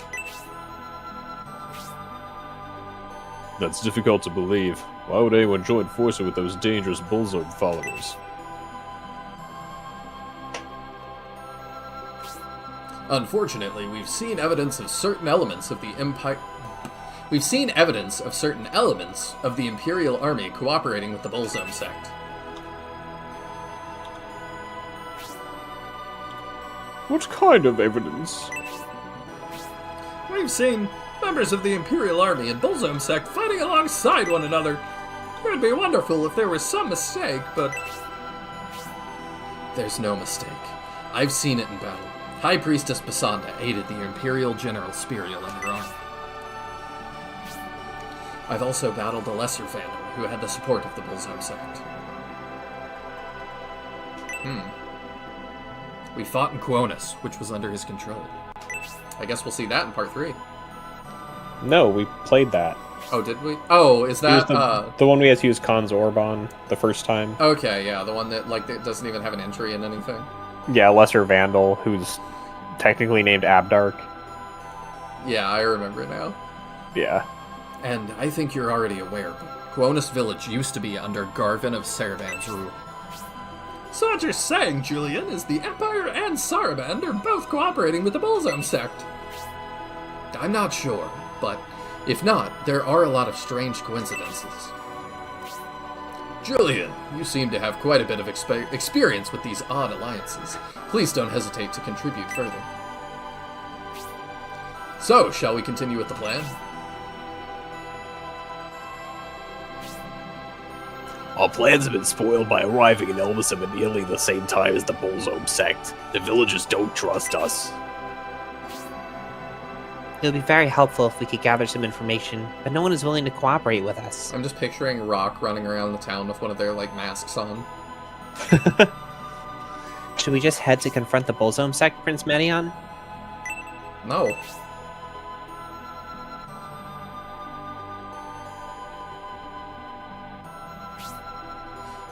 That's true. It's imperative that we fully understand the situation before rushing in. Let's see what more we can learn in town. Was that a real choice? I don't think so. Okay. Maybe we can prove our goodwill by our actions and gain the villagers' confidence. Donald is right. If we can't persuade the villagers, we will do what we can, then head towards the temple. Some HQ. The Holy Land's soil has been defiled by those heretics. They must be punished, Prince Medion.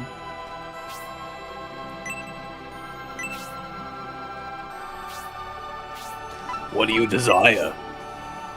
It's sad to see the inhabitants of Elbasum don't want to cooperate with us, but I understand how they must feel. Especially considering the immoral behavior of some people from the Empire. Some people? What do you desire? Deposit which item? Deposit which item? Deposit which item? Deposit something else? You're gonna do this. Deposit which item? Deposit something else? Deposit which item? Deposit something else? NPC. Deposit which behavior. item? Deposit something else? Deposit which item? This is Deposit so something dumb. else? Deposit which item? Deposit something else?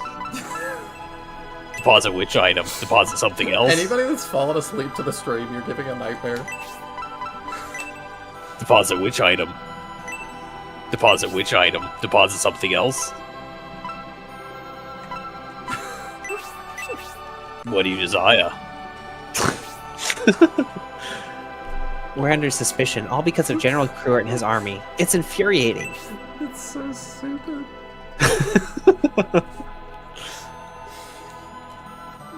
Engage shopkeeper RP, you're so right. Engage shopkeeper ASMR. That is Should I do a Grand Tack ASMR video? Yes.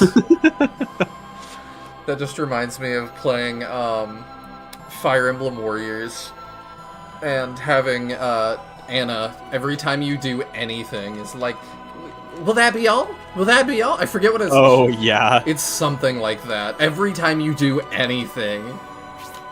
I've played that around friends and had them be like, what are you doing? Like, it's so annoying. And I'm like, I know.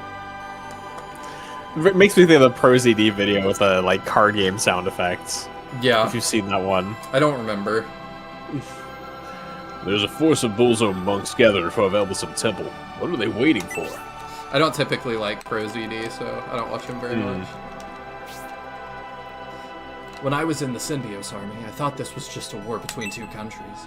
However, I was wrong. Bullzome and the Vandals are also involved, and perhaps Saraband as well. I won't allow anyone to threaten the Holy Land of Elbasum. If what Julian says is true, we must stand against the Vandals and eliminate them from our world.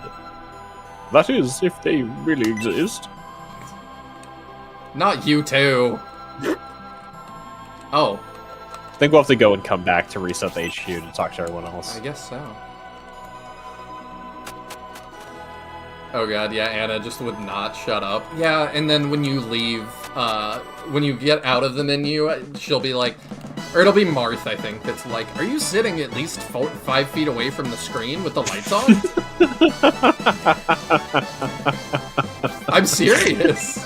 I'm just imagining you're like actually in the, this medieval world here, and you're like going through your battle preparations, and Marth's just like, are you sitting at least 5 feet from the screen? That's what it feels like. The closer we get to Elbasum Temple, the more I feel my heart becoming soothed. Oh yeah, There's a force of Bullzome monks gathered in front of your mom. The Bullzome monks we fought near Balsamo weren't very strong, but it feels like they're getting stronger. If only General Rogan hadn't sailed before we arrived, we could have had the support of the Seagate. How unfortunate. I can't believe the Bullzome sect have invaded Elbasum. They want to steal the staff of Bessum, and we must protect it. I borrowed the Elbasum Ord to aid us. It contains the divine protection of Elbasum. Yasha is assisting the arrogant army, which has dealings with the Bolzome sect. I think you just want us to hate this guy as much as you do, but I've never met him, so I don't care. It's just when you're talking to Bernard, I was thinking about, you know, how awkward his recruitment was, and something I'm kind of curious about is just like, how does the game feel to play, / like how much harder is it if you don't get any of the optional characters? Like if you intentionally skipped every single optional character, I'd be curious what your final force looks like and how difficult the game is. In SF3? Yeah. Just because, like, we've already hit a few optional characters, I believe. I'm trying to think who all in our force is optional. I'll check in just a second. Oh, please stop it. When I look into your eyes, I feel as though I'll spill everything. Maybe that's what the problem is. Maybe that's why everybody does that. So... Bernard's optional. Hazuki is Waltz? optional. Waltz and Rock, I'm trying to remember whether they were optional or not. Yeah, Bernard took a lot, because you had to set it up. Bernard, Hazuki, and Hedeva are all optional entirely. Mm-hmm. I told Julian no when he came anyway. I know, right? I can't take a hit. I said hit, but I meant hint. I knew. My brain lagged for a second, and then it caught up. Is this the one? Thanks a bunch. Is this the one? Thanks a... Yes, that's what it was. That's what Anna says over and over, because you'll be like, I want to increase this skill, but you have to do it looks like lot. Waltz and Rock are optional. Okay. You can't skip Waltz and get Rock, though, because you have to get her first. Yeah. So that would mean we could have gotten here with 1, 2, 3, 4, 5, 6 party members total. That would be Medion, crazy. Campbell, Synthesis, Udo, Zero, and David. And we wouldn't have had Zero for most of the time. That would have made it way harder. So it's like, yeah, I'm really curious, like, how brutal is the game if you skip every optional character? And then, like, even if you aren't trying to do that, like, it'd be really hard to get Hedeva. Mm-hmm. You'd probably have to grind some. Yeah, I definitely don't think you'd be able to just play through the game. Even, like, just finishing her fight. Like, I feel like with a force that small, you would have to grind significantly just to beat the game. For sure. The items in my shop are only effective for the just and righteous. That's what I believe. Buy my sword! My business is to sell weapons. If you want to buy something, I'll sell it to you. But please don't ravage Elbasum. So there is a deal weapon and there's a haggle item.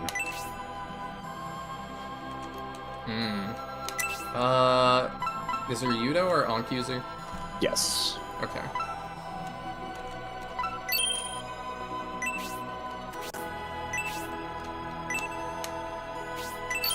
There we go. Yeah, I guess we probably weren't using Tornado much. Nah, not really. He's just healing a lot. Mm-hmm. We got the foil. Oh my gosh, there's a bloody blade. The Battle Blade. How does that compare to our foil? Worse than everyone. I think that's probably. Well, what the keep in mind we've got like 3 weapon tiers now.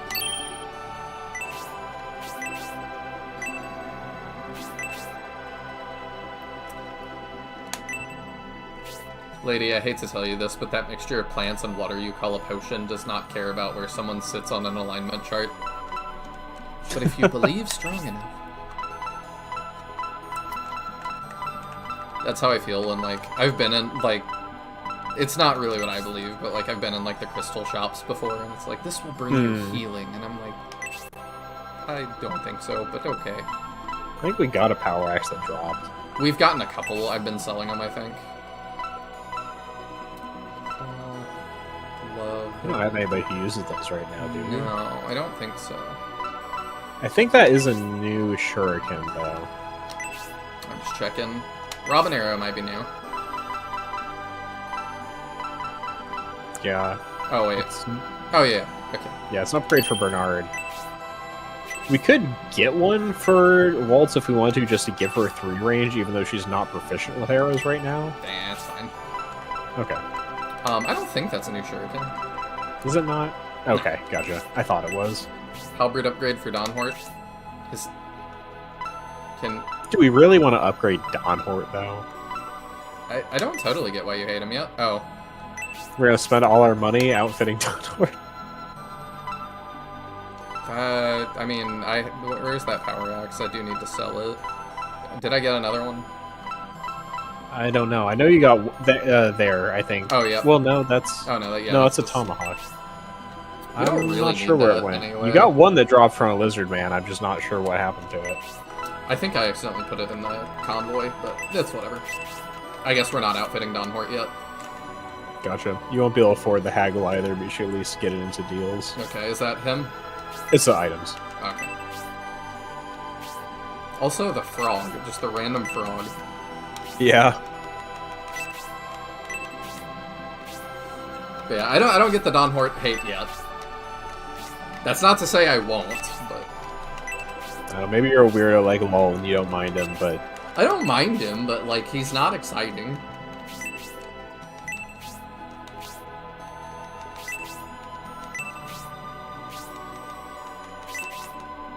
I love this function.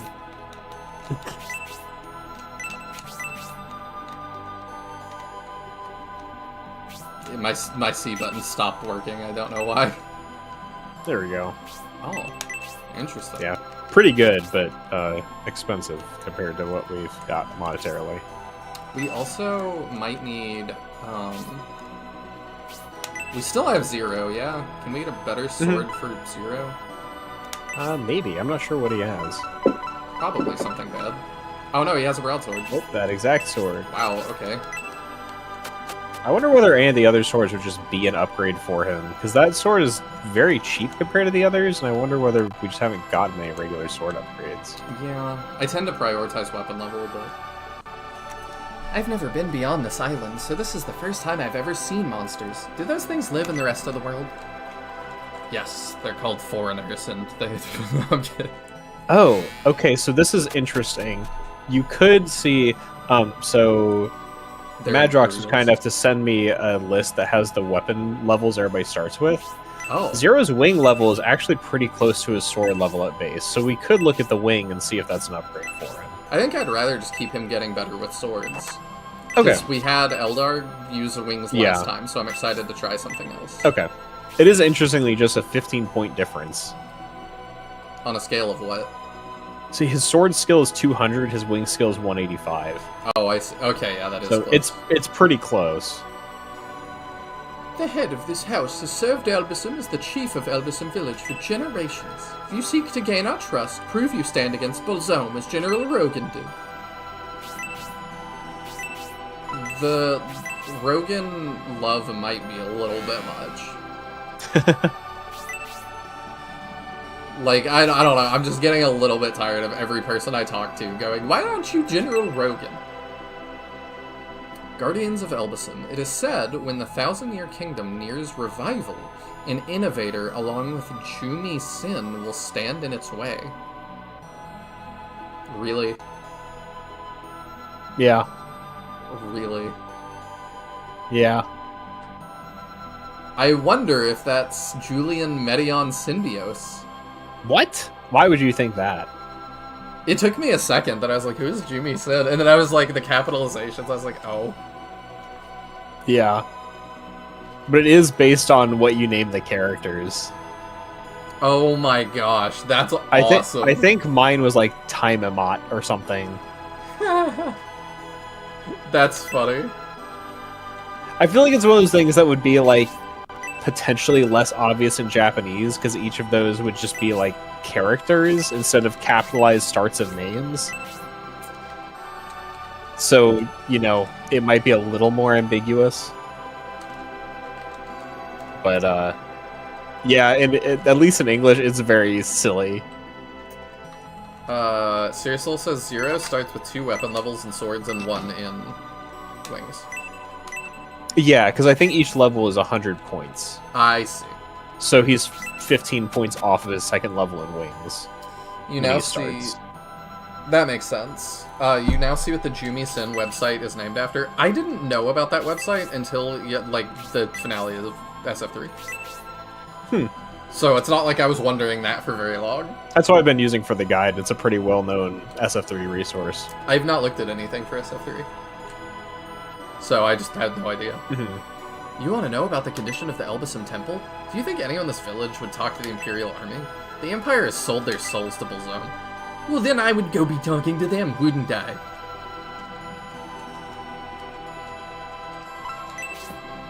According to Elbasim Temple's High Priest, the Empire and the Bolzone sect are working together. But looking at you, I don't believe you're a bad person. Your eyes have no deceit in them. Eyes really are a strong thing. I was playing outside yesterday, and there was a big explosion. I looked towards the temple, and a ray of light was coming down on the... Oh no, we're not supposed to tell. The attack on Elbasim Temple? We don't need the Empire's concern, thank you. You're welcome.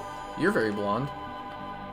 The Destonian Empire prospered under the blessings of Elbasim, but now they ally with those pagans. How foolish.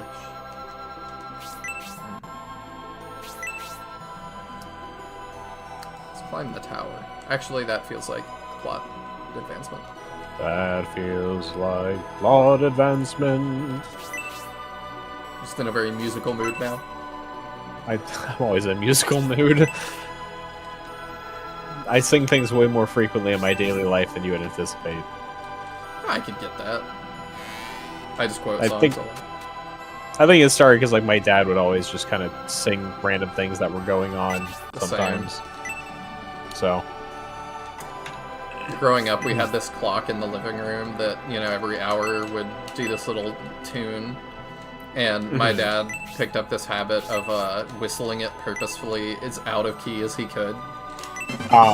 And it just drives my mom up the wall, so he just does it more. It's very funny.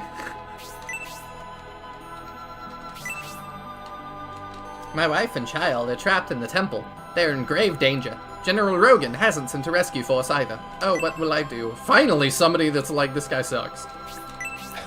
I'm starting to hate Rogan. Just because everybody loves him so much. That's the kind of person I am. I know, you're such a contrarian. I am. That's why. That's why you're going to bench Hedva, wink. That and I'm gonna get a tattoo chest piece of Wanendorf. He's gonna be like winking. It's gonna look like the Warner Bros. Thing when like Porky Pig pops out. You're like chest burster Dawnhort. There you go. Until the family heirloom. Until the Shining Force. Somebody said it. Until the Shining Force emerges to save Elbasim from crisis, protect it, and pass it down through the generations. What? Now I'm like leaning for. I'm invested. The candles and the whip. I keep that next to my book of ancient lore.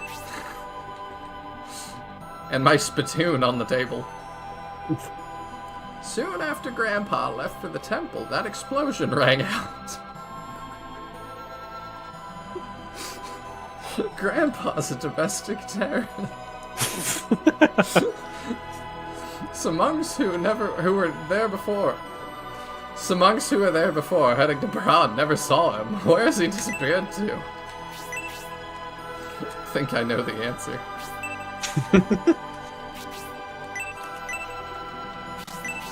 First mention of Shining Force halfway through the game, like 60 hours in. Yeah. But somebody finally said it. You would like to know Gracia's whereabouts? Asked by such a handsome Imperial Prince like yourself. A woman certainly feels weak, but I can't tell you.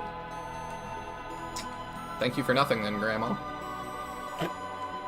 Is this the church? Yeah, okay. Their church looks a little different. If only Gracia would return, he and the staff of Besim would make short work of the evil ones. The godchild Gracia is the source of much chagrin for them. My Lord Elbasim, please answer me. Are there any of the Empire, other than General Rogan, who we can believe in? If only, man. The evil ones who landed on the island will no doubt soon attack Elbasim village. Oh, Elbasim, please protect us. I'm right here. Please forgive me for not bringing an offering to the temple today because of the Bolzone sect. We who follow the teachings of Elbasim were really shocked by the explosion in Elbasim Temple yesterday. Normally, Those who don't follow the teachings of Elbasim Yeah. were not shocked. That is what that felt like.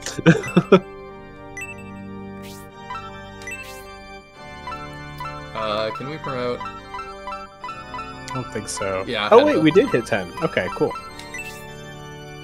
So she gets 4 HP, 3 defense, 3 attack. It's not great. The 5 MP is what is important, really. Yeah.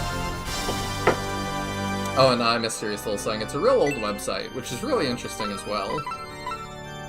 Because it And just- really, it's like it's being hosted at a new place than it used to be. There's some links that are broken because they still point to like the old URLs and weren't carried over.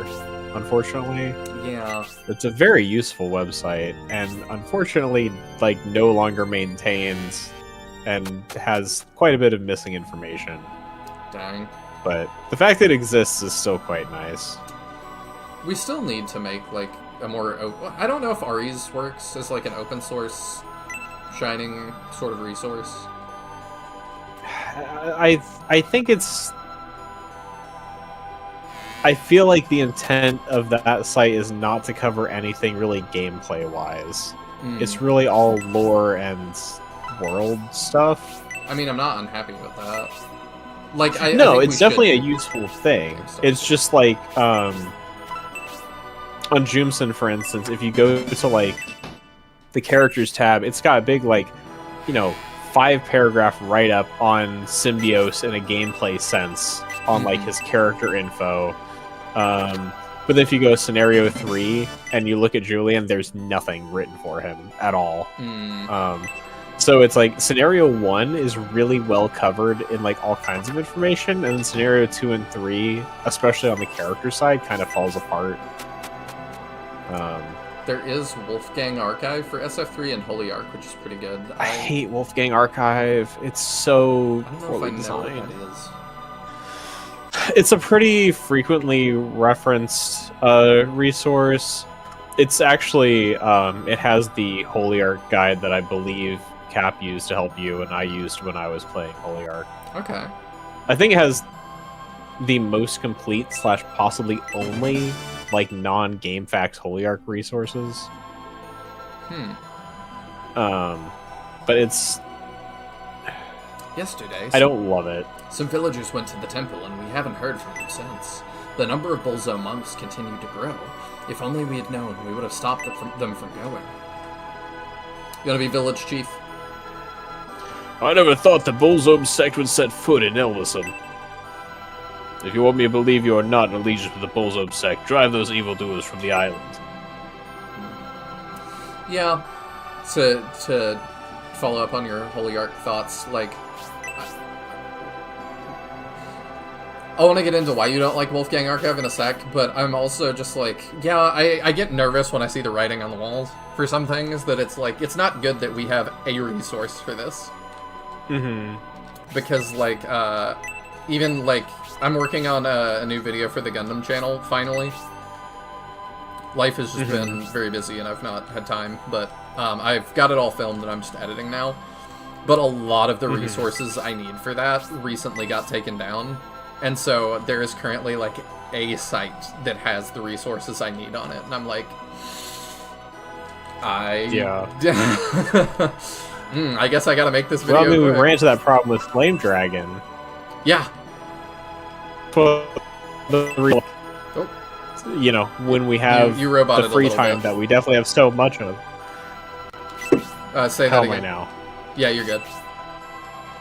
Okay, I've got a Unity build running in the background for work, so I think it just chugged my computer low. What was I saying? Oh, we saw that kind of with Flame Dragon while we were playing it, and it's part of why in our infinite free time, I feel like eventually making this resource for Flame Dragon would be really useful. It would. From translating the games themselves and making patches, but having a resource that won't just, disappear offline who knows when. Yeah. Yeah, I almost feel like we should just start, like, the SRPG wiki. Hmm.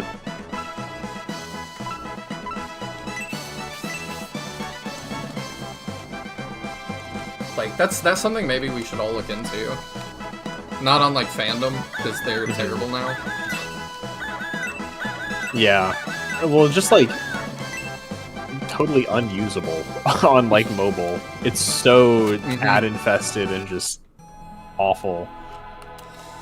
Yeah. Yeah, it really is. Alright, I think we're good to leave the town. Oh wait, did I find all the things I needed? There were 10 things to find. I don't know if I found 10 things or not. I'm not sure. We had a couple Mithrills. Is there anything that's, like, really significant? There's a dark matter. I didn't get that. There's a goddess tier, and there's a power wine. I got the power wine. Dark matter, is that Okay. inside, outside? Dark matter is outside. Is it random On wall the village entrance side of the village. Random wall or floor? It's not a random wall. It's not a random wall or floor. It is a type of object you don't frequently inspect. Okay, it's gotta be a tree. Excuse me, little boy, have you seen cursed metal? Oh, it also, the thing you have to search, it seems you have to search it from a specific side. Okay, if I search it and... You know, you know the drill. If I search it and it's like you're off-center or something, feel free to tell Yeah, me. I think it's the tree closest to village entrance, but you have to search it from the east side, I don't know what the direction. whichever side that is. Let me get out my compass. First, you have to manage to like look at the tree and not slide off it. Yeah. Let's think Strike Force 3. Wow. There it is. Okay. And then the goddess tier is a barrel in an interior. I think I found that. Okay. Then yeah, that's all the super notable stuff. Yeah. There's also like a potion and some coins, but I think I found those. I don't know if I found the potion. Okay. I found the coins. either way, you found the important stuff, so. Throw that to Grand Attack real quick. I don't know when we'll find a blacksmith to be able to use that stuff, but Oh, he is holding a potion, so I probably didn't find it. We'll throw that in too. Probably don't need to carry those around. Still, we're more in-gamey. Considering the last post on Jumi Sin was in 2006, I'm pretty sure the website was made before the translation patch was even a thing. Yeah, that could definitely hurt. oh yeah, it was made long before the translation patch. And I'm surprised by, like, the level of info we still don't have across language barriers. Because, like, even, like, you know, being into Gundam and stuff, Gundam is, I think, the 5th highest grossing media franchise there is. And it's sci-fi, and I'm like, surely somebody is autistic enough to catalog all this stuff. And the answer is really no.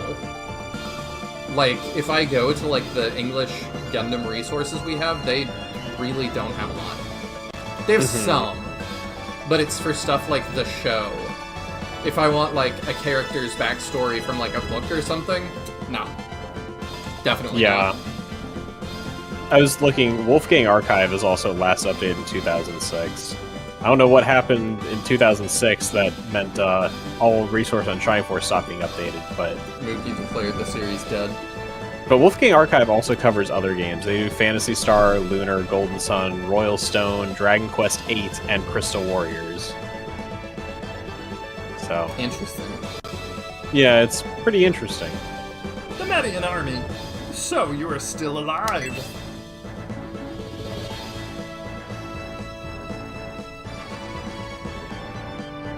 What?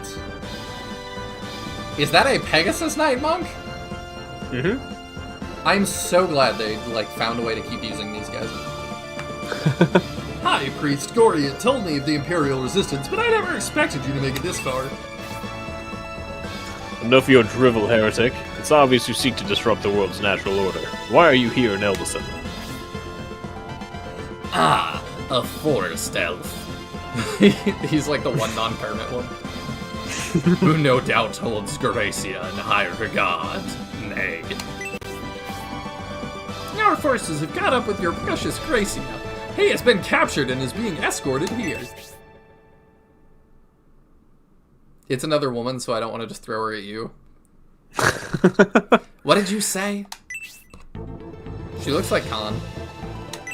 Oh yeah, I want the next character we recruit anyway, so Okay. you can definitely take her. Gracia has been by the Bolzome sect. I can't believe it. You're an Elbasim monk, aren't you? Leaving the temple is absolutely forbidden! You've chosen to leave the temple at your own peril!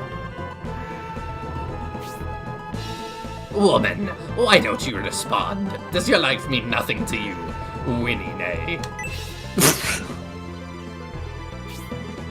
I have been so scared since the temple was occupied. Before I realized it, I had run away. I was just looking for safety. Don't make me laugh! Your mind and body have no doubt been strengthened by the harsh monk training. You would not succumb to your emotions so easily. I agree. Woman, you're hiding something. What is it? Tell us. If you don't, you will be put to death immediately, Nay.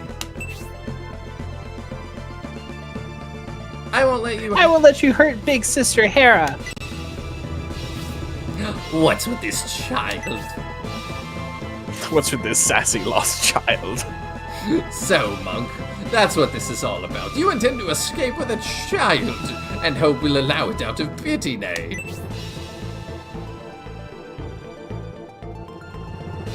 Oh, that's a lot of people. Lady Hera, it's no use. We've been caught. Let's return to the temple peacefully. What? Why is there a thief with them? No, there would be no peaceful return. These heretics have no respect for life or tears. If we don't escape, we will be killed. But we have children with us. We have no hope of escape. They weigh us down like sacks of potatoes with legs. I'm sorry. This is my fault. I heard Gracia was in danger and acted without thinking. We aren't soldiers. If we ask for forgiveness, surely they... Ha! They beg for mercy.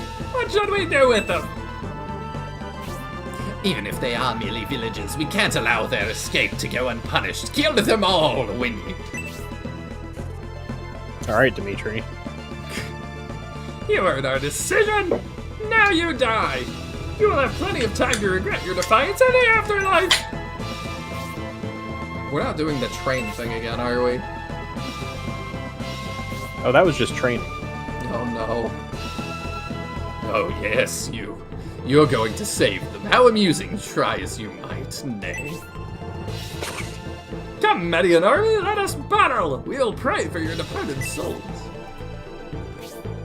But not for your ones that are still here.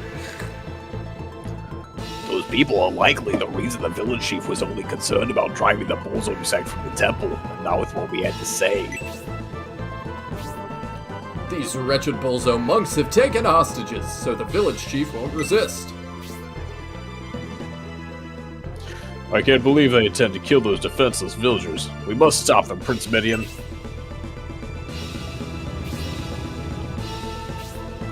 Prince Median, which path should I take? Should I distract the Bolzome forces? What does this mean? I'm asking whether I should distract the Bolzome forces. Do I want him to do this? So, what you choose here will change how his AI functions for this battle. Yeah, it's up to you. That's kind of what I figured, but I'm like, what? What is your opinion? Do I want him to do this? I don't know if I can give my opinion because I've read the guide's opinion. I can give you the guide's opinion. Okay. The guide's opinion is you should send him to help the villagers. So yes. Probably because having more bodies over there is useful in keeping them alive. Okay. So I would probably say yes. As you wish, please send some soldiers to cover me. I hope you can get all the villagers to safety. Because I'm like, if this is the train thing again, I don't want to deal with, like, a green unit, like, screwing it up. Yeah. Alright, I'm gonna run to the bathroom real fast, because I'm gonna have to, like, hype myself up for another train thing. You hype yourself up by going to the bathroom? You know what I mean. I just am gonna need to refocus. They're not green units. They What? weren't last time. Oh yeah. In the train map, they weren't. You controlled them. True. Dang. I forgot about that. Yep. I love that. Alright, I'll be right back.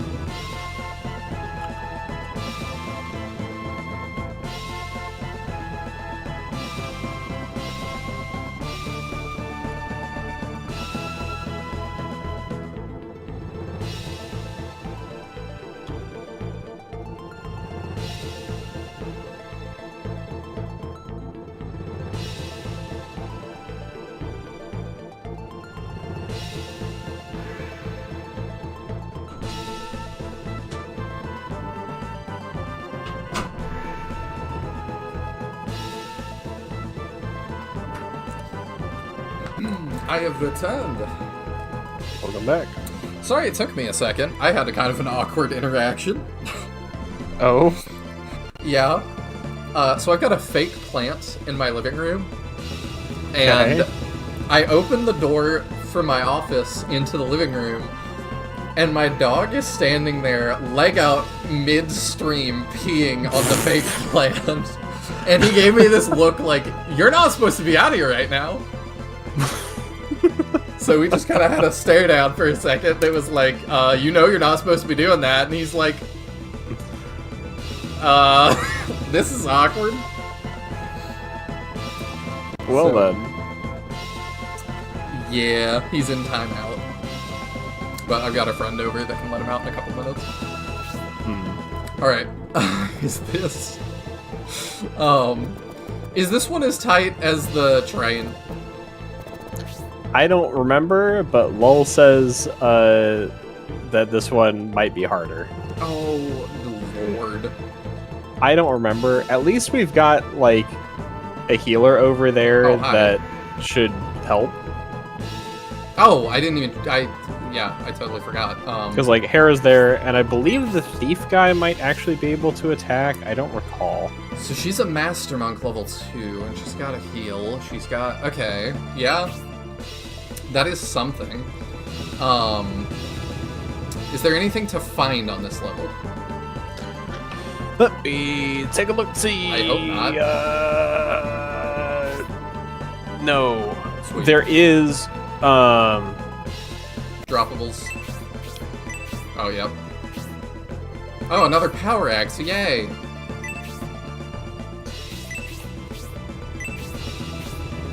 the most important, there is one villager who's more important than the others to save. We're gonna save all of them. Oh, wow, what is that? The thing that makes him important to save. That looks like a visor for Gaia from Flame Dragon Knights. And there is actually, I think, at the old man villager an item too. No, okay. Alright, we'll save. So we'll there save. is, well, there's a note. There is an item that you can get after the battle if you save a particular villager, but you can't get it if you save another villager. Oh. Okay. So I don't know how explicit you want me to be. You can just tell me, because we are gonna... Okay, if the old man lives, you get a power wine. If the thief lives and the old man lives, you don't get it. But if you save every villager, you get 10 experience. So if you save everyone, you get 10 experience. If you save the old man, not the thief, you get a power wine. I still want to try and save everybody. Okay. I just gotta decide which way. That I don't know. I'm not sure which way is best.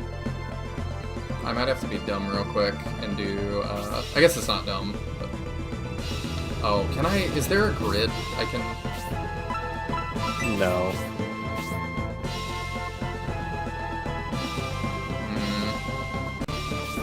Because, yeah, this is one of my few complaints, I feel like, with Shining Force 3, is that, like...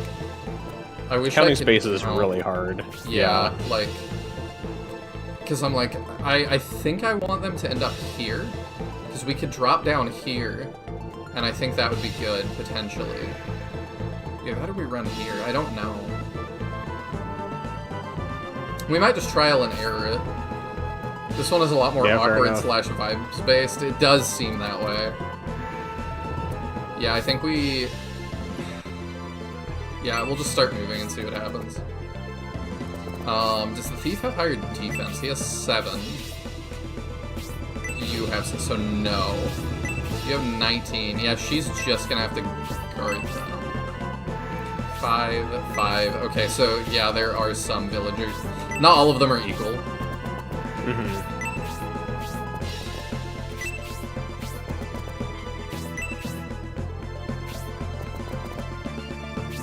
Okay.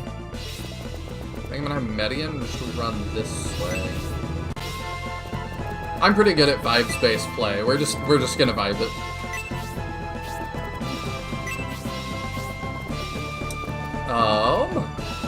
Let me see. I have a list of things for us to talk about as well, so let me check that real quick. Ah, yes. Another fun, I write down, like, just gaming things I think will be interesting to talk about throughout the week. I saw. Did you see the announcement from GameStop this past week? Not sure. They made their biggest payout they have ever made. No, I didn't see that.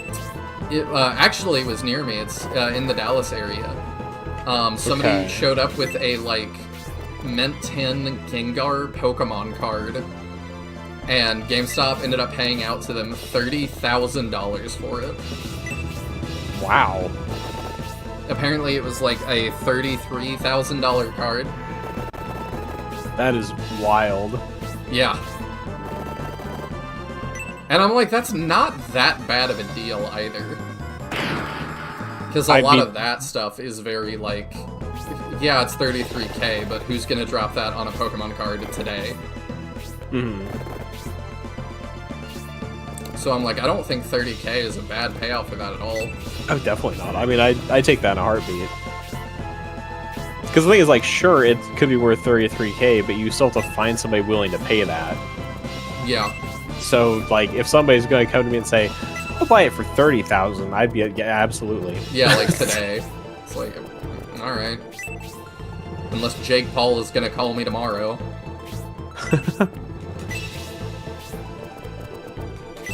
But I just thought that was really interesting. I don't normally see, hobby stuff that I would be into with price tags quite like that. They're higher than I would prefer right now, but not 30K. Pokemon card price tags have been wild for a while now. Yeah, they have. That's part, it's really driven the whole Pokemon card investing, scalping, whatever you want to call it. Investing. Well, that's how people treat know. it, basically. Yeah, I which watch is ridiculous to me, but I watch that show Financial Audit sometimes. I don't know if you've seen I've this. never heard of it. No. Oh, it's one of the top podcasts right now. Gotcha. I don't listen to podcasts. He basically just helps people with their finances. That's really it. I'm trying to decide how bad off we are. I appreciate they're Does not... she just have heal right now? I don't recall. She has heal too. Okay. And she also has a medical herb. So I'm like, I don't think I want to use that yet. But I'm trying to decide if I want to get fully out of range and hope they won't come for me, or do I Does that even get fully out of range of the Pegasus It does Knight? of everybody but the Pegasus guy. Or sorry, the Centaur guy. He's different. So I'm like, I could move out of this guy's range fully. I'm just curious if it's better to move over there or to move into the higher land effect so she takes the hit from the guy who's up on her better. Because the darker grass has 30% land effect, while the lighter grass is 15. Well, I don't want him to run by and get the thief. And I don't know if he'll do that. I'm Well, like, how much attack does he have? Does the thief live a hit if he takes one? I think he does, but I just want to give them more distance if I can. And I think if I stand here or here... If I stand here, I don't think he can reach, because this is going to be 2 tiles of land effect. I think. We'll highlight his movement range and see if he... See, that's 2 tiles. And if I stand here, he has to take the 2 tiles. But I could also alternatively go down here and then just get out of range of this dude. His Hard to say. His move right now is that. So I'm like, he makes it by 1. So if I make him take another land effect... He makes it by 1? Or, yeah, I think he exactly makes it. Gotcha. Because if he had another move, he could go here. It yeah. gets sucked to them. But, Yeah. But yeah, so if he's 1 off if I do that. Okay. I mean, if you think that's the play, then go for it. I don't know, maybe we just go here. The main thing is, I know Shining Force 3 has that weird diagonal movement math, so I don't actually know whether moving that far would be counted as going through the 2 tiles, or if you're standing on the land effect tile, it would count him as diagonaling. Okay. So you would want to stand in the non-land effect tile to force him through it. We'll do this. We'll do this. Oh, yeah. I feel like that's a little more reliable, just because I don't really know how the diagonal math works, how it would count that. Then I'm just gonna have to move my full range every turn, I think. Oh, I didn't even finish my thought though for Financial Audit. I was watching this. I just saw the clip. I haven't watched the episode yet. I don't know if I will. It's not like I watch all of them. There's too many. But He had this couple on the other day that was like, he just helps people that are in a lot of debt. Oh, his face is weirdly high detailed. Yeah, it's strange. Oh, I was not ready for that. Or that. That's not good.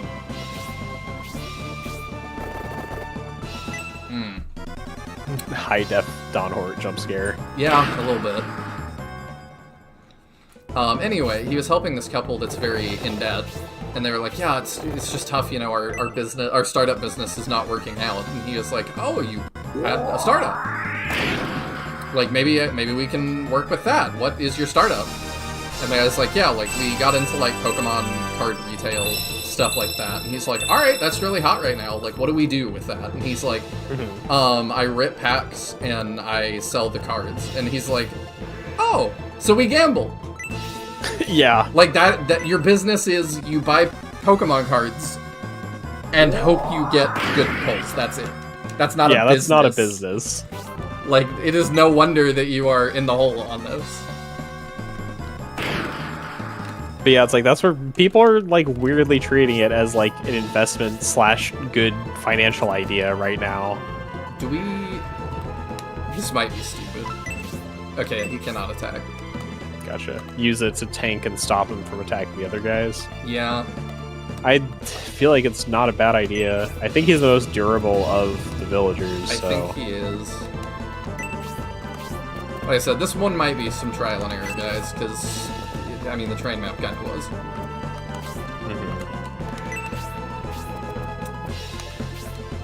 Nice 6 HP, kid. Maybe Hedva could, like, bait that guy? What is his range right now?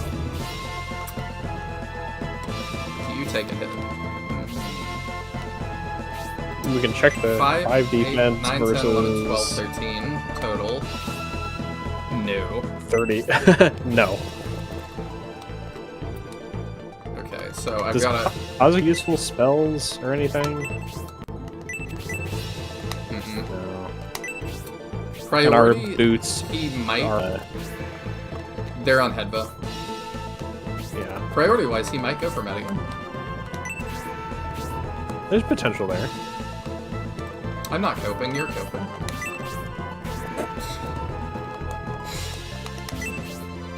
I'm just ignoring them and, like, moving. I think I might want to just stay here.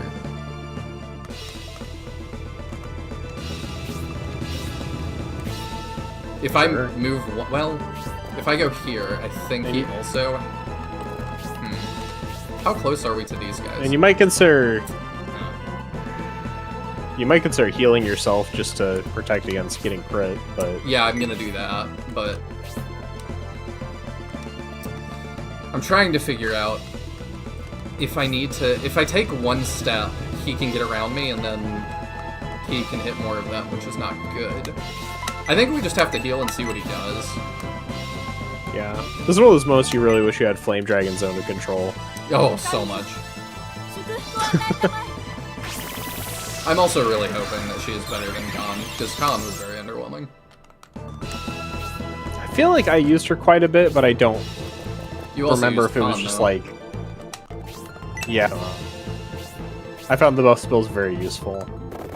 Okay, Campbell can run up on him, and I appreciate that, but do I want him to? I feel like he might go for Hedva if I give him the opportunity. Campbell will probably not one-shot him.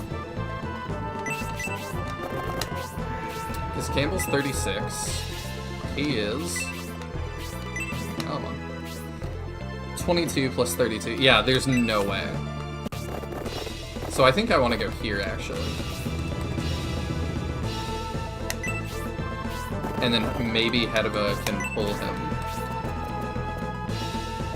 Because Hedva seems to have really high priority. So, oh, Julian does too. Hera's not the greatest. I appreciated Hera's defensive spells. I found the defensive buffs are really useful in FF3. A second healer would be really nice, I guess. I guess, like, Khan was just more underwhelming, because I feel like I already had a couple. That, I think, was not... That was pretty ideal for him. Okay. Hazuki sucking up attacks. So the thief has to live, and we're Ryuji. Do you live? No. Dang it.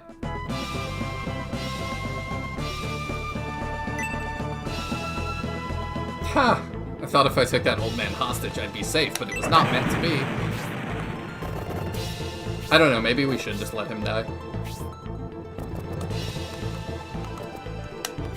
What do you think? I mean, I don't feel like we're that hard up for 10 experience. It's more about the plot of it. But does it really matter plot-wise? I mean, if you want to talk about the plot of it, he was clearly in for nefarious deeds. Oh yeah. I'm just saying, like, the world building, like, it would be fun too. No, so. I don't think it has a lasting effect or anything. Okay.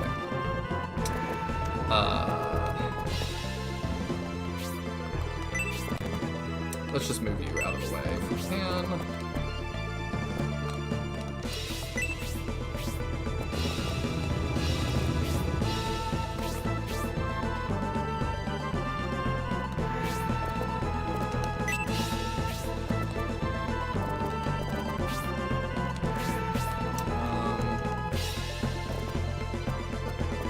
I don't love all of our options here. We'll do what we can do. Khan's heals are also the weakest by far out of any character, since Cesti don't really increase magic power. I don't know what that means. Sestai are the weapons he used, Oh, okay. and they don't have magic scaling. Yeah, let's try and get rid of this guy. I see, that makes sense. Yeah, he kind of feels like Gong a little bit. He's very Gong-like. I don't really care. Ah, the one. Now here's my 1 point of attack. Yup. I really wouldn't sweat this one too much. Okay, that's good to know. I will block here with here through Yudo, I think. Can you go out and get that? Yeah, you can. Cool. And then they should be able to retreat better.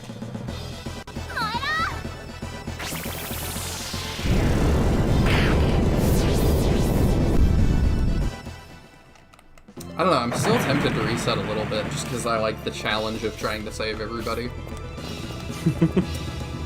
See how hard it is and stuff. Okay, if I don't block this guy, he can't really reach anybody. Especially if I, like, stand here. So, we'll do that. Yeah, this was easier than the train, I think. We didn't save everybody, though. I don't know, I feel like Pansy. I kind of want to do it. Let's do it. Can we just egress? I think you should be able to just egress. Okay. Then you can save it. You can always state and then egress just in case. True. We'll do that. You can also see if she does... Oh, she does kind of do some damage. Okay. Yeah, she's not bad. Alright, I pass to get to egress character. Oh wait, actually, no, you save... Just in case, save him real quick, then I can fast forward. Landendorf was gonna die, if not.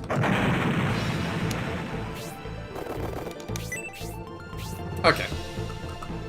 Command... I don't remember if we saved before we grabbed all the stuff, though, also. So that's... Not sure. Kind of a pain. But... Oh wait, no, I don't need to reload, I just need to egress, I'm done. Oh yeah, I forgot he got bolt.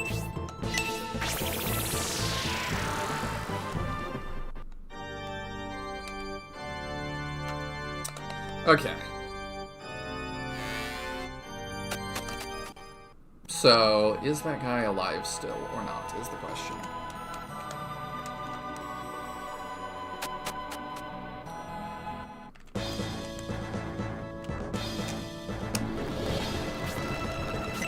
Oops, I said no.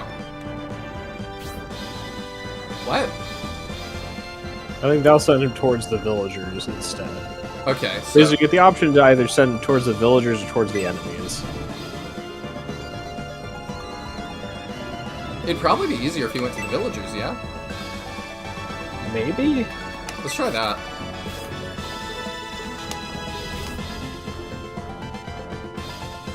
I feel like that's better. I'm really not sure. Depending on how he moves. But it's cool to check. Mm-hmm. Okay, so you move your full move. I definitely think down is the way. Because if we went this way... I don't know how we would stop that knight. Over here, there's, like, more terrain and more walls to use. Mm-hmm.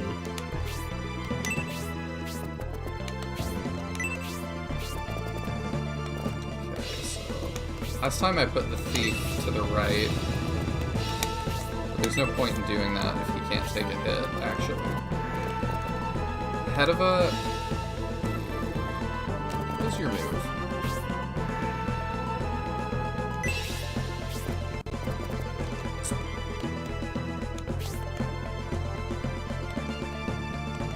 I guess we can send it that way. I just need to send everybody on, like, the least path of resistance. Bolt? Who got Bolt? All I saw is Spark. I do a little bit wish those were uniform across all the games. I sent him this way last time, and he was helpful. I don't know if you care that. Do you care, Teodrian, that they're, like, not super uniform?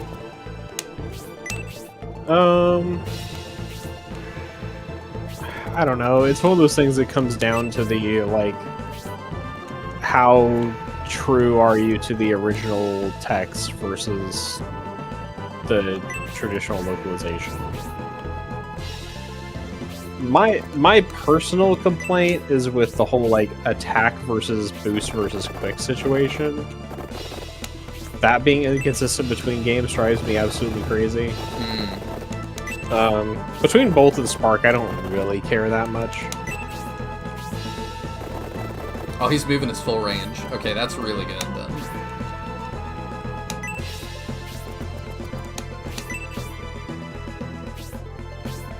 I don't know, I wish it was like a little bit more uniform. Come on!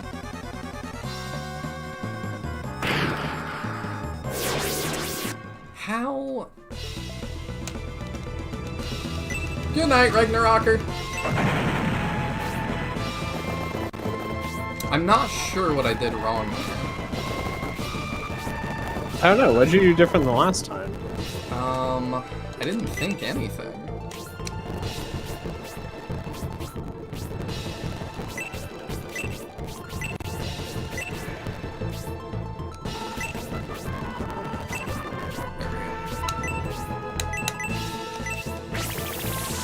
Maybe I was like one space off.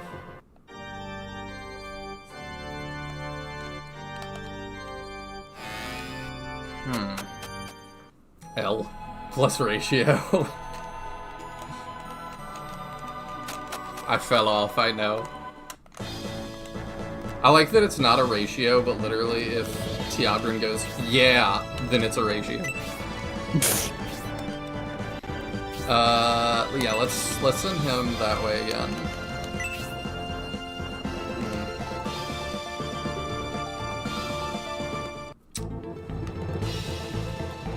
Plus dead fifth? I don't even know what that means. No idea on that one. I could send the thief this way. Is that better? We can try it.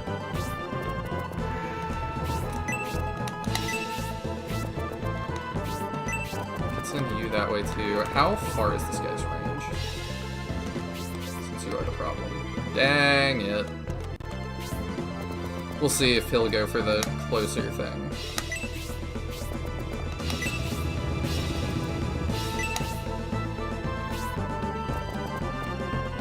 Oh, dead thief, I guess. But brain rotted? Okay. I'm sorry, I'm not fully up to date on all my brain rot. I must be on TikTok more.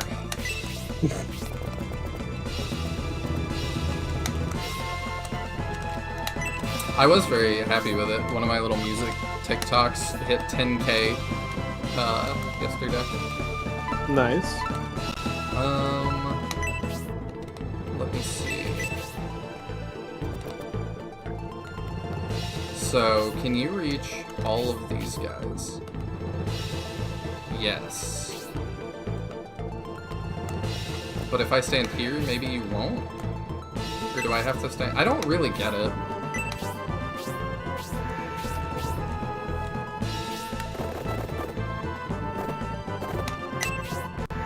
A little bit of zoomer energy slip through, that's always fine. I need the zoomer energy, it keeps me feeling young.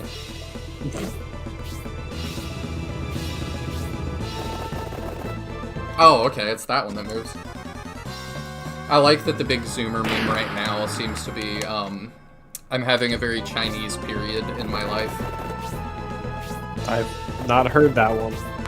Yeah, it's like I woke up in my Chinese era.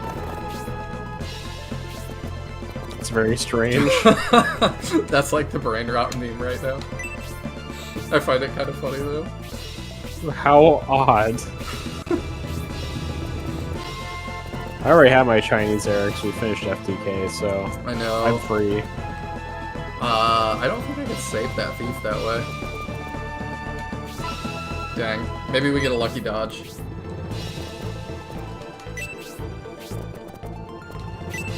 I don't really know what to do with him if that doesn't work, though. Plus 100 social credits. I keep seeing posts saying they don't actually have a social credit system, and I have no idea if it's propaganda or if it's just real. With China, like, I kind of have that with, like, everything. Because I'm sure we have propaganda about them the way they do about us, but I'm just like, I really, like, I don't know, maybe that's telling too, that it's like, I can't get on the Chinese side of the internet to really discern that very well. Alright, so if I stand here, that was the most likely way to save them.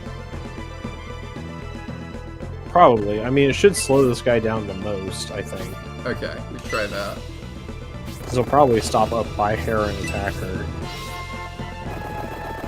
Where are you going? Did he forget?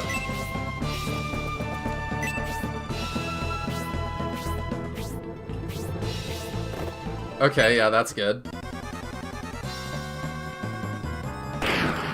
And we take more, but that's fine.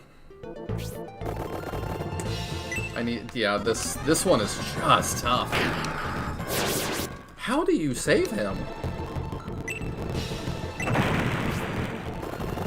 I'm not sure.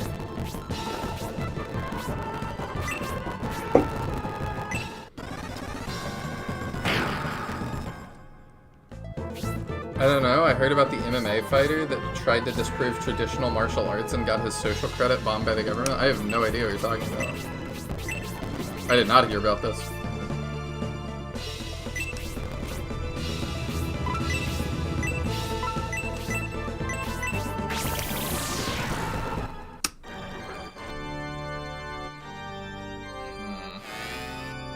I'm trying to, like, brainstorm. Does the agility, like, does it lead to them having the same turn order all the time? Because I still don't know how I got the thief down that first time. I'm not sure how... Oh, I'm now Randall's thinking we should send him the other way. He was not helping. Yeah, he just doesn't really get there in time to do anything. If I say no 3 times, it seems like he goes that way. Because he was just, like, going off out here, and it's like, what are you gonna... I don't need you to kill that guy. That guy is not the problem.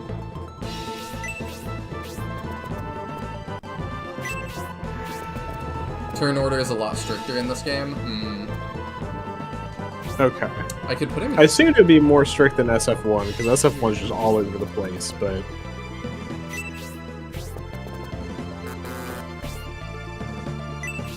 Okay, I think that will work.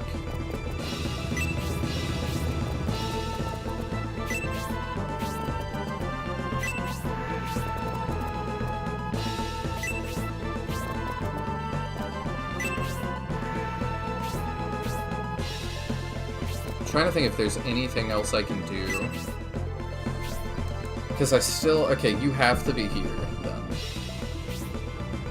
And we've got that thief protected, I think. I might state through this a little bit, just so I'm not redoing the same bit. Yeah, and see, this way he doesn't even move his full range.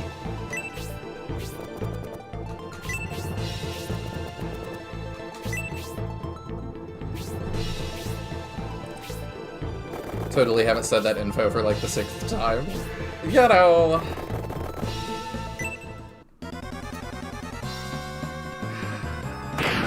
Let's see. What if she stands and fights that guy?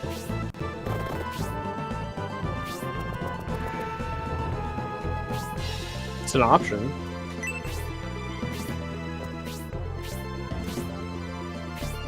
Yeah, I'm wondering what happens if we make our stand right here. These guys, like, file back into the forest, maybe? Okay, I think I state here. Save state options. Save. Cool. Because I'm like, if we try and, like, get... I don't know. If we try and, like, just put as much land effect between us and them as possible, maybe that's what we do. Ooh. But then this guy becomes a problem, but... Well, no. Maybe. I don't know. Maybe that's why he's going wrong? Let's try. There's a Chinese MMA fighter who wanted to prove that traditional martial arts aren't actually good at making you better at protecting yourself, and he actually beat a bunch of masters. And at one point he was only allowed to fight one while wearing the Chinese equivalent of clown makeup. Weird. That is very strange.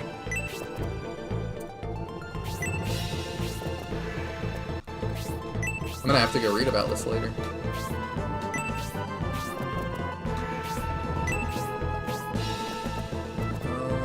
Yeah, you do that. Hedva, I still think, is a good candidate to go fight that stuff. She's gotta run this way, because we've got to get the one that's coming over the pass. Maybe your Yudo can slow this one down, and then I don't know who's gonna go get that last one. There's a super eye patch wolf video about. I've never heard of that person in my life. No, I've heard of that. Hey, good start. It would be interesting if she crit more, like, because she's defending people. I don't think they would actually do that. No, that's too. That's it sounds very Fire Emblem-y, but I don't know. Has Fire Emblem done that? Not exactly, but there is I guess I'm not sure if that's only in modding or if there's a real. Let me see. Oh. I'm over here just like soy facing a bunch. Why are you running? That was a really good exchange for us. I don't know if she can have a better exchange than that. In a sense, paladins and fates get, with the skill defender get +1 to all stats when you're the lead unit in a guard stance. But that's okay. That's not quite. It's a bonus for protecting people. Yeah, I guess. It's not quite what I meant. It's not quite the same, but like I'm just saying, it's in the vein of something I could see becoming a skill in Fire Emblem. Yeah. Not that there is a skill that is the equivalent currently. I meant more like a plot thing. Ryoma's defending you. He gets plus 18 crit or something. I mean, Fates also did a number of things where stuff happened because of situations, so I could see such a thing happening. He'll only defend you, though, for 25 turns. 25 turns. And then you're on your own, buddy. I don't know. Okay. I just need a Fire Emblem to do the Metal Gear Rising thing and be like, your main character is emotionally compromised and is just fighting worse this map. They did that?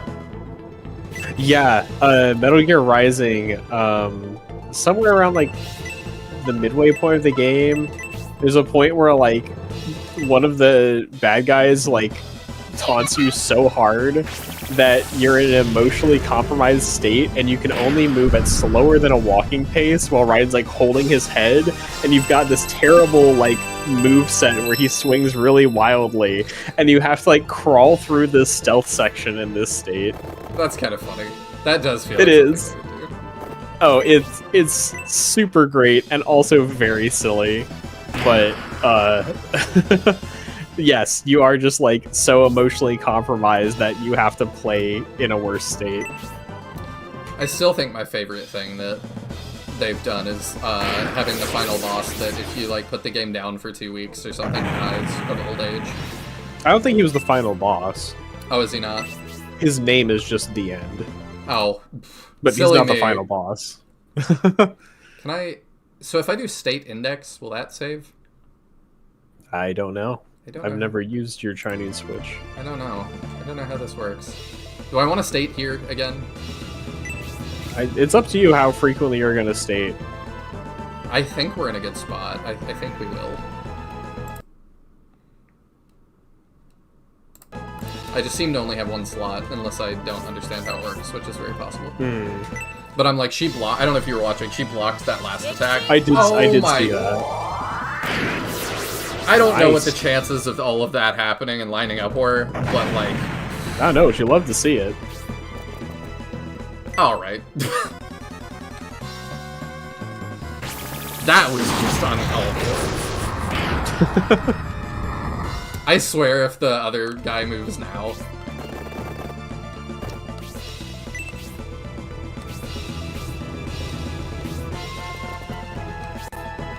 Can't you just press F1 and save from the quick menu?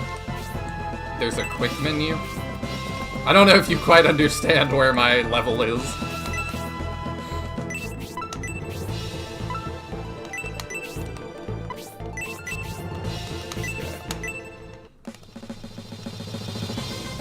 I appreciate the level of faith y'all have in me. Unless it's a Chinese DOS game. I don't know much. Or PC 88, whatever that was. That's not ideal. Yeah, I did figure he would just go for Hazuki. I might be using that flavor of Switch. I don't know why you're laughing. I've never licked the Switch. I wouldn't be able to tell the difference between the flavors. You never tasted the cartridge? No. I know a lot of people did after they talked about them tasting terrible, but I'm not that susceptible to peer pressure. Ty, I'm starting to see some flaws become apparent at this point. Yeah? A little bit. I mean, you've got some land effect. Maybe the thief lives a hit. How far does the centaur get deep enough to, like, hit that far guy, for instance? Hard to say. It looks like he can only hit that row. Yeah, he can't. It's like, if we could make him attack the thief on a 30%... Well, how much defense does the thief have? Not a lot. 7? Yeah. The knight's got 30 attack. That's 23 minus 30%. 23 times 0.7. Nope, he dies. Just barely. He takes 16 damage.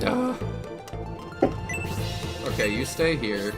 Yeah, I don't know, Chief. Can you hit that? Yeah, you should can. Okay, you gotta go here. You gotta go up here. I don't know what's gonna happen. We'll see. Yeah, the child just can't get out of the way.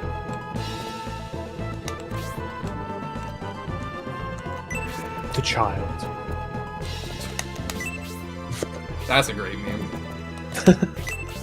That one just like lives in my head rent free for the rest of the time. Oh, same. Okay, so we can head him off at that pass. I need you to run, and maybe she has higher priority. Or we stun. We freeze.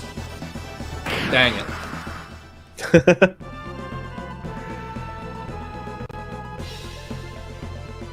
Bullsome Knight appears. Oh, that's not good. Does Hera need to live? I don't think so. I don't think it's important that she lives. Okay, well then that. Oh, nope, she does need to live. If you want her, that is. Yeah, I do. I think she needs to stay standing here. Good thing I looked that up. Don't. Yet another character you could miss if you were doing only mandatory characters. You think she needs to stay standing here? I kind of do. I mean, I kind of feel like one of the villagers is dying no matter what anyway, so I feel like it's kind of a moot point, but 23 probably... into 19 plus 30. Okay, she doesn't take a whole lot from that guy. No, she's, like, It's just the got decent start. stats. If he hit me with Confuse and I Well, murdered what's them her myself, electric resistance? Does she have any electric resistance? 5. A little bit. I mean, I think she'll live taking both of those things. Obviously, the spark will hurt, but she should live it. You could move forwards and attack, and you'd still effectively block them. I'm gonna die. Like it. Huh? I'm gonna die. Oh yeah, you need heal. Never mind. Yeah. Nope. Heal. Don't attack. Whatever you do. Which you probably is going to get stuck in a healing loop. Well, here. not for long. The mage doesn't have a lot of MP. No. Oh, well, there's another one coming, Oh. so... Yeah, no, she's going to be in trouble. Maybe we dodge. The undodgeable. No, you can't dodge Spark. Yeah, Alright, does but a now lot. he's out. And he is going to be in the way. Which is something. Thank you. That helps. Definitely. Because everything we're doing is kind of just running, but then, yeah, they can kind of get left.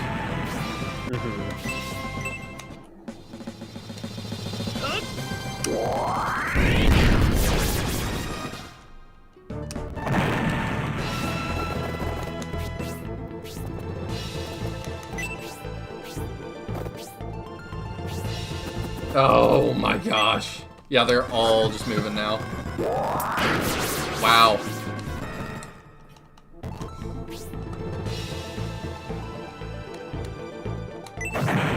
Okay. So we gotta go back. She has to move back. I wonder if she retains experience between attempts. I don't... Oh, that's a good question. Does she have experience? Because we failed once, right? Or, well, we've done stuff this battle, so Yeah. I'm not really sure. I don't think she's maintaining it.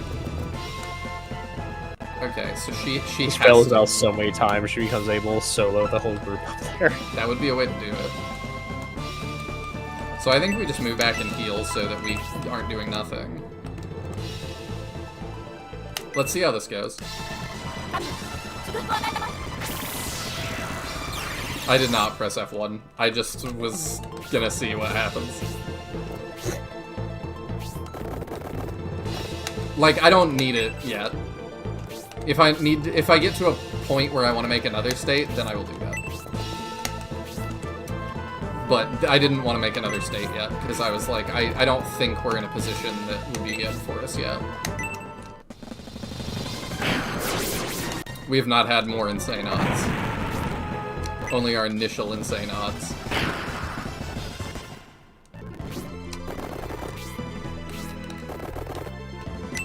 Yeah, he did that last time.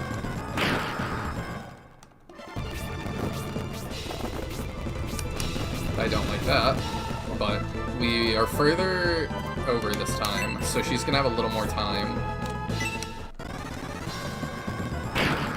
And And then I think maybe rather than Julian fighting that guy, he just needs to keep running.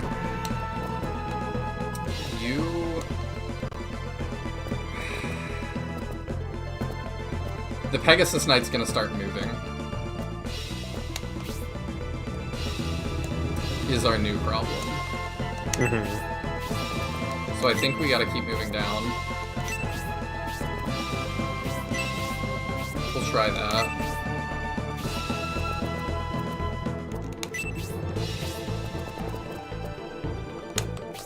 If we freeze or something, that's gonna be another state.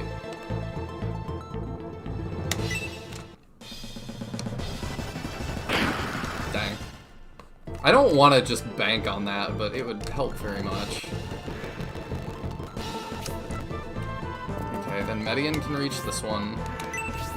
And I think he's got high enough priority that he pulls.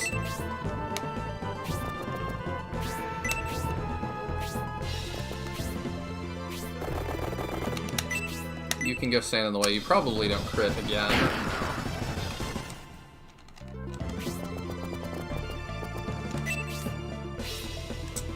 What to do with you?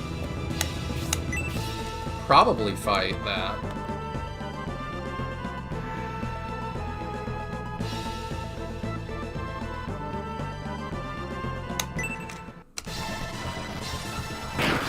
Dang. Yeah, we double crit him last time.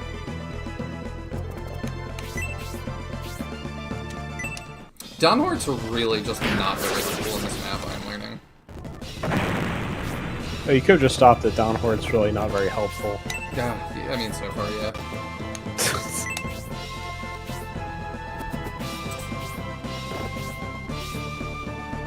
Okay, well.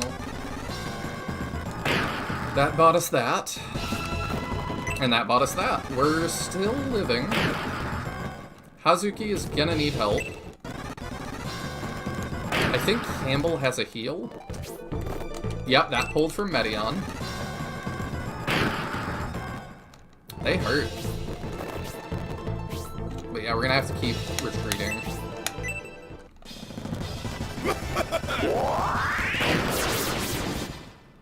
That's not his voice, he was just coughing.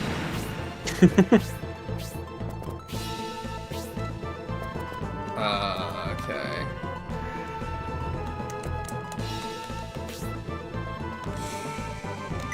Maybe we stayed here?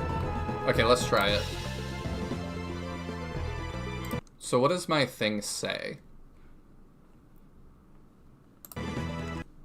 Oh.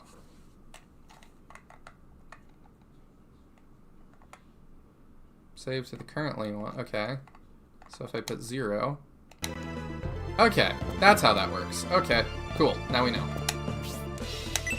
Ignore the man behind the curtain. Ignore what you have seen. I love you, Sega. If you let me pay more money for this, I will pay money for this.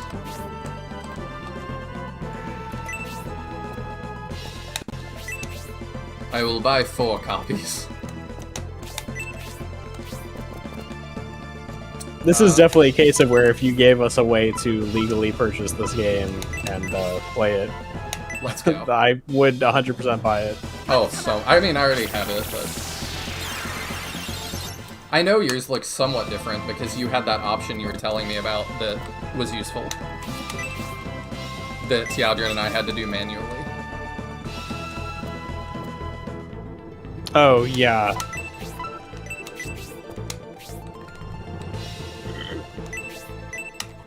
We keep trying to freeze him.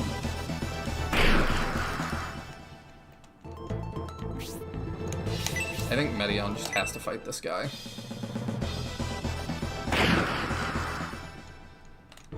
And then she's gonna have to keep pulling back as well. Campbell is almost there. Both the Steam and the downloadable version I have are completely different. It's interesting. I mean, I don't love the one that I am using.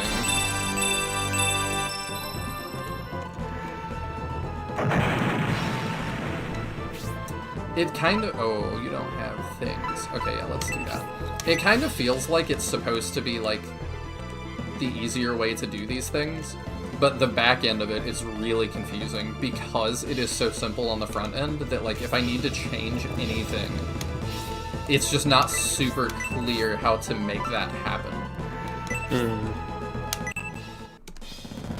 Let's do that, and then we can maybe have David block a little bit too. I don't care if anybody dies, I just need Hera to not die. Do you think he reaches me now? Yes. Is that the Pegasus? The question is whether we think he actually comes out deep like that as the boss. I feel like he's unlikely to overextend that far. Boop, boop. Boop. Boop. Okay. So we fight with her this turn, you think? Mm-hmm. We kill that if we do, I think. I feel like that's the play personally. Nice. About to level and she's... I don't think anybody else can get to her, and I don't think the Pegasus is going to come out that far. I feel like he's going to hang out by the temple. I don't know, even if he does, I'm like, that might not be the worst thing. We could kill him and end it. Yeah, his attack isn't significantly higher than Knight's, I don't think. Here he comes. Wow. I'm surprised. Alright, so she's gonna have to heal. I also like Dawnhor just chilling, hanging on his own, doing literally nothing useful. Yeah. I'm trying to go to bat for him. Medion is gonna need to heal. I don't know if he can handle that guy. SF3 on Steam Deck sounds amazing. It really does. This would be a great game to be able to just, like, lay in bed and play. Mm-hmm.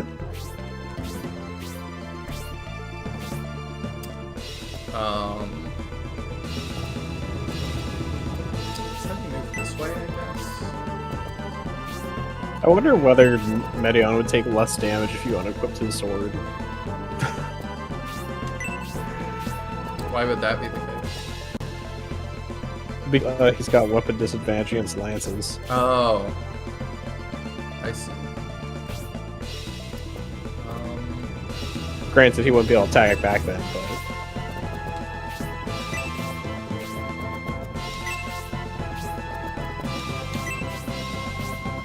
It is amazing, thank you for noticing.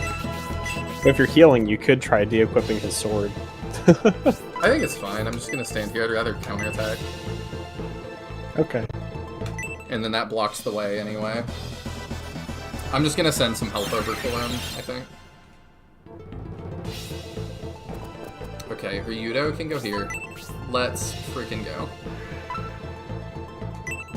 I can't reach, but I can do that. And that.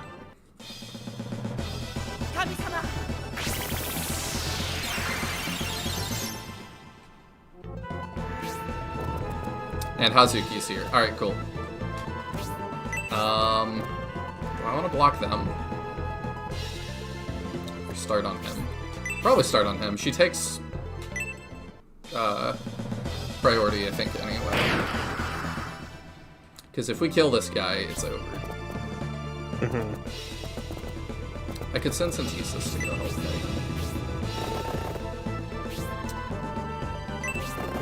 Do I go all in, or do I go for that guy? Wish we had a engage override here if just run down that line. Oh, it would be great. Don't make me misengage, that's rude. I misengage pretty frequently.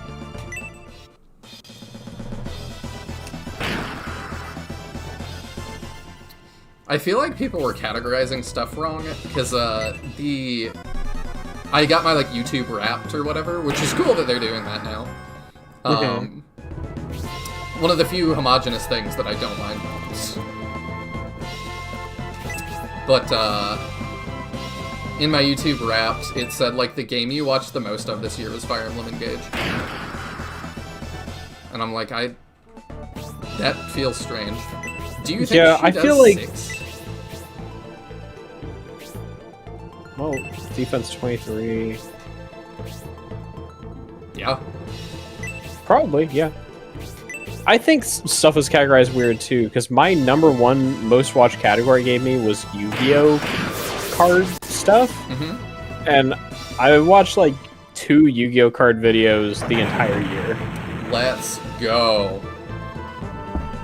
She punched so hard she blew up like 20 dudes. Already better than Khan. You are an Imperial army, and yet you battle against Bolzone. Please tell me why. Can I trust you? There, it's me, David. David! I'm glad you came to help us, but what are you doing with this Imperial army? Prince Medion, the leader of this army, is a good friend of General Rogan. He's a good man who can be trusted. If David trusts you, I trust him. That's literally never backfired. A man named David has never done anything wrong. Do you know what I'm referencing? No.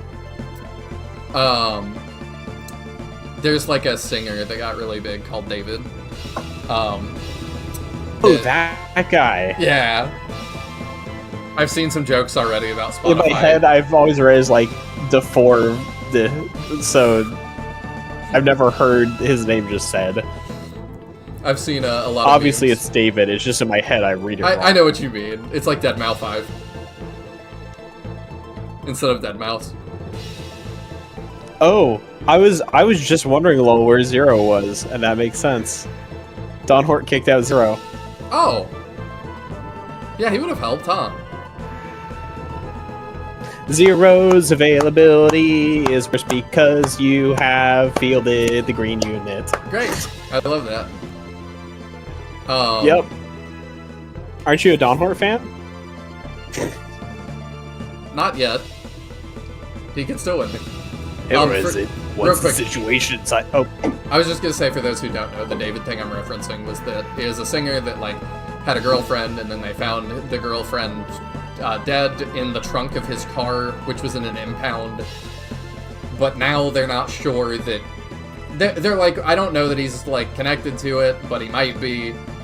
But it was his car, and she I mean, may or may from not what have I've been heard, it underage. became. They don't know. Underage at She one point. was. She was. Okay. And the evidence has been pointing more towards that he did do it, not away from it. I don't know, because they said he was a suspect, and now they've said he's not a suspect, but that also, like, this is something I talked to, like, lawyer friends about, and they're like, that doesn't mean, like, they're not looking at him and that he didn't do it. It might just mean they are chilling to gather evidence, and, like, they don't want him to freak out so much. I don't know. It could be a lot of as things. of 2 days ago, this news article says he remains a suspect. Oh, okay. I'm not up to date then. Like, I've seen a few, like, things as this case has been going on, and none of it has been moving towards him not being a suspect. I've only seen one thing that was like, they don't think he's a suspect right now. But then, yeah, I don't know. But it's all very weird. It's just a very strange situation. But I was seeing a lot of memes today, too, for, like, Apple Music and Spotify Wrapped that was like, you know, your top artist, and the guy is like, no, I didn't know I couldn't fix it in time. It's like, your most listened to artist of the year is David. No! Yeah, and she was 14, so she was definitely a minor. I see. And she was 12 when they started hanging out. Yeah, but the problem is, like, I think her name is Celeste, and, like, people think that he had a girlfriend also named Celeste that looks like her that was also older. So it was like, this is really weird. That sounds like too much of a coincidence. They definitely know there's two women, both named Celeste, that look similar. That, like, were around him or something. It was very weird. And I don't know that it's fully a coincidence. Like, I don't know that that's their birth names, and I don't know that... If he has a thing for a specific type of girl that, like, looks a certain way, it's not totally inconceivable that they would look similar, I don't know. But also his music, like, it could be coincident. I'm saying a lot of things for, like, legal, you know, don't sue me for defamation, but it's also that, like, his top song, I think, was, like, Romantic Homicide, and then one of the music videos depicts a girl being, I think like, one of her limbs is cut off, and then she's stabbed with, like, a katana in, like, an anime music video. And the girl happens to look like both of these women. And so it's like, I don't know, it's just a lot of small things that you know, individually you're like, that's not that weird, but when you put them all together, you're like, you look a little bit sus there. Anyway, dialogue. Here is it. What's the situation inside the temple? What has become of the other monks? Some were killed during the battle, while others were captured. Elbasam Temple looked as if it would be destroyed, so I sought to at least ensure the villagers' escape. We came to Elbasam to help Gracia. Please rest assured we will defeat these enemies of Elbasam. Thank you. If you would allow me, I would like to join you. Hera the Master Monk joins the force! Those heretics are planning to take the staff of Besson. We must stop them when they arrive with Gracia. Okay, so are we taking over the temple to wage like an offensive? Yeah. Oh! That's good. The Median army gains 50 XP. I thought it was 10. Hey, Zero can promote. David level. Oh, that's it. I thought more people would level. It appears all the Bullseye forces have been defeated. I was becoming concerned about our chances. Reinforcements continued to appear from within the temple, but there weren't that many after all. Yeah, okay. Don't be fooled. It felt like a lot in the moment. Then they may advance again. It's possible they're lying in wait inside the temple. The Bullsome sect has proven to be a cunning adversary. We must consider our next move carefully. Any suggestions? 10 for each refugee? Ah, okay. Since their allies outside the temple have just been defeated, they likely have not had time to prepare for another advance. We should take advantage of this opportunity and attack. Sir Donhorn makes a good point. Will you follow his suggestion and lead the army into the temple? Is this a real choice? I think it just is whether or not you like go straight in or go back to town to.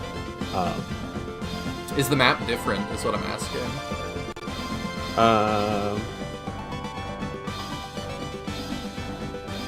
Actually, you need to go back to get a character, I think. Oh, Yeah, you need to go back. okay.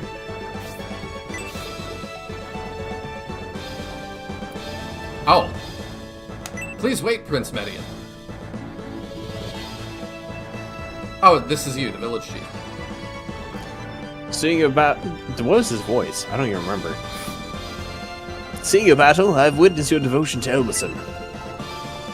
Not only did you defeat the Bullsome cultists, but you saved every villager. I do not have enough words to express my gratitude. You should still have some time before they arrive with Gracia. Please return to the village. I have something important to ask of you. Okay, so that feels like maybe not a real choice to begin with. Do you wish to hear what the... I guess it is. Yes, I want to hear that. Yeah, it is an actual choice. Okay. I think that wouldn't have happened if you hadn't saved particular people / everybody, so... You've proven the Bullsome sect is your enemy. The people of Elbasam are impressed by your courage and strength. Thank you for coming to our aid. Do you want to hear about yesterday's attack? Oh, now you'll talk to me. Thunder was coming from the temple. Then pillars of light shot to the sky. That's when there was an explosion. The temple cores took a lot of damage. Those are the parts that emit Elbasam's power. What if I say no? Some people are saying the temple explosion happened because the Elbasam statue was destroyed. With the largest receiver of the temple's power destroyed, the energy had nowhere to go. I was right. There is honesty in your eyes. If you were in cahoots with the Bullsome sect, there's no way your eyes would shine as they do as you stab them in the back. I thought the Rogan army was the only Imperial army we could trust, but we've come to trust the Median army as well. You have questions, don't you? Feel free to ask anyone in the village. I can't believe those Bullsome monks went after villagers. All we could do was pray for their escape. Gracie has been captured by these monks and is being escorted back here. Could it be true? The Belgium sect, they played dirty. They took some villagers hostage, so there was nothing we could do. The people who were around the temple were really scary. The world outside our island must be really frightening. Told you, there's all these foreigners, and they're very scared. Alright, Gort. Is that what he talks about in Resurrection? He says, don't trust anybody from outside the city. Thieves and murderers, a lot of them. You don't remember that? I don't. I always remember that. That's what he says if you talk to him before going to Battle 1. Talks about everybody outside Guardia being thieves and murderers. Gort and Yogurt were both just sitting out there. You didn't find the body under the woodpile. I believe that's you. Oh, is it? This is a different guy than the one who went and talked. Yeah. I've been waiting for you, Prince Midion. Your army was very brave in battle. I didn't know you knew the ways of mitosis. To me, it just looks so threatening. The posse just spreading out. Like, you want to go, bro? I'm sorry I didn't trust your story when you arrived. I hope you can forgive me.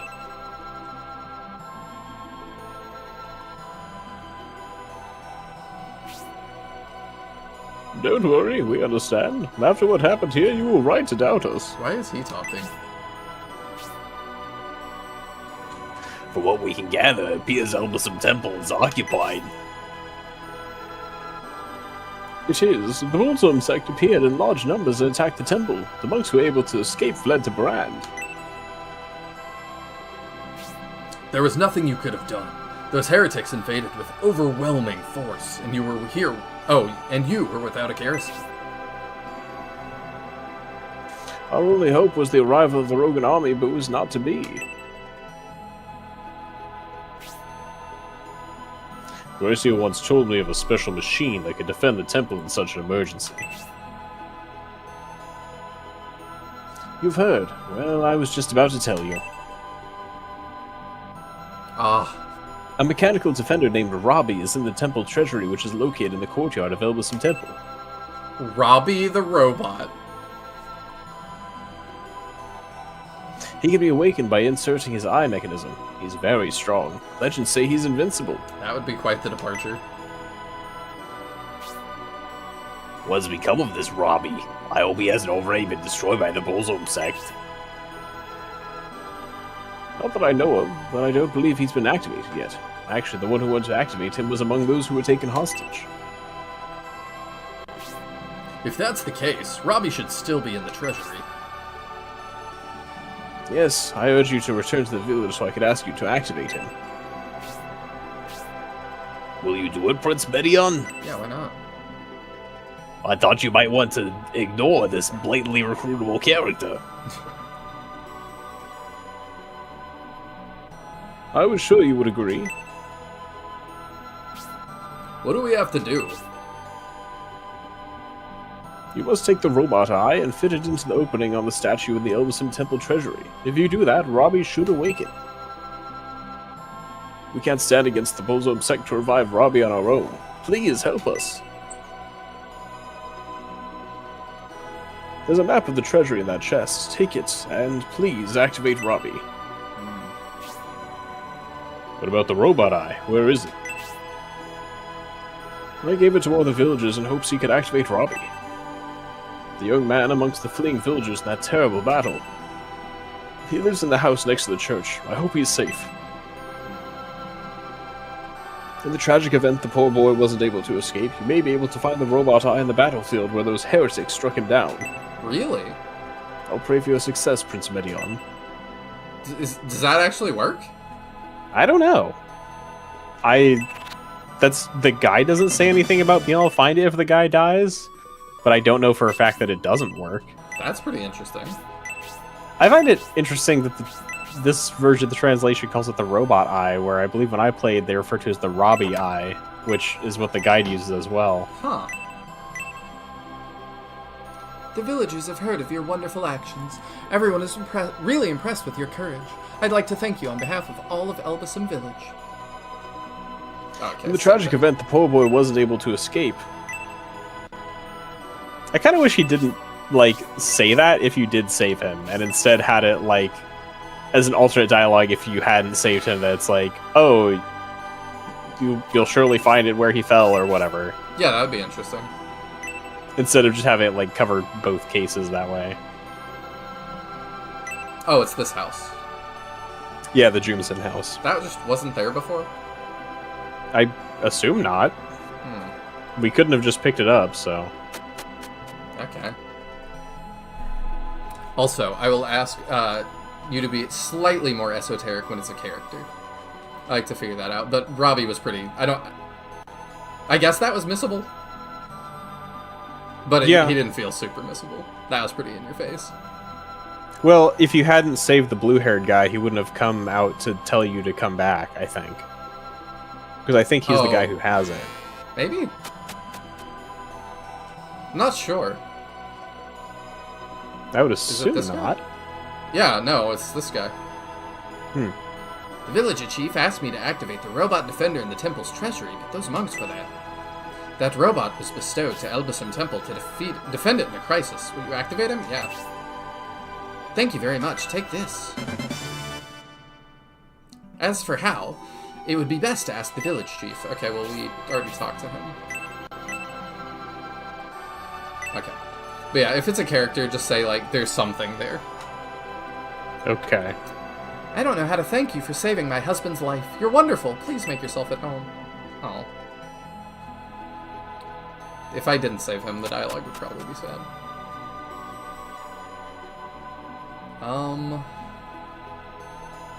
Did they actually, like, are all those villagers from, like, actually on the map? Like, can I go find them all? I assume so. That would be cool. Oh, everybody probably has new dialogue, don't they?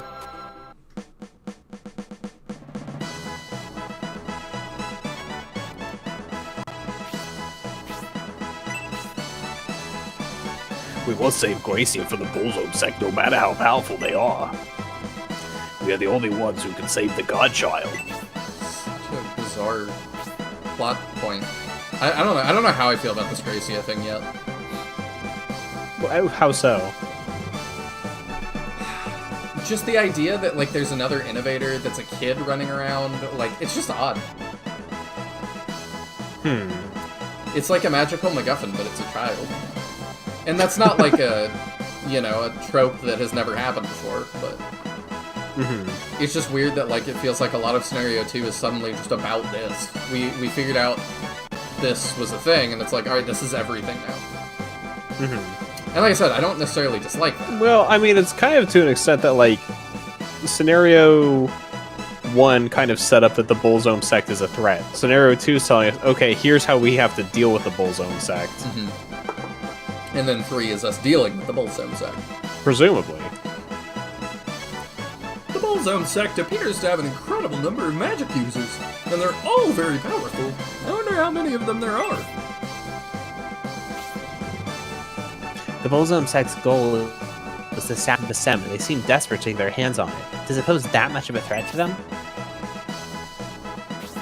The villagers and even the powerful monks of Elbasum are powerless against that evil sect. Many of them were crushed like insects by those heretics. We must put an end to the Bullzone sect's deeds.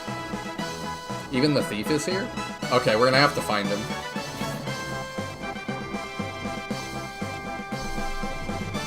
Oh, I forget this was me.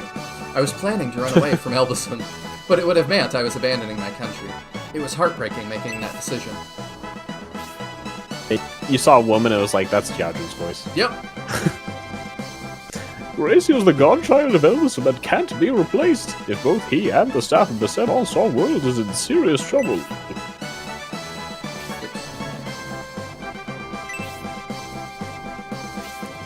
Elbasum Temple is occupied by the Bullzone sect. We must retake the Temple of the Holy Land before they desecrate it. Wars and invasions have always caused suffering, but I will absolutely not stand by while children get caught up in it. Gracia, captured by the Bullzone sect. Is he alright? He may be enduring torture and great suffering at the hands of those heretics. Which sounds important, so hopefully that helps him. The Kraken's appearance was a result of the explosion in the temple, wasn't it? The power holding back evil creatures weakened and the Kraken awoke. It's strange that a ninja such as I would be serving in a formal army, born in the darkness and then to die in the darkness. Normally, that is the destiny of a ninja. Going about seaside towns like this, one really gets a hankering for red meat. Since Elbasam is the Holy Land, the only meat they eat is chicken. It's sad. How do you feel about that? Oh, about the same as you feel about everything. Oh, I was about to say, he had less words than normal. There are even centaurs in the Bullzone sect. I can't believe centaur knights would side with them. Leave them to me. Should there be flying beasts amongst our enemies, leave them to me. Even dragons, I'll shoot them out of the sky. Alright, let's do... Let's field 0. Yeah. Who do we bench? Don Hort. He's literally force deployed anyway. I'm convinced. As for who to ditch for Hedva, you think Walls? Is she at least useful? Yeah, she's just not been very interesting, not very How do her useful. stats compare to other people we are fielding, just out of curiosity? 37, 19. How's that compared to Hazuki specifically?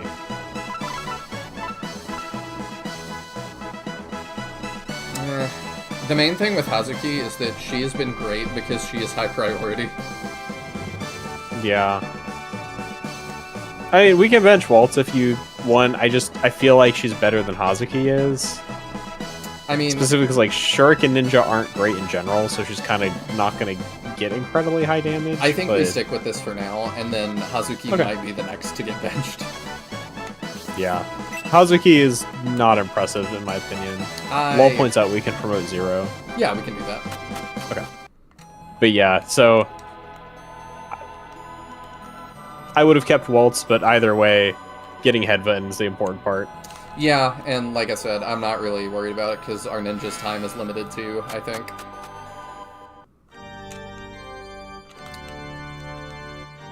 Hera bravely stood against overwhelming numbers. Where were all the other monks? The Bullzome sector's so cruel and merciless. Elbasam, help us. If we go in and they're just all on the ground dead, she's gonna feel terrible. I heard the Sea Gate set sail from Barand. What will General Rogan do? He must be planning to come to our aid by means of the inlet on the eastern side of the isle. The damage to the temple cores and the resulting loss of protective energy is likely why they were able to invade the island. However, the staff of Basim still emits energy. How do you know any of this? Why haven't we seen those fiends around since they defeated the Temple Guard? Maybe they're inside the temple waiting for the Median army to advance. I can't believe Gracie has fallen into the Bullzome sect's hands. If he's being escorted back here, he must be saved at all costs. I only regret I don't have the power. I mean, you could follow me to the battlefield and just resurrect us as we fell, like a Phoenix mode thing. That would be useful.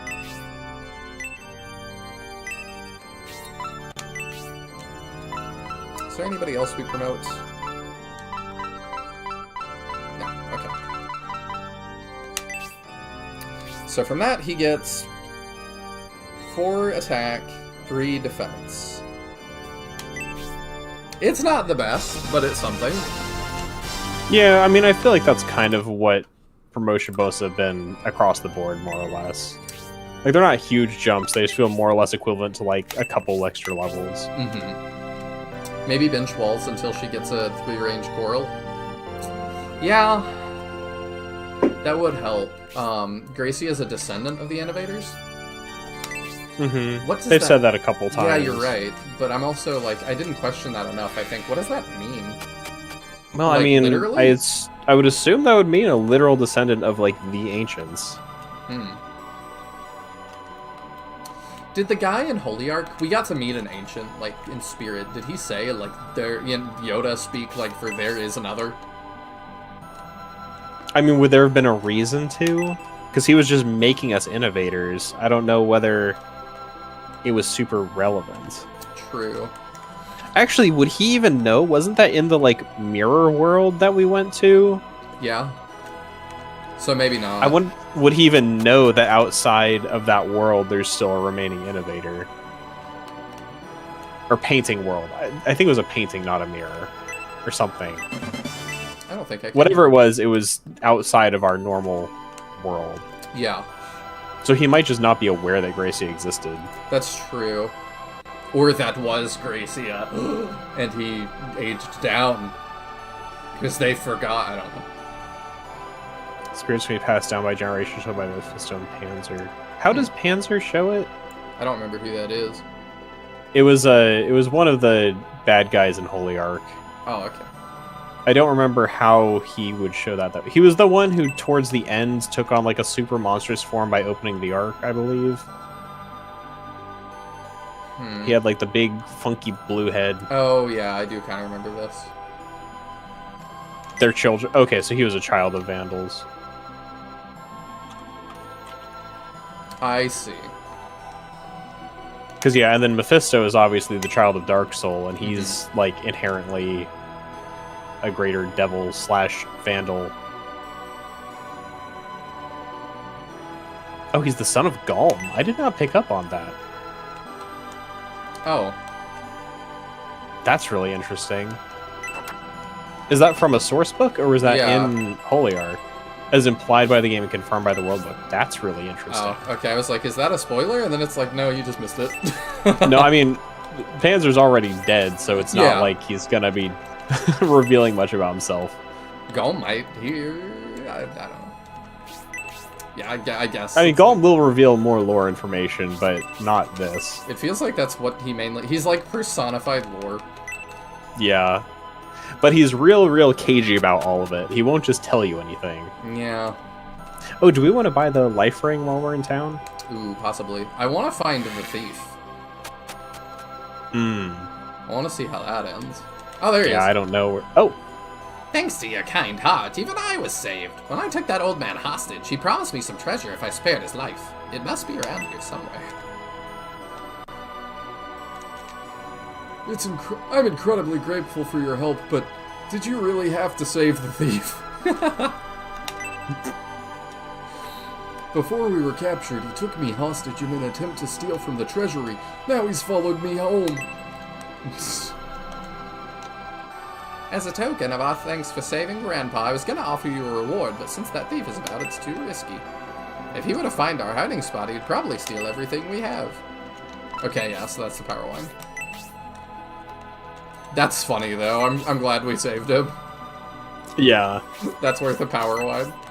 I don't think I went back and talked to all these people after the battle. I also don't remember how many of them I saved. Okay. I think I only went out of my way to save the one guy. Oh wait, is their family heirloom just a power line?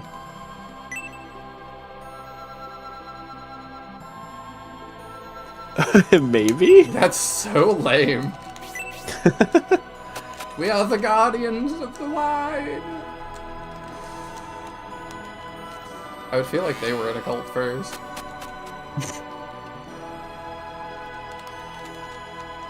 My son and I were praying inside the temple when the Bullzone sect arrived and we were captured. Fortunately, we were able to escape with Hera's help. Yeah, don't mention me. It's fine. I'm so happy my wife and son are both safe. I would have never forgiven myself if they'd been hurt. According to the teachings of Elbasum, love takes priority over battle. I too believe that, but in times like these, I think battle becomes necessary. You want to go out and fight, kid? Then be quiet. See, if you only save one of them to cover both cases, he says, I'm moderately happy my wife and or son is safe.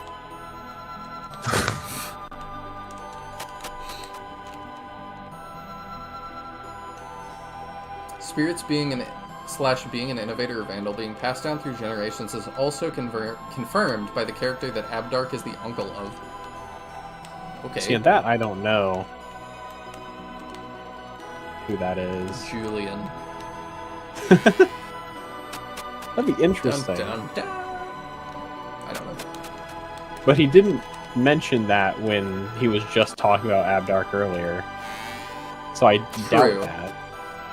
But would he want to reveal that? That's a good point. Okay, so you have the deal, I think. No. I always get it wrong. Alright, so who do we want to get the life ring? So it's like +5, +4 defense, and regen 2 HP. So somebody who's Really kind of a squishy. frontliner, probably. I kind of want to get See, to I would- 0 for now. That would work. I just feel like it should be somebody who's likely to be taking hits. And Zero flying off on his own is probably likely to take hits. Yeah, we'll do that. Because the regen's kind of waste on somebody we're like leaving in the back lines anyway. Mm-hmm. Yeah, because it's like, I was tempted for Hedva, but like, yeah, if she's taking hits, I have already screwed up somewhere. Mm-hmm.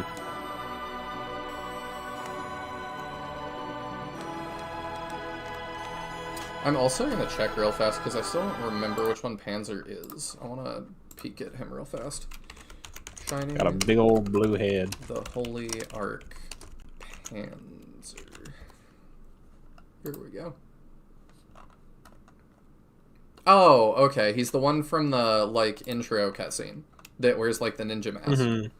Yeah, I think he's from Far East Village or something, or he spent a lot of time there, because he popped up there to, like, torment the chief and us. Okay, yeah, I remember exactly who we're dealing with now. Alright, I think that's all the things. We have, I think, yeah, Medigan has the robot eye. So I think I've probably got one more battle in me. Alright. If you feel like that's alright, or do you want to end through the night here? Yeah, no, that's good. Like I said, I'm still working on some of my work stuff too, so Sweet. I'm down. I hope that's going well. I would not be working on it in 3 in the morning if there were not issues. I suppose that's fair. Oh, I hate this battle. I hope Yay! it goes better for you than it did for me. The Median army, we were tired of waiting for you.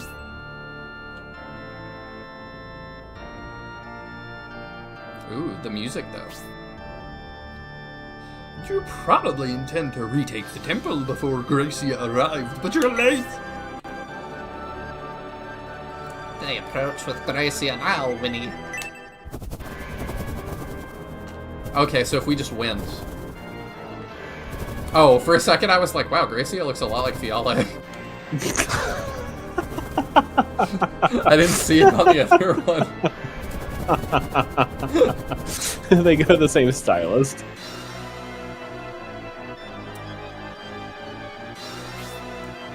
So, no problems then?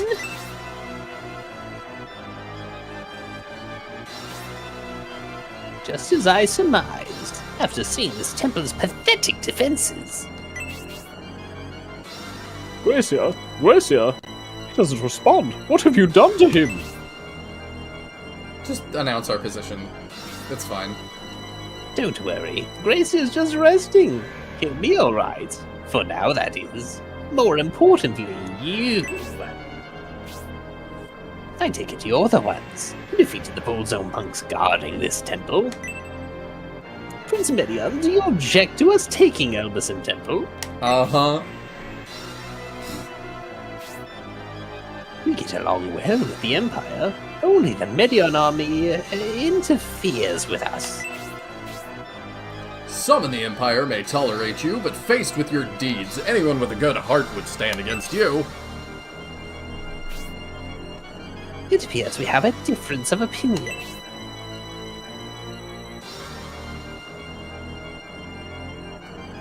Priest Fiale, we should hurry. Remember the battalion we saw from the sky heading this direction, nay. Prince Medion, I would like to discuss the future with you at our leisure. However, it appears meddlers are fast approaching. We will have another opportunity to talk. Shall we enter the temple? I wonder if that was... I wonder if it's considered disrespectful to ride Pegasus Knights. I don't know that we've seen that happen yet. Ah, look I out! don't know. The temple cores are... We usually don't even see people like riding on centaurs.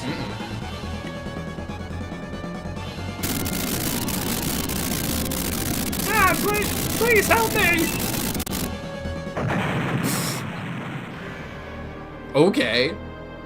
That fool, the core's short-circuited. He got too close and dug his own grave, nay. You're up to save Gracia Medion? We'll not let you go any further. We'll show you how powerful we are. The medalist Viol I spoke of? Could it be General Rogan in the Seagate? Maybe.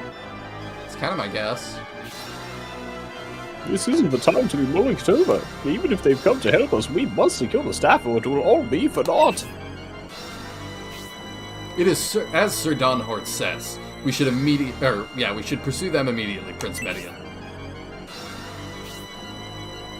Be careful, Prince Medion. When the damaged core is short-circuit, a powerful electric shock is released, endangering anyone in its path. I bet it could be used to charge a robot. It can also be used to eliminate your entire force so that you finish the battle with only yourself and Donhort. That's what happened to your co-host. Really? Yes, I finished this battle with literally just Medion and Donhort intact. Oh.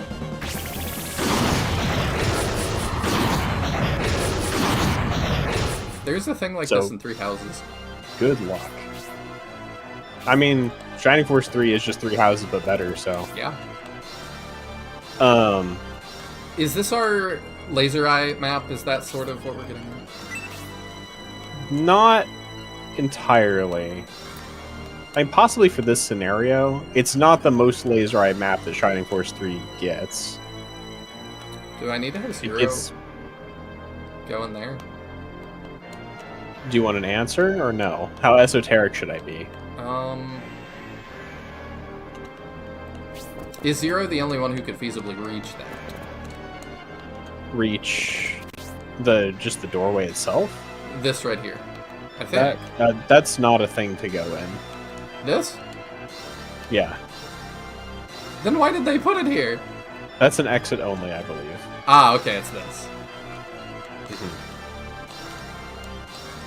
I see. Okay. And then you can, like, jump down off the cliff. Yeah. I will tell you, there are some particular criteria for completing these ruins successfully. Okay. That is as specific as I will be for you. I see. This is where ruins start getting more complicated in general, I think. Elbasan Temple Core, 150 health. It has MP? Oh, Mahane said, at least that one made sense for him to explode afterwards. Yeah, it very much did. Yeah. Panzer talked about how he should have never been born and how his blood is causing him to act out. True. And that is why he left the village, since he felt himself losing control over himself, though this info isn't conveyed the best. I see. Really, the problem here is what the tiles the lightning hits is incredibly poorly telegraphed. I was gonna ask about that, because, like, I'm not Yeah, good luck. I'm not sure what I'm meant to do with this. That's a big part of why I lost so many units, is just trying to figure out which tiles it hits. Is it... And the guide on the guide's, like, diagram of the potential configurations is useless in determining which tiles it hits. Because we can't see tiles. Correct. Is it... But also because the lightning is, 20 feet off the ground, so you can't even tell where it would hit. Yeah... And the diagram on the guide is literally just, like, an arrangement of the 6 pillars with red straight lines between which ones connect, so it will tell us nothing. This looks fine.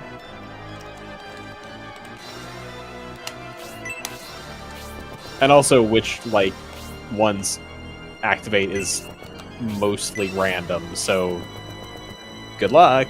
Okay, I can pass through this fine, though. It doesn't inhibit your movement at all, just your life. Okay. Yeah, this is weird. This fight is like... This fight for me is the one where, every SRPG has the when you think about replaying, you're like, but I have to do that fight again. Uh-huh. This fight is that fight for me. I see. It's one of the biggest reasons I've not, like, done a replay. Not like it's the only thing holding me back, because, like, time constraints are a big part of not replaying Shining Force 3.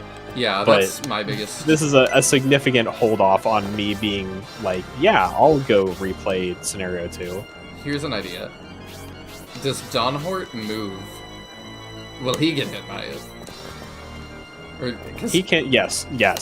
Okay. Yes, he'll get hit by it. Because I was like, can I just follow him, like my little Well, he follows your force. Oh, yeah, true. So...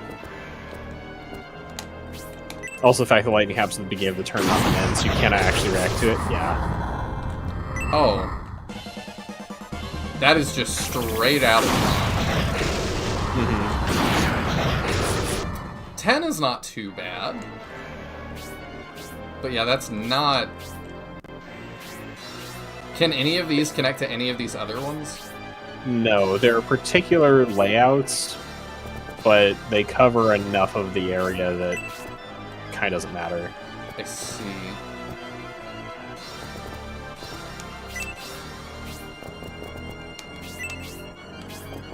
Alright, I feel like I need to pass this eye to pretty much anybody else. She's probably a good candidate. Where is Zero?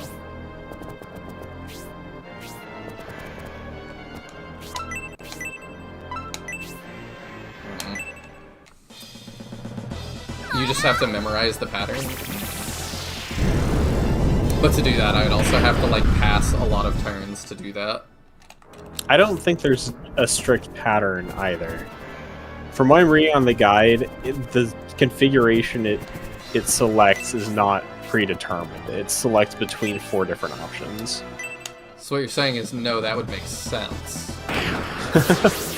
What's part of what made this fight so annoying is it's not really predictable. It would be funny if the guide just said good luck. Greetings, Nick. Hey, Nick! Hope you're doing well this evening, or this morning for you, I think. Yeah, we'll send Campbell. I will say, considering how much HP villagers have, there's no way the guy they sent over here would have been able to get through this. No. He would have exploded. Serious Lil says there is indeed There is a pattern. I'm curious. A switch between 2 configurations. There's 4 different patterns, and I've seen all 4 patterns. At least from your experience. It might, if you play the fight the same way every time, then maybe it goes the same way. But according to the guide and according to when I played, there's more than 2 configurations, and it is not a predetermined pattern. Like, I'll link you the Jumpson page. Like, obviously, it's not 100% accurate. They're all generally pretty good. Ah. I see.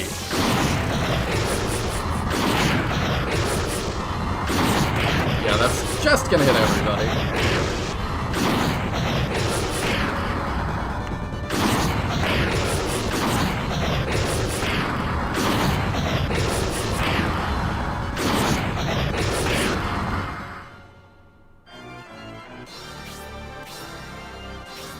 Because that's already a 3rd configuration. Yeah, that is 3 already.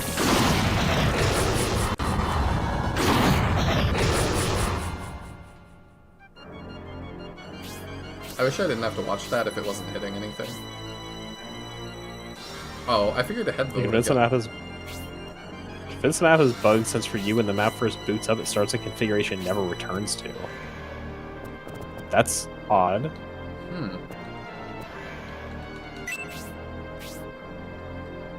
That is pretty weird. A weird piece of machinery, it says. Okay, so we want to probably...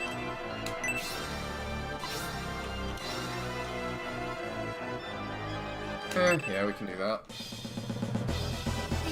Fine Hish. Also, yay, laser eye adjacent fun. Yeah, I don't know if you were here at when Taya said it, but like the big issue with this one is just it's not laser eye. It's decently clear what happens. This one, not so much. Okay, I'm gonna try and do this. So let's do it. I probably want to wait one more turn to start that, though. Is my guess. The ruins. Yeah. Yeah, you probably want as many people in range as you want to send in.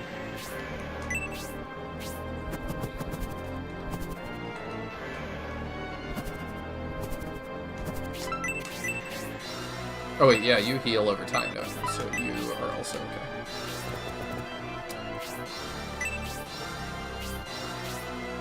They will wait patiently in their little semicircle while I do my thing. I do appreciate that. The Bozo monks will wait patiently to take over the temple, but only for 25 turns. That is plenty of time. I'm so glad Dawn Horde 2 is not a game over condition. Yeah, that would be pretty bad.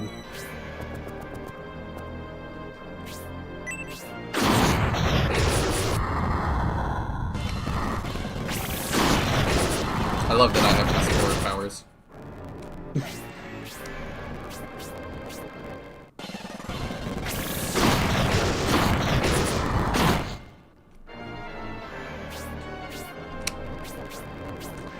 Okay.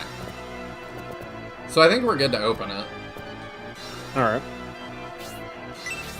Maybe we stay here. Not a bad idea. Okay. Here we go. What are we looking at? Hedvo looked into the treasury. These are taking advantage of the chaos to try to plunder the treasury. Prince Medion, send some soldiers to stop the thieves if you can spare them, and activate the Guardian.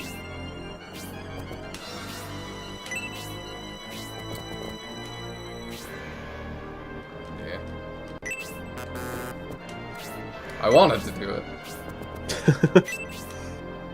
I mean, let's just send, like, everybody, why not? Ryudo can stay out here. Maybe we drop... Ryudo's our emotional support cleric. He very much is.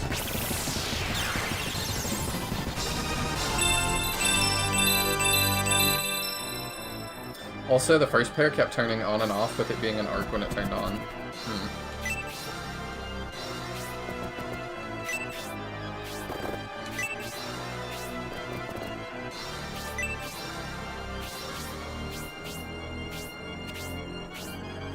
I mean, I'm just gonna get out of the way of that first one. Okay, Bernard can't reach yet. Dawn Horde doesn't want to be useful with his Cavalier move. Oh, if I send Julian, he's gonna go nuts, isn't he? He's gonna, like, go charge the enemy or something. So maybe I should not do that. Maybe. Or maybe I should do that. I don't know. Have him going swinging. Alright, let's see what we're looking at here.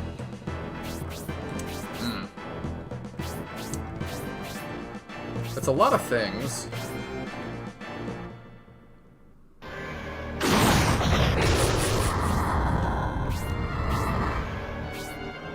Oh yeah, with them like bending like that and stuff, that is really hard to It's really hard to guess where it's supposed to hit. Like, the ones that are straight across are not a big deal. It's the, like, X-shaped ones where it's like, this just hits a huge area, and I'm not entirely sure where. Yeah, it seems like we're not standing in the way of any of them right now, so I think... Yeah, none of them hit off the corner there, I don't think. Just gonna appreciate that. We have another healer now. I'll send her Yudo in. And Hera can stay here with us.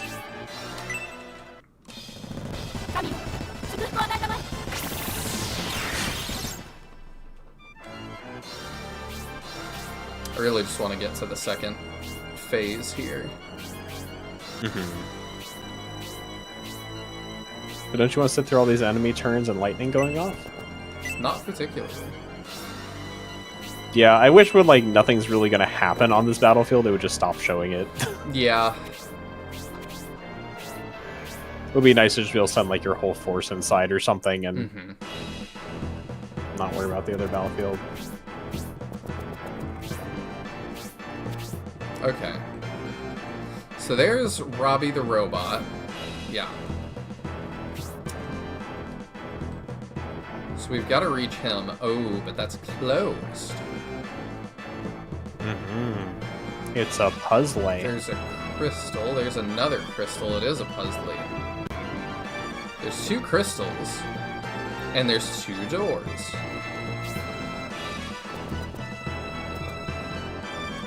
What could it mean? I think we gotta do something with them. I don't know. That sounds like a pretty bold move. I can peek at the door. Oh no, I can't quite reach it. Okay. I would rather her run for the crystals then. I don't... Can she get up there? Or is it just 0? It's just 0. That's a little frustrating. I mean, you know that, like, the bird people are mandatory for, like, half of stuff. Yeah. After Eldar. Huh. The rat's running out of here. He has the Eldism Orb as well.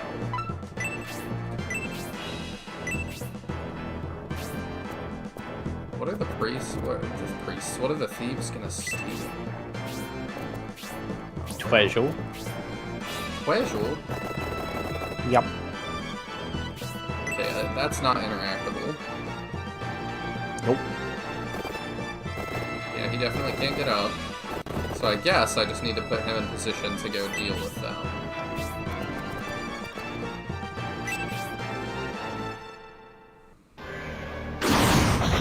Oh, and now there's all these guys outside to threaten you. Okay, that's kind of interesting. Yeah, I think this is the first time they really do something to be like, oh, the people outside suddenly have something to deal with. That's kind of I'm not sure how many times they even do it again, but having it here at least is somewhat interesting. Yeah.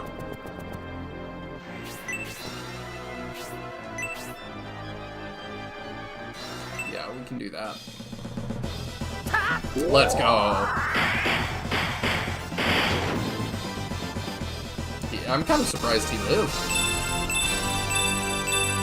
Defense 2. So far it's only switched between 2 configs for you. Well, it's done this arc, and then it's done this, and then I think it did an arc from here to here. It's done this, and then I think there was like an arc from here to here or something. Or there to there. Like, it's done a couple, I thought. So according to the guy, there's a configuration that's just across the middle, which we've seen. There's a configuration that's across the middle and across the top, which is what it is now. There's a configuration with an X, and then the one near the front entrance. And then there's the one that's just one near the front entrance. So it started on the front entrance one, and then it's done all 3 of the other configurations. Just the one with it just across the middle, and the one across the middle and the top are both very similar.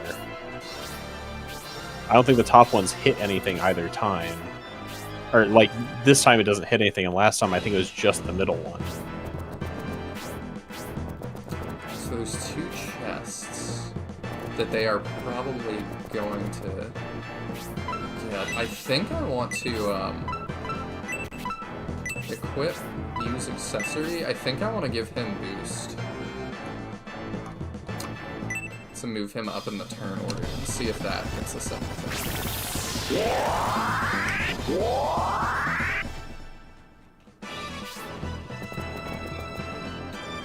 Yeah, and then I don't think. Okay, yeah, this is the door, and we can't interact.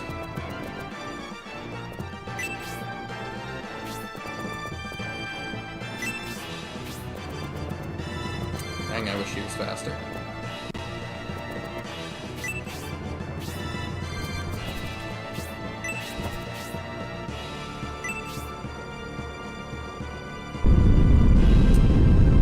Which one I open first might actually be significant. Okay, that's ideal. Mm-hmm. Does it You did actually pick the right always one. open that one first, or no? No, each Oh. of the crystals corresponds to a different one, so it is important, especially because that's sand, which is going to slow your movement across. Yeah, that's So losing an extra turn there is pretty bad. Yeah, that's something. Also, there's obviously nothing that tells you which one you should go for, so you No. just kind of have to know or guess. I think they should have put in a little, like, puzzle for you to... It would make it more of a puzzle if there was, like, a message to tell you that you kind of had to decode or decipher in some way. Because as it is, it's less of a puzzle and more of, haha, guess. Yeah.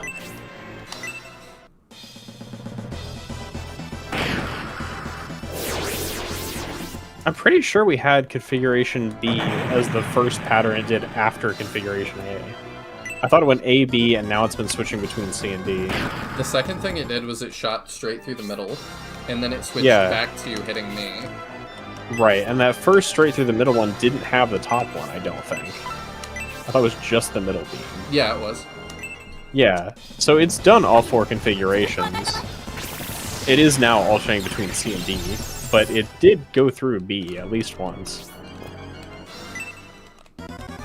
Surely she takes a hit. Yeah. Yeah. I mean, she was pretty tanky for a healer. Yeah, I was about to say. Yeah, like, she's not one of our biggest defensive units, but... You're confused? I mean, I'm confused by this whole map, so...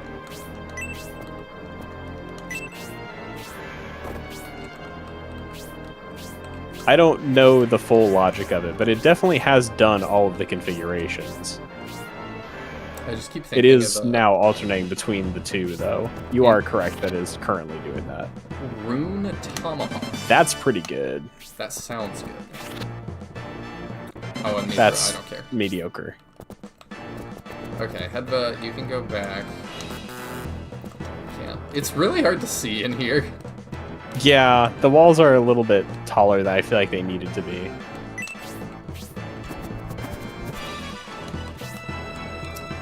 Dang. I don't think we've had the ability to get boots yet, or running Pimento. No.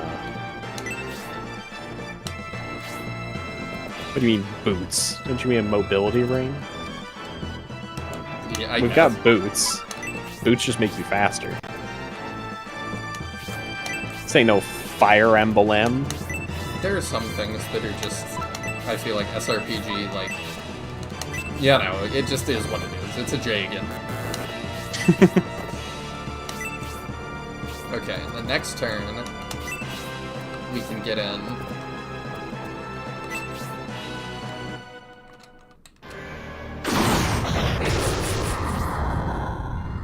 Oh, but if I kill both of the thieves, we can't get up.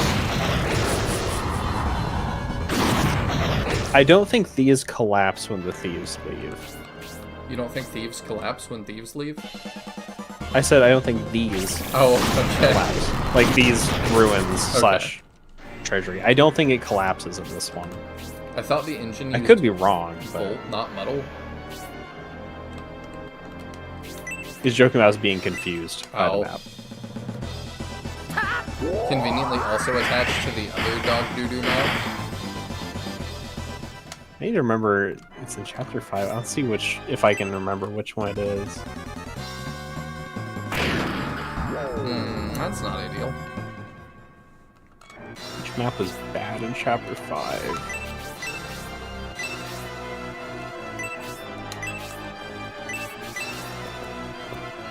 Yeah, we can set that. Oh, that map. Is this Yeah. one I've seen? No, this is scenario 3, Oh, I chapter see. 5.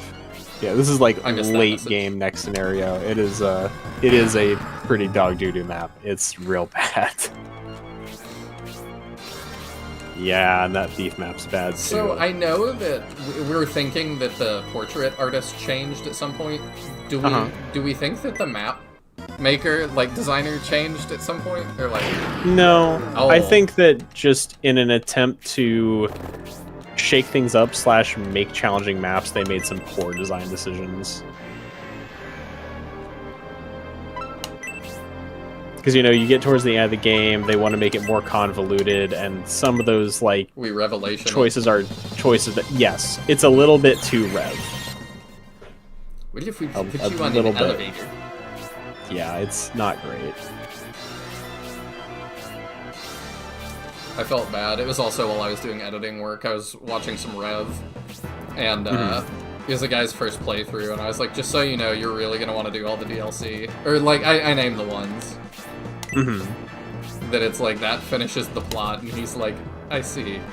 That's not convenient to set up on my Chinese Switch, is it? And it's like, probably not, but if you want the full story, which it seems like that's what you're doing, it is mandatory, and it's like... Yeah. There's some maps in Scenario 3 that have a gimmick that just doesn't work. Yeah, the gimmick of the map after the terrible one we're talking about is just ridiculously stupid and pretty ignorable. Ooh, you could block the thieves in by putting her in the doorway. Oh, whoops. My bad. Or not. This is the Rune Tomahawk anyway.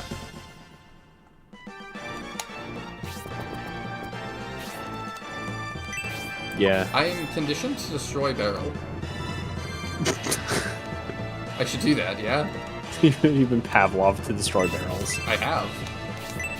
Sure. I don't know that it's important, but you can certainly do it.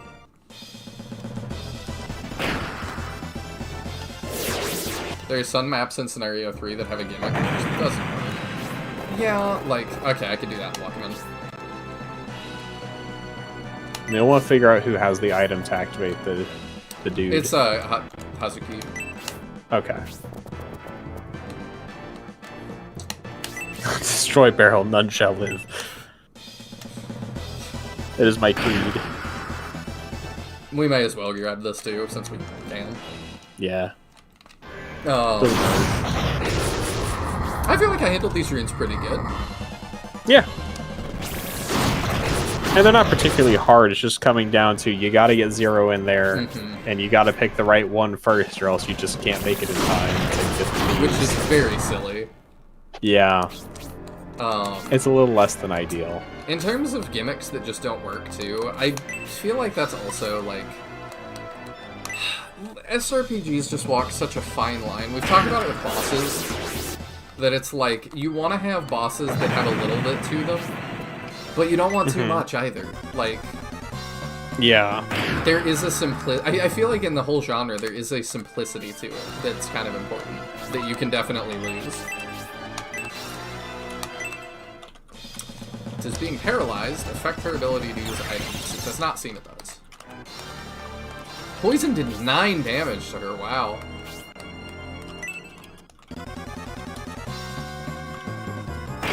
Oh crap. This assassin is, like, actually kind of scary. Yeah, they're a little tough. Not, like, super threatening, but they can be a problem. I feel like we just gotta heal Median. And I think this is the stronger poison, too, so it does significant damage. It is. Can you help? Thank you. Don Hort actually doing something. Let's go.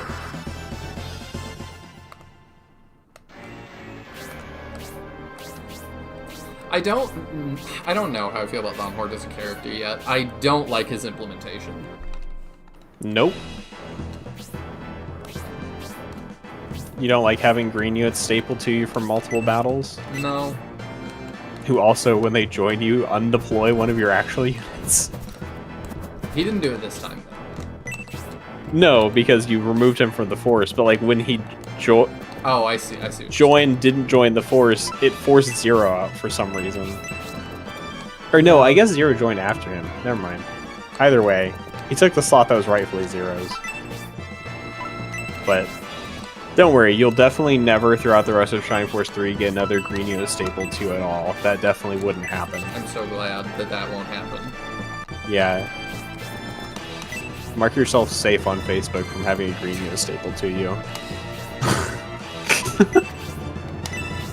This won't collapse it either, will it? I don't believe so, no.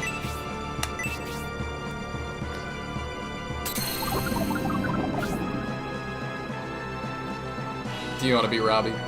Sure. This is not the character I wanted, so I want the next character too, but... Okay. Bzz, bzz, bzz. My awakening has finally come. My sensors detect dark power. Bzz.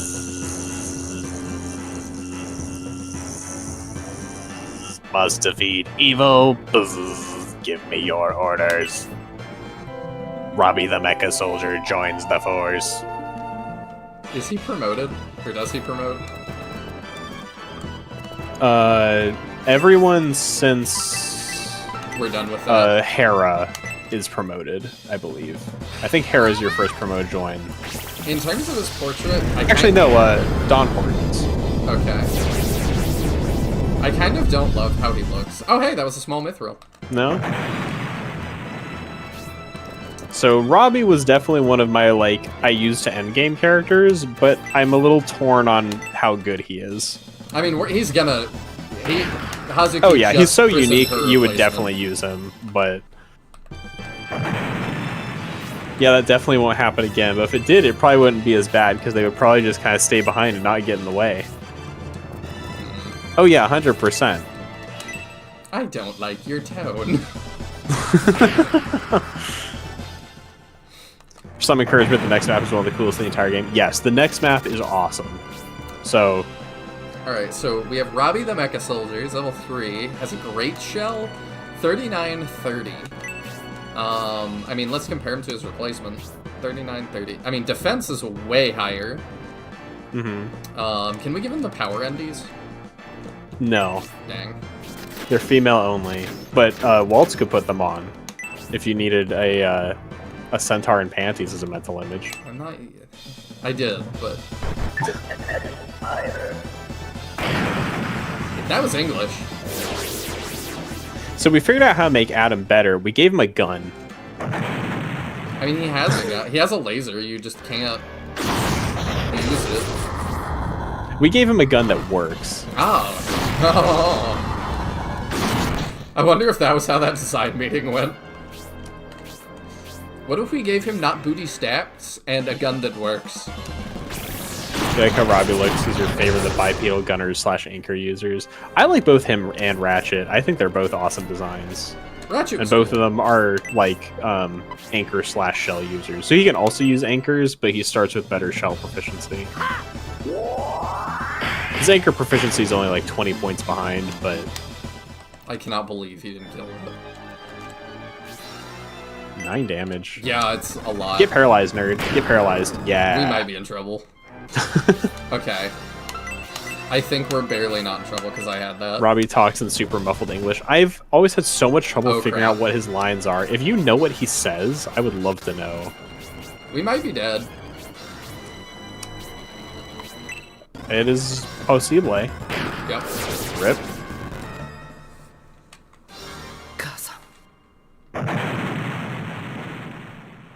And your friendship decreased. Nah. Do we still have Robbie? I don't know. He Let's wouldn't go. show. Oh yeah. Hey, we can just start with him now. Hey, time to replace Hazuki. Yep. As I almost joined the battle poisoned again. Which apparently because his language module is damaged and he's switching back to the language of the ancients when in combat. English? So the ancients spoke English? That's fascinating. I mean, we know they were American. Well, they have tanks, Do we? and they call it magic, and, like, worship them.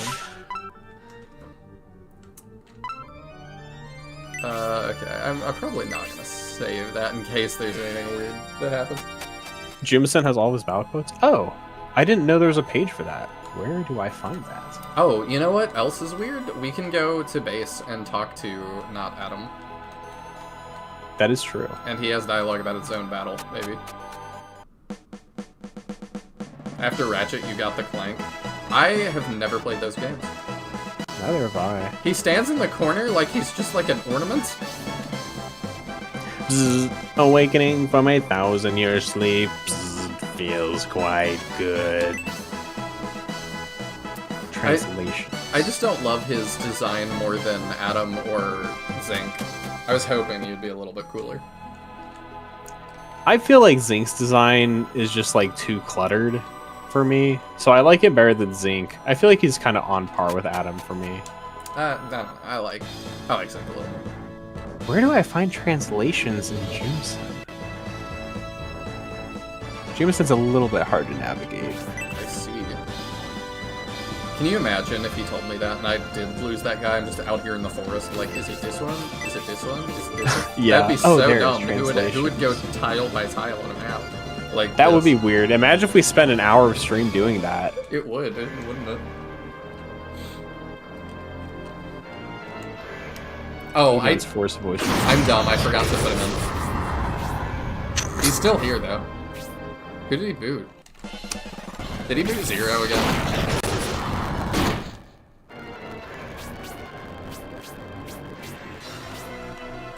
Who am I missing? No, Zero's here. He's here. Ratchet has English lines too. Oh yeah, he does have a couple. Zink is the worst robot? Yeah, I don't like Zink's design at all. I don't know who we're missing. What's up? We have Robbie, but I'm like, then we gotta be missing 3, somebody. 4, 5, 6, 7, 8, 9, 10, 11, 12, 13. Let's see. Waltz isn't here. Yeah, it should but we be knew one that. more. It must be somebody I don't care about. Oh, Hedva. Oh, we do care about Hedva. We do, but she can sit out for one map. Okay.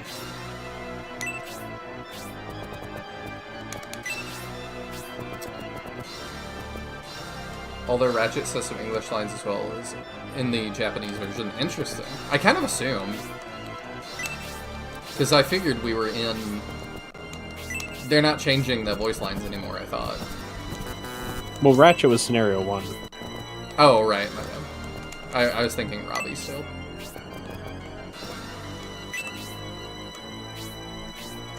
Zinc is the worst robot for me. I never got the faceplate to click.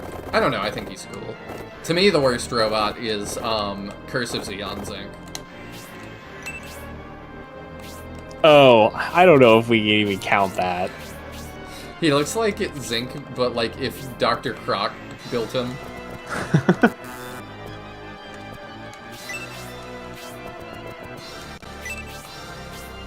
Which, you know, might be what they had to go on. They might have been like, it's a robot, look at guns.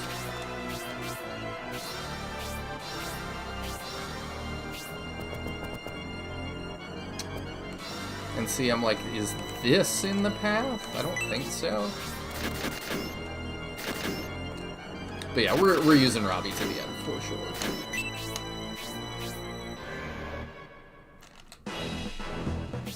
Ah, yeah, and then they just start that. But they don't leave. That's bizarre. Huh?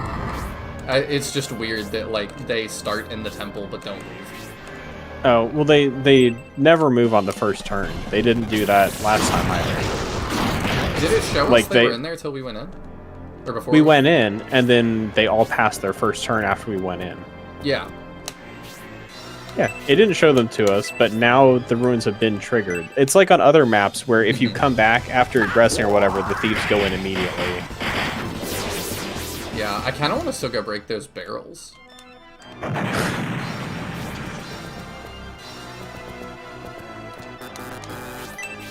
gonna be careful to not get zapped this time, I think. No, Hazuki, you go. I don't know if that's in range or not. Whatever.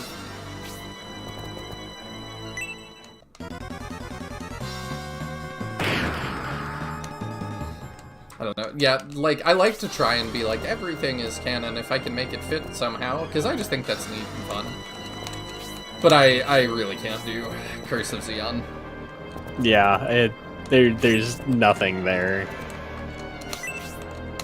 The other faction can be right for once. That's a different book. And a different time. If y'all have not watched the Curse of Xeon video, you definitely should, because it is very weird. It is very, very strange.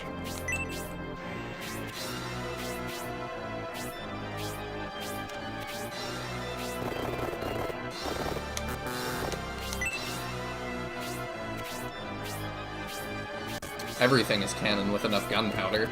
That is true, and the right attitude. My cannon has not enough gunpowder.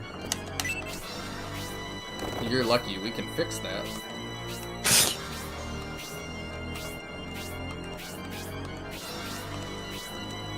Oh, we also, I assume, did we give the rune tomahawk to Rock? No. Or to David? Either of them can use it, I guess. Neither has. If I remember correctly, it's 3 range, which is what makes it particularly useful. Okay, I know. Yeah, that does. They don't. Neither has like levels in that. But yeah, I don't know. If I mean, was it David? I think starts with 1 level and some points in tomahawk. So I think he would probably be the better choice. I thought personally. Yeah, that would have been cool, wouldn't it? Oh no, Rune Tomahawk's just 1 to 2. Oh, okay.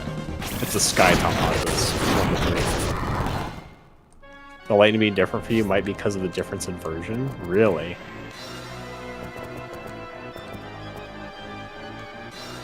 But the Rune Tomahawk has +10 crit, which is pretty good.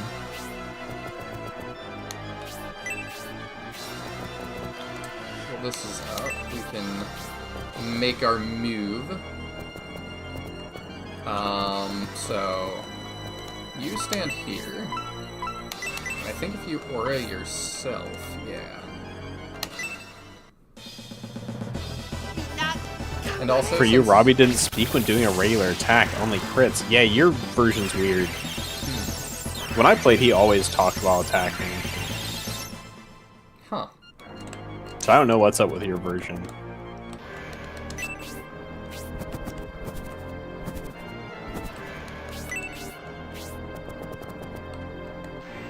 I think you're in range, which is not good, but whatever.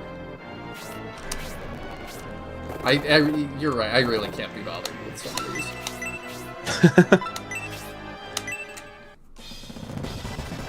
I'm still determined to make it out with 3 units at least. Yeah. Just to rub it in my face. I do. I have to at some point, because you did better in Veil of the Witch than me. I mean, to be fair, I'd also watched you play before I played, so I had the advantage of, like, seeing what worked and what didn't. Oh, I appreciate the humility. I was just like, oh, I just feel like you're a little... I feel like you're a little bit better of an SRPG strategist than I am. I won't argue with that one. Although, to a degree, some of it just comes down to the fact that I will read numbers and do math, instead of just playing based on vibes. So in games where really knowing the numbers matters, I tend to perform a little better. Yeah, like Final Fantasy Tactics. Doesn't mean I'll like the game. Oh, I was making the joke that, like, it seems like that's entirely vibes because it didn't communicate anything to you. Oh. It's like entirely vibes, but because you didn't know the vibes, it will kill your entire family. I really cannot wait to play that, but... maybe that's what I'll ask for Christmas. A Steam card to get Tactics so we can do that. Yeah. I own many an SRPG, but I do not own that one. It was an experience. It's very worth it from your perspective, I know. Oh yeah. I feel like that is something you should have a co-host who likes it. I mean, I often try to offset with, like, my feelings. So what if I love it? Well, you won't know until you play it. Yeah. I don't know, I also appreciate people getting butthurt in the comments when you say you hate a game. It doesn't happen very often. Yeah, I mean, that is part of the reason I go so hard on hating Shining Force 2, because it's really funny to see people get mad about it. I mean, it feels like a hallmark of this channel as well. Yeah. I don't know, you don't go as hard on it as I do. No, but you're the co-host a lot, so it's like, oh, Nihil, that's the one where they hate... Yeah, that's rough for people who don't like me. It is.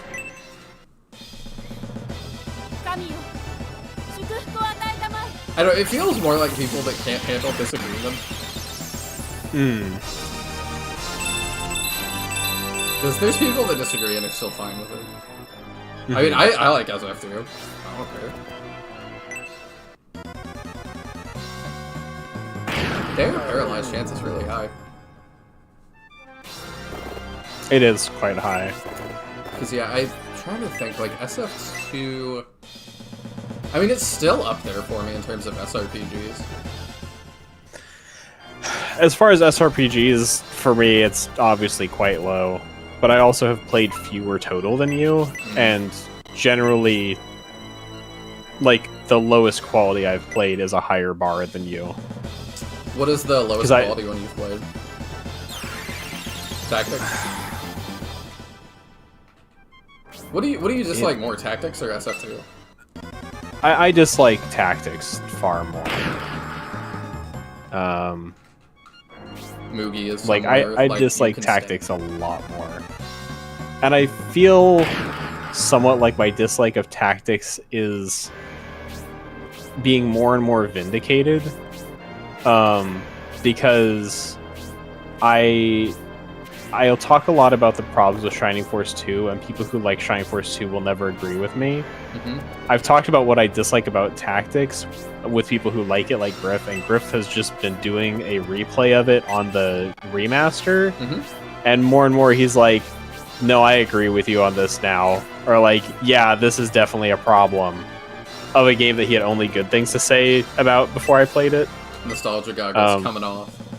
Yeah, well, and I think it's one of those things where, like, I've talked about it a billion times, but people forget what a first playthrough is like, / what a game is actually like organically, after they've played it, you know, a dozen times. Yeah. It's really easy to forget what that first timer experience is like.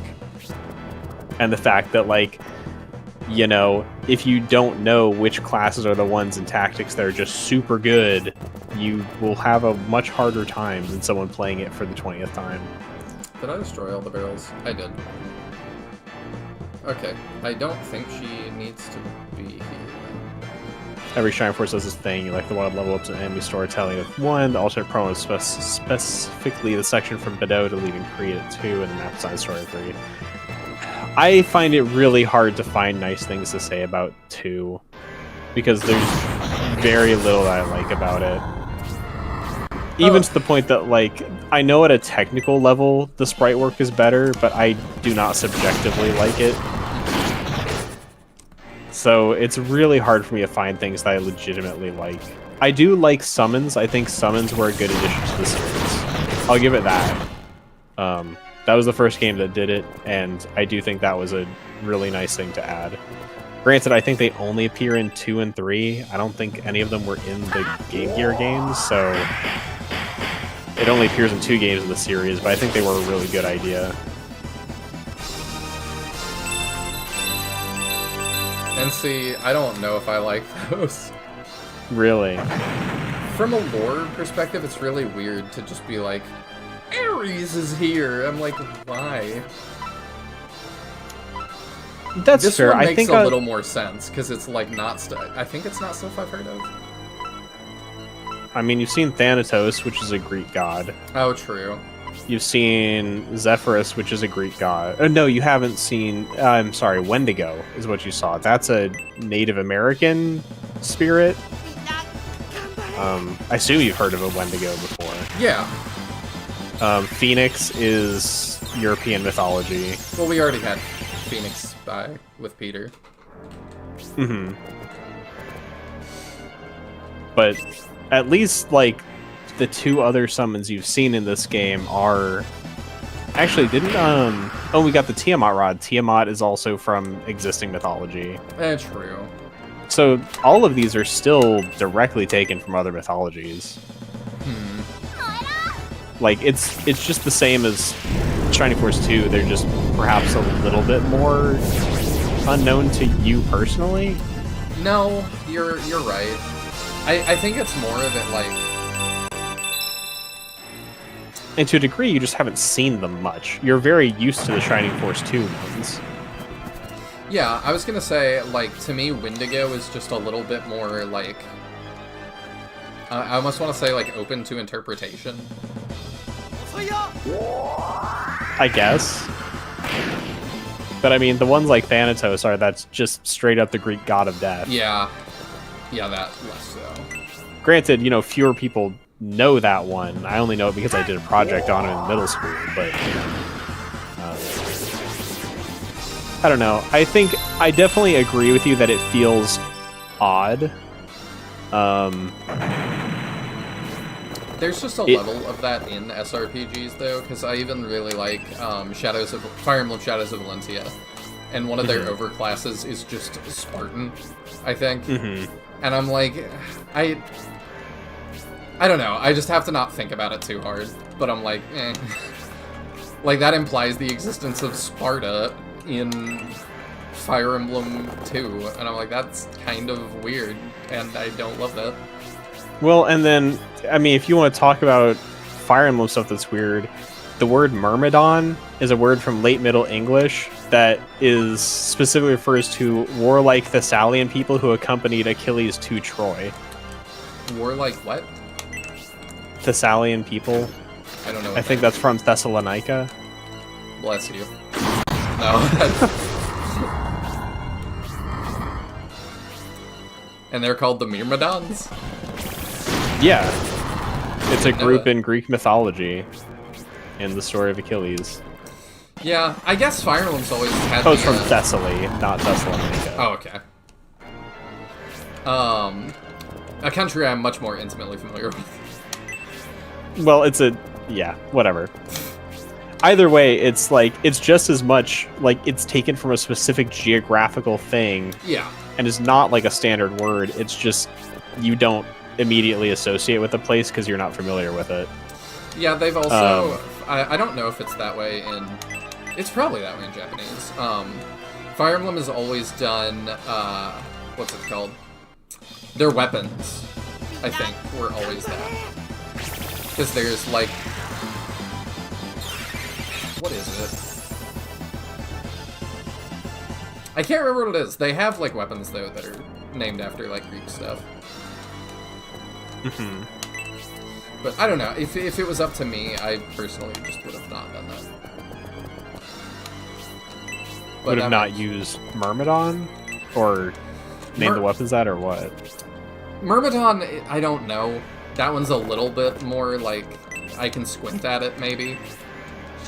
But, like, for Ares, like, Achilles, like, yeah, I probably would have not named stuff that.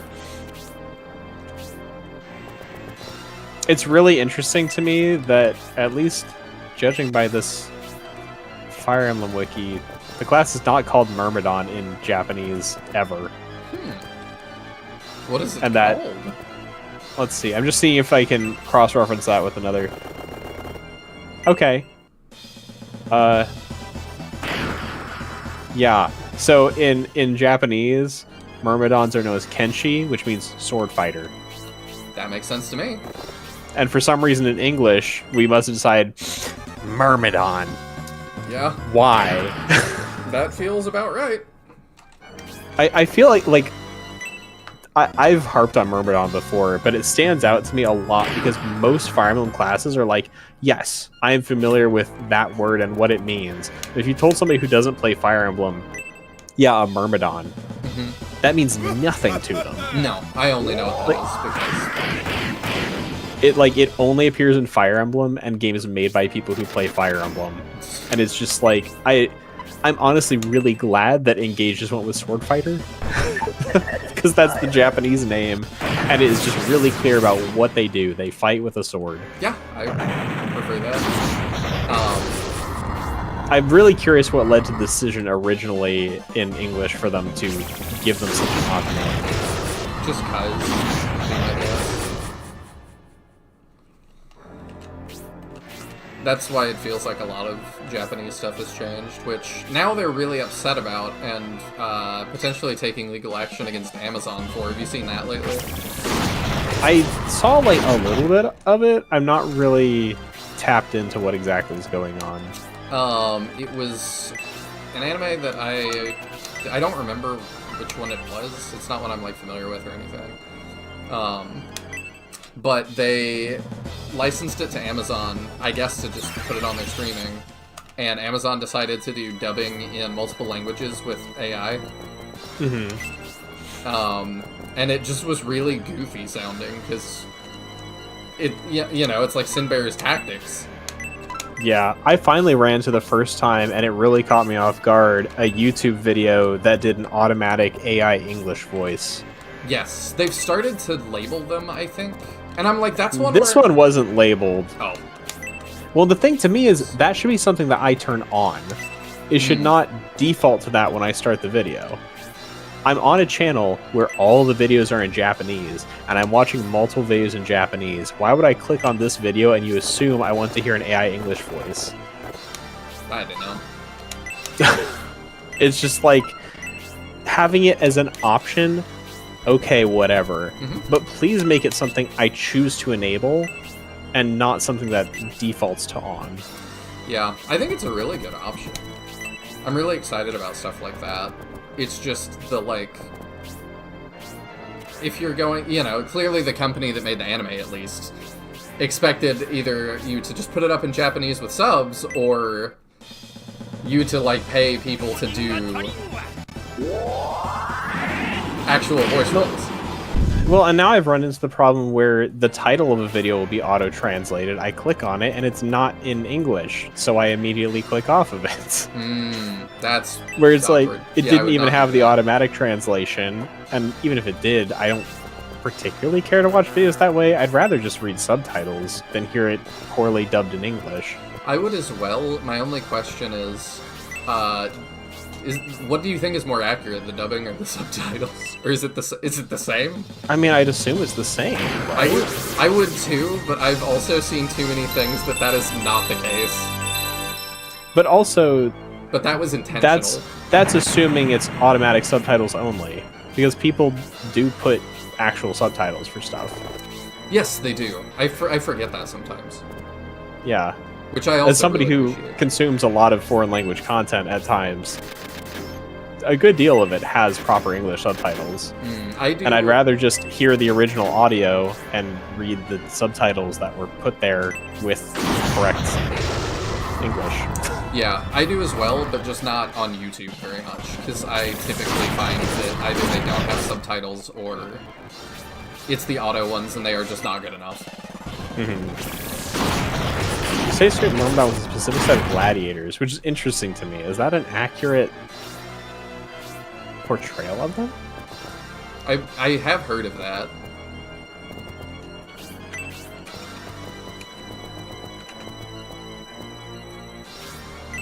Maybe I'll get here, maybe. Maybe we throw Ryudo back and heal Campbell. Yeah, I should catch up on this. Every SF does its thing. I like the... Oh, wait, yeah. I know we read that. Robbie is pretty good now, but he has the same problem as Ratchet with having terrible weapon availability. Yeah, that's not ideal. The name in classical Greek was interpreted as ant people. In one version of the myth, Myrmidons were created from ants. Weird. In another one, they're the descendants of somebody who Zeus seduced in the form of an ant. Because of course he did. Yeah. You know, we're still telling stories like that, though. B-movie is a thing. I'm sure that's what good old Jerry was inspired by. He was reading Greek myth and was like, what if it was a bee?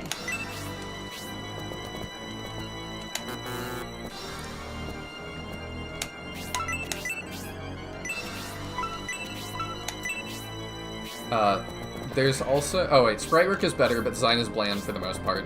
I don't know. I like a lot of the SF2 characters. I think. Until I look at a list of them and hate all of them. No, I'm just kidding. I do find it really funny that the Wikipedia article for Myrmidon includes like a section on modern Myrmidons and includes just like ships named it and stuff, but it doesn't include like the class from Fire Emblem, which is probably the most common usage of it in like modern English. Probably. Is people talking about Fire Emblem. Oh, I really screwed that up, huh? We're gonna just take 20 damage here. Like, across the board. I'm glad I feel people.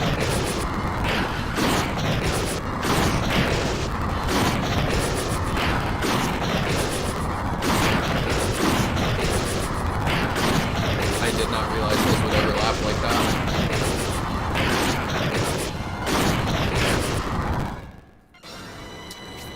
There's also the fact that a character in Scenario 3 refers to a specific summon as One-Sama. I'm assuming it's supposed to be Oni-Sama. Oh, okay, we didn't take 20. I appreciate that, at least. I need Median to not be there, but I kind of don't want him anywhere right now. Ouch. Well, I just need him to not die, and that's a tall order at the moment, I think.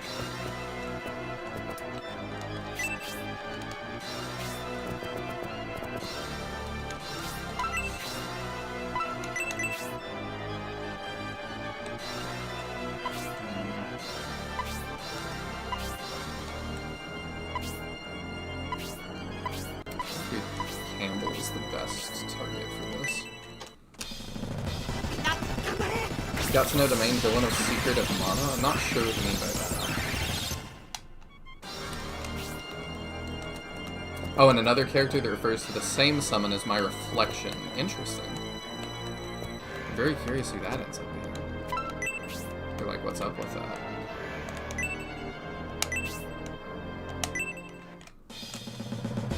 That's not a bad tornado, too. Hazuki being useful one last time. Kinda. It's not a lot of damage, but... Oh, learns Charm? Yeah. If she's trying to make me reassess, that may sway me a little bit. Dang it. The question is, who else would you drop? I don't know. I mean, like, Rock, maybe? He's been such a, like... I don't find him very exciting as a character, but as a tank, he has been so good.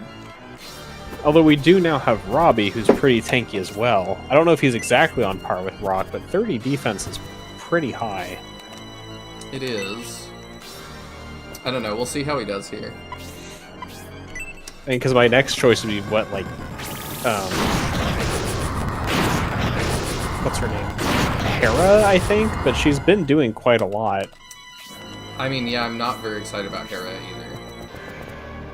Yeah, I used her a lot, and she's been, like, doing a lot of healing, but... Yeah. Yeah, she's definitely not bad. I feel like nobody in the current force is really, like, an immediate, this character's terrible. Except for Dawn. Except for who? The Dawn Horde. Really... But we don't even have to put him in the force, he just comes in, whether you like it or not. Just to oppose you, I was gonna use him. But, like... He's... You don't have a choice. He's that, and he's just so not interesting. No. He's just another knight. And you don't even get to control him, so it's like...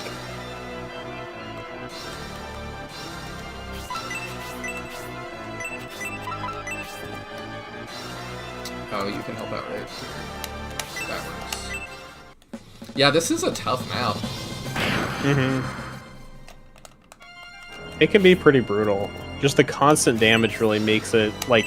It's not a ton of damage. Although in some characters, it is a big chunk, honestly. 10 damage is almost half Bernard's health, for instance. Yeah. But just that stacked with enemies that are doing real damage and the potential poison from assassins can be really brutal.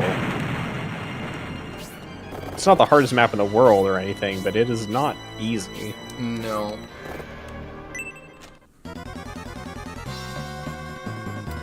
I wish the lightning stuff was just a little easier in terms of knowing where things were going to be. Yeah. Because this is one where I'm like, I don't mind that it's hard, but it feels a little hard for the wrong reasons.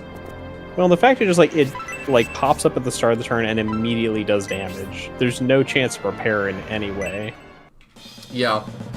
Like if it's something where like at the start of the turn you see like a thin line of electricity between them, and then at the end of the turn it becomes big and does the damage, that would be fine, because you could like then move out of the way.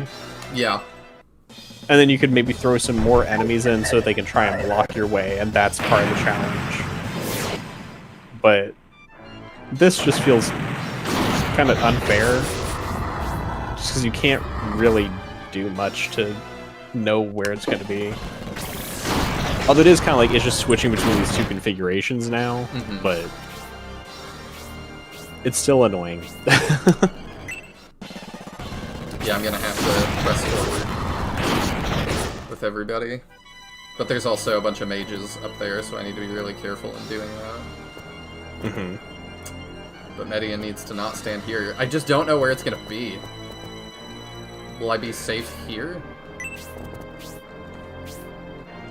I need you to I don't not know. be in Pushing range of... further forwards would definitely get out of range, but then you're in that enemy cluster. Yeah.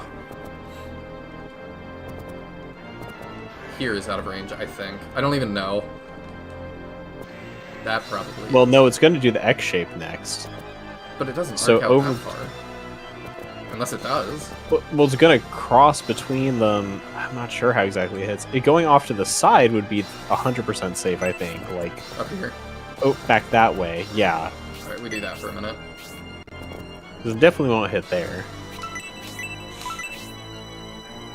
I need to get rid of these guys. The poison is a lot.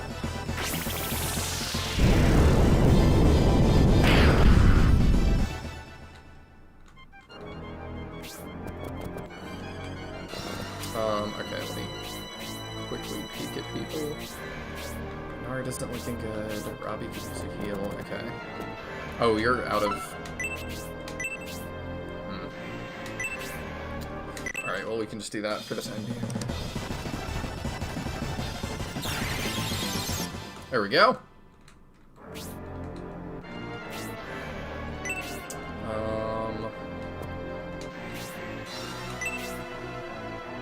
Kill that if you can. Oh, yeah. I'm not even gonna complain about another medical herb right now.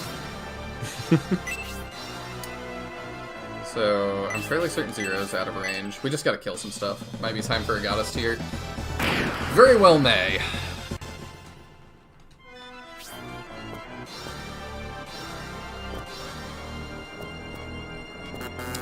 Do you have one? No. I think I want you to stand here and just chuck a spear. If you will do it. Yay! I feel like David's been contributing more than I thought he would based on how you were talking about him. Yeah, he performed really poorly for me, but he's done a lot better for you. I did give him a lot of help right at the beginning, though, when I first got We him. also, like, brought him a spear to be better off the bat, which helped quite a bit. Let him actually get some kills. Mm-hmm. Alright, Campbell can finish that. The main problem is just going to be these mages. I think it's fine once they are dead, but getting them to engage, I feel like they're going to run up and get me right when I don't want. 3 mages is a lot. Yeah, that's quite a bit to deal with. Yeah, I saw that coming. Here he comes. Oh, he's just gonna smack us. Alright, thank you. You wanna do the same thing? Oh, you do. You're so kind. That is pretty darn lucky. Might be able to deal with them before they get a chance to cast anything. Yeah, that was kind of my plan.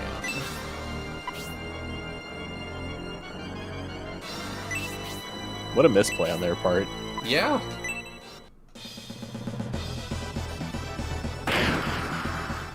Bernard's also performing pretty well, and I don't just vibes. I didn't think he was going to be very good.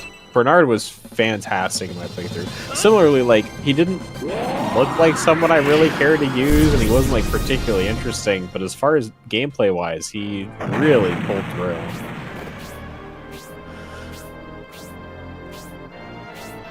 Used him a ton. We love a good underdog story. Rock's damage is falling off a little bit, but I feel like he might just get a better item. I mean, alternatively, as we said, we could drop him. We could. Because we have to fit Hedva back into the force somewhere. Alright, what kind of growths do you got, Robbie? HP 1, attack 2, defense 1. Not bad.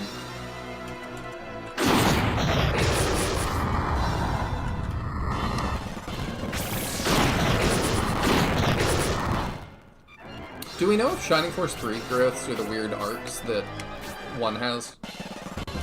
No, Shining Force 3 growths work in a really weird, different way. I love that. Yeah. If I remember correctly, it's like between every 5 levels or something, people have a different range of stat ups they might get. So like from like level 1 to 5 you might get 1 to 3, and then from level 6 to 10 you might get 2 to 4 or something, or whatever. It's per character per class. Heal 3 and he got 2 defense. He's gonna get But blasted next turn, but will remember Yeah. him fondly. I don't remember exactly how it works, but from what I recall, it was pretty convoluted and weird. Like the breath defense equation. Yeah, it's not that bad, but it's definitely not something you'd initially think of or be able to figure out why it's happening.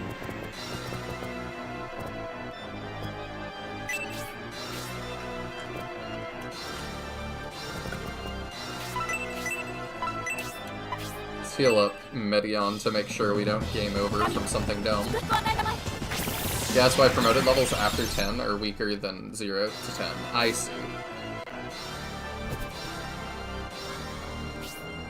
Alright, I think we wait for the cycle. Much as I don't want to. I don't think we're gonna need a goddess tier either. I think we're okay. You... okay. He's just gonna go stand in the way of the lightning because he wants to feel something.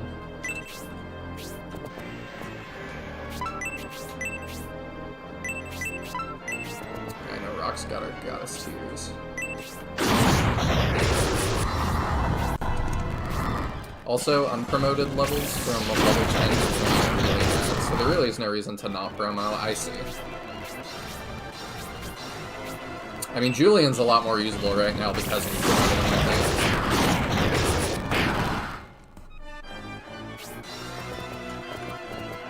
think. Okay, I think we are Gucci. That hit, I don't know. Medion, I just go stand in the corner.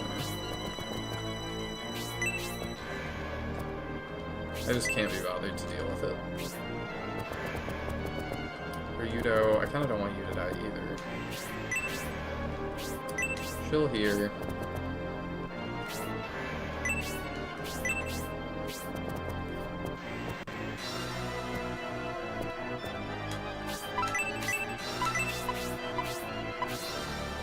We'll heal up Campbell, send him in.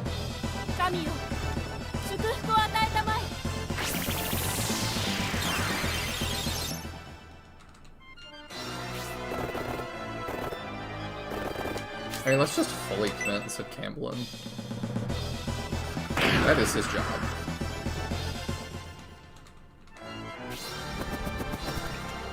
Zero will die. Zero cannot do that.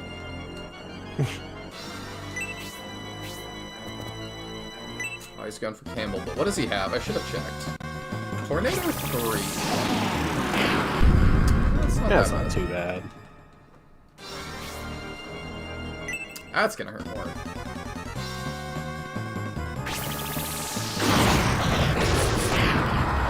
Only one more. It is stacking. Bernard can actually hit this from recently far. Bernard at 3 range is nice. Oh, and Hypno Arrow. Oh, we love to see Hypno Arrow.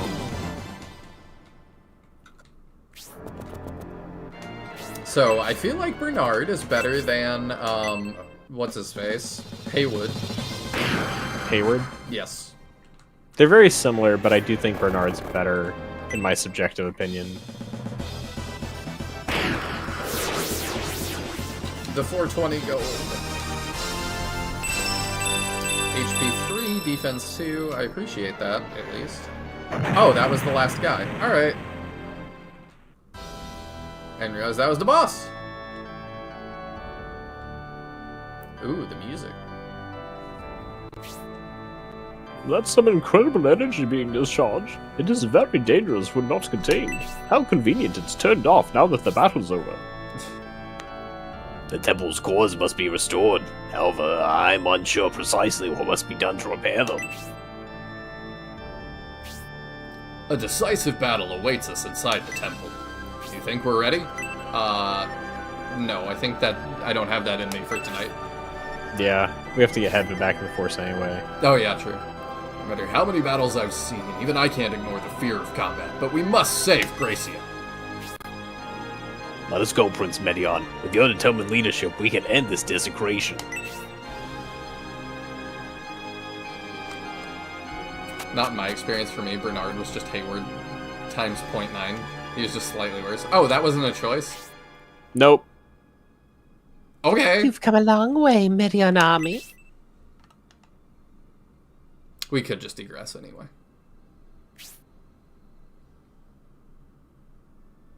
Oh, it was just fading out really slow. I was like, I still hear the music. Like, really quietly. Okay. It's been a while since our last rendezvous, Prince. I've missed you. You were lucky last time, but this time no one will help you. I'll finish you here. Pfft. Do you want to be that? Sure, I'm trying to remember which one this is. Which one? I'm not sure you'll have that opportunity. No, I still hear the music. The Rainbloods, Domeric's elite force. It truly is the Rainbloods, known to be the Emperor's elite execution squad. What are you doing here? We have a whole Sentai group I haven't seen yet? Think more, the Spanish Inquisition. It is I, Rainblood #1. It is Prince Midian and his army. I don't know what brings you here, but you had better leave this to us and go now. Do you truly believe it's wise to leave things to them, Prince Median? Their aim is to have the staff of Besum, Gracia, and total hegemony. Is that not your aim? Why, priests of Bolzome who have been fleeing us, you seem to be quite spirited. All the better. It'll make striking you down that much more entertaining. I'm not gonna lie, these guys are super cool.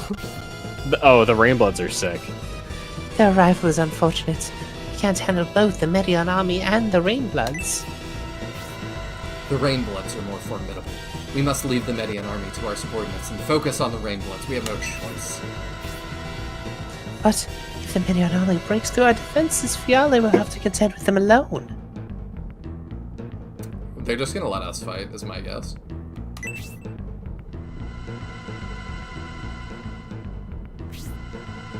Prince Midian, here's our chance. While the Rainbloods engage the priestesses, we can sneak down and rescue Gracia. The theme is really good. Yeah. He's right, Prince Median. We have the best support we could have hoped for. However, they are Emperor Domeric's private assassins. They will not act as we desire. Just as Gruntak says, all who stand in the way of our mission, even the prince, will be deemed our enemies. See, these guys I don't mind, like, outranking us, sort of. Like, they should not be taking orders from us. I mean, they're the personal elite guards, so... Return home peacefully. If you continue your attempt to save Gracie and seize the staff of the Sem, you will lose your lives. We know what the Rainbloods are capable of. Their power is unfathomably great. We must not engage them in battle. Meanwhile, below...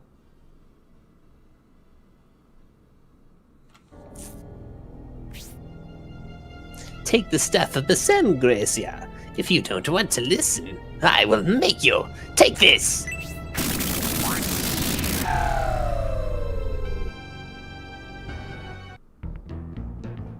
Oh, okay, that was pretty quick.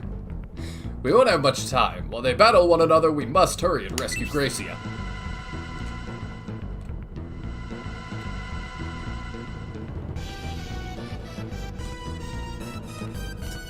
Oh. Oh. They are It's interesting to me they're standing in a different configuration than they were in the cutscene. Now the king's in the back. As he should be. They all have a lot of health. Sure, what can you see of the Rainblood stats? Yeah, we'll peek real quick. Nothing. Oh, can you not actually view it? It just gives me that. Oh. You don't get to know. The Rainbloods are very cool. Possibly one of the coolest groups in this game.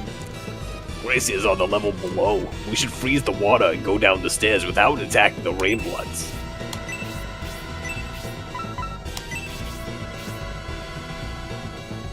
Oh yeah, I think this is also, like, possibly the only Shining Force battle ever to feature player-controlled terrain manipulation.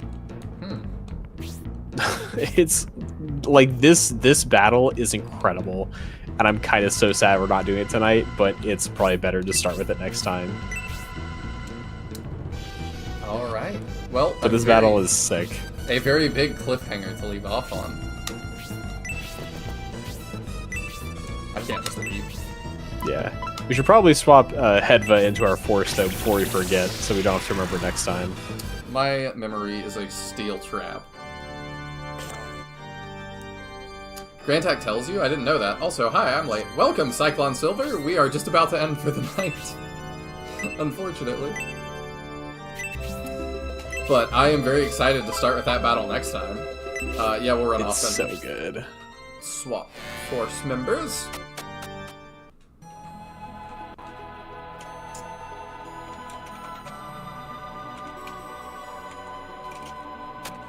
I was gonna swap Hazuki, but now she has Charm, and I'm like, that's cool. I mean, Rock was another consideration. Yeah, We could also give the Rune Tomahawk over to David. we could. No reason not to, at the very least. Yeah, we can do that in here. 37-25 versus... Yeah, Robbie is just better than him in every way. Mm-hmm. He has one more move, that's it. Yeah, I think Rock fell off for me earlier than he is for you here. Alright. Like, I benched him quick. I do not like warriors in general. Outside of Shrine Force 1, because like Luke and Gort have absolutely nuts defense. Another thing I think we should do is... For accessory, remove. And then give his accessory, because we don't have a lot to spare for those. Oh, there's the... Okay. Rune Tomahawk, yeah, we'll give it to... What's this? Cheese. David.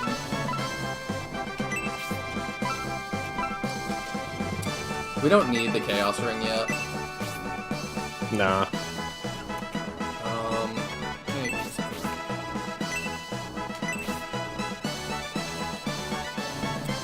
Hello, Jebister! Looking forward to next time. I'm excited as well. Also, Jebister's been updating his game a bunch, and if you guys are not clued into that, you should definitely check it out. I feel like I know what Jobster's game is. Let me link ya. Yeah, I've seen the username says Jebster makes a game, but I I was not aware there was an actual game that I should be paying attention to. There is, and he's been debating a lot about like animations and stuff. It's really interesting. And he did a bunch of like mock-ups that were really cool. I know I'm subscribed to you. Where is your channel? Oh, there it is. There it is. Okay. Yeah, I'm gonna throw in the combat screen thing. So I'm gonna link that real quick. Schwa. And then I can also link your game, because I believe it's on itch. Yeah, here it is. Here's the itch link. Sweet. All right, I'll have to take a look. You will definitely have opinions on like the animation stuff. I don't feel like I've seen anything about this game. It's looking really cool. Yeah, at least like the still images, I like how it looks. You think I'll have feelings about the animation? Yeah, it's really like he's trying to figure out like how you want to like. The most recent video was like, what if we have like lots of soldiers fighting in the background, kind of like Three Houses, but like how do we make that dynamic and not get in the way of the main character? Mm-hmm. It's a really cool idea. Kind of like thought exercise thing. I think we're good there. Do we have everything else? I could sell that power axe. Oh right, I was gonna pass off the goddess tears. I remember now. Where you go? Yeah, you need one at least. Honestly, if anything, my biggest feeling about the combat animations is just that I don't like the pauses when they're just standing between attacks. It just like, it feels like it doesn't flow super well. Like the running in and then the first strike is like super dynamic and looks great. And then the standing kind of between strikes feels a little awkward. But otherwise, I really like what I'm seeing. I'm going to put together another video with my more updated take on it that I think improved it. Sweet. I will be watching. Interesting. Yeah. I just realized there's probably base dialogue real quick. Sure. We beat a battle, and I'm not going to remember that next time. We must save great. No, that's the same text. Yeah, it is.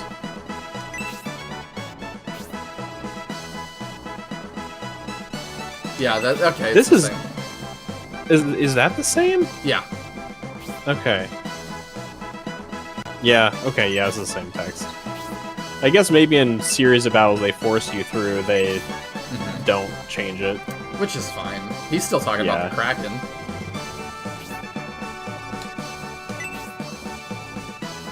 Okay, we go save them.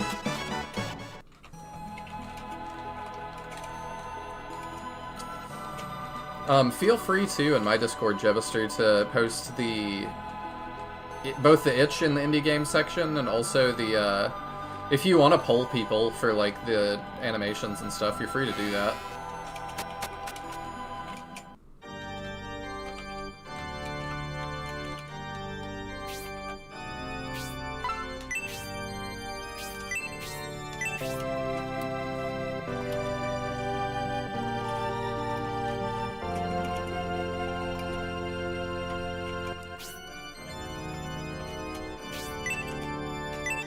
So that will do it for the night. We're gonna go back to the little screen here. This was a great stream. Robbie's really interesting. I should have guessed there would be a robot. Because 1 and 2 have it. Now I'm like, what else do 1 and 2 have that I haven't seen? I feel like our emo figure is Julian. Interestingly, I kind of find that, and you wouldn't know as much because you haven't played the guidance, I find that 2 lacks a lot of things that most of the other games have in common. One of the particular ones being a ninja and a samurai. Because you don't have a samurai in 2. Yeah, I guess Slade fills your ninja spot. Jaha, the gladiator promotion or whatever, looks a little more samurai-y to me in that. It's very much a European, like, foot soldier. Is it? Okay. Yeah. That's like a common type of mail that would have been used. I may have just not seen it before. Now I'm thinking for SF3, though, that I'm like, I hadn't considered that some of these were just patterns. So for Shining Force 3, some of the patterns you have to count between scenarios. I don't think we're going to get a Wolfman. I think we've already got our Xylo. Yeah, not in this force. But there was one that I had for a second. I just lost it. What was it? That I was sorry. like, we don't have. Oh, dragon. Some sort of dragony thing. Because we had. Yeah, Triforce 2 doesn't have that. I think Peter fills that role. Oh yes, Peter the dragon. Well, he's like our weird flying thing that does. Well, that would be more equivalent to Domingo. He's a weird flying thing. Domingo is special. Okay. I don't know. Peter to me is closer to Blue than he is to Domingo. I mean, functionally, yes, but when your description is a dragon, he's not a dragon. He's closer to a Domingo. Yeah. I don't know. He's closer to a Birdman, frankly. Yeah, I think we're gonna get some sort. Well, the Birdmen are all bad, but so is Blue. So, but I think we're gonna get some sort of dragon or something. I'm trying to think what else. Curious how that would come into the plot. We spared the baby dragon. That is true. We did spare the baby So we're gonna dragon. get that. I think. Because Blue is also a baby dragon. That is true. I don't know if there's anything else I think we're gonna get. It would be cool if Yogurt made an appearance. I don't think he does, but it'd be neat. I don't think so. I think that's my last prediction for now. We don't have anything like Claude. But Claude was kind of Claude to me fills the same niche as Domingo. That, like, he's our weird off pick. And then Creed was, like, pick between 4, but I don't think we're gonna do that again. It would feel not good to do that this late in the game. No game aside from 2 ever has that, like, distinct, here are these choices, pick between them. And even then, you still get all of them later, so, like, I don't mind it. Yeah, 3 has ones that where you only get one or the other, but they're based on narrative choices. Mm-hmm. And I think you've already made all the narrative choices that influence that. The anchor users are kind of like Claude. That's true. Like, Ratchet is kind of Claude-like. How? Functionally. Claude is a slow-moving one-range golem. They fulfill the role of being a like slow-moving tank unit. I don't remember Ratchet, for me at least, being very tanky, but Oh, where he shoots out his fist. Claude just punches, doesn't he? Claude has a secret attack. He can do an auto mode. What? Wait, what? What are you? Huh? Okay, I'm looking it up. Actually, can I even find that? How would you find such a thing? Shining Force 2, all attack animations? I'm trying to figure this out. Yeah, the first thing that comes up is, did you know Blue has a secret crit? It's like, yeah. I've heard about this from Shining Force 2 modder. They notoriously don't know things. No, I'm just kidding. Well, it just makes me like curious because I don't know that I've ever heard about that. I'm not finding information about it. Not either. But that doesn't mean that it doesn't exist. It is hard. It is notoriously hard to find what's it called? Shining Force anything. Yeah. I'm really, really curious about this, though. The sprites for... I don't see any different sprites on Spriter's Resource, but it doesn't inherently mean it's not there. No. If you turn on auto mode in SF2, then Claude can do a special Steel Claw-esque ranged attack.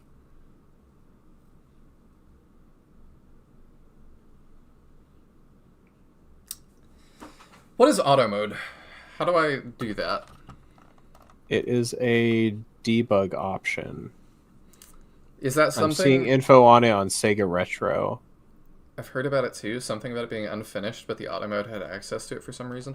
Is it something that I can change on a file that already exists?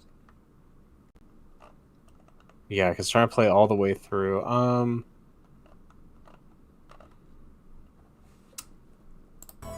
Because my thought is I save all of, like, for the channel, I save all of my save states. I have a Shining Force 2 save state, wherever we want. I would imagine so. You input this code... Because I'm like, we can just go check this right now. Yeah, let's do it. Okay.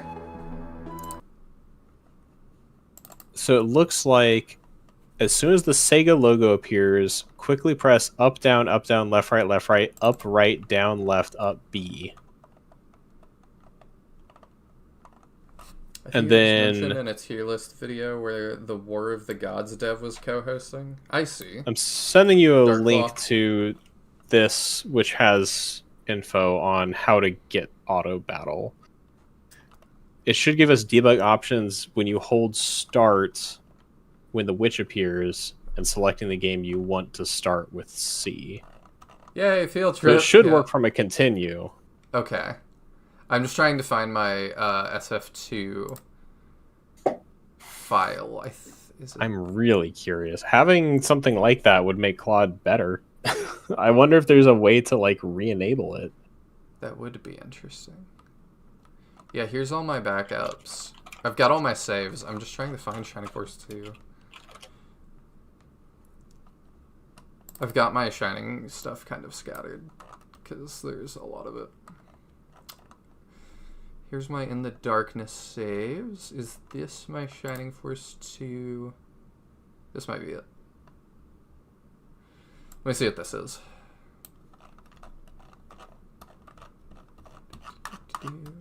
Okay, according to this one, you'll have to hold start all the way until you select the game you want to continue. Okay. Okay, it doesn't like my controller. So, hold start from here. I can't see what you can see, so I have no idea. Oh, right. That's... Okay, hang on. Yeah, let me... So what you have to do is, on the Sega logo, it's up, down, left, right, up, right, down, left, up, oh, yeah, B, and then hold start. Okay, yeah, I gotta look at it, because I've done this before, but... Yeah, it's the same as Control Opponent, which I imagine is what you did with it. Mm-hmm. Here, I can share to... I can just share my whole screen with you. Yeah. So you need Wow, this. you trust me so much. I do. We have explored deep places of the Chinese internet together, We so... have. Okay, so I need...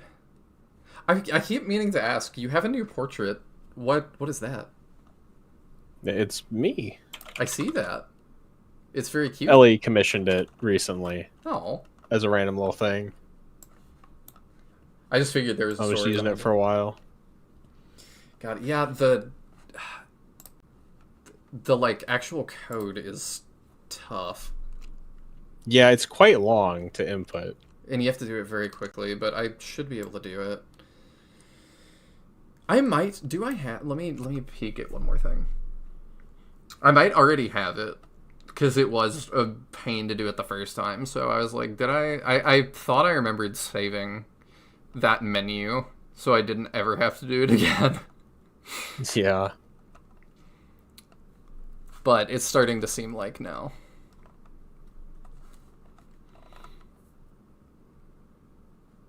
It does seem like,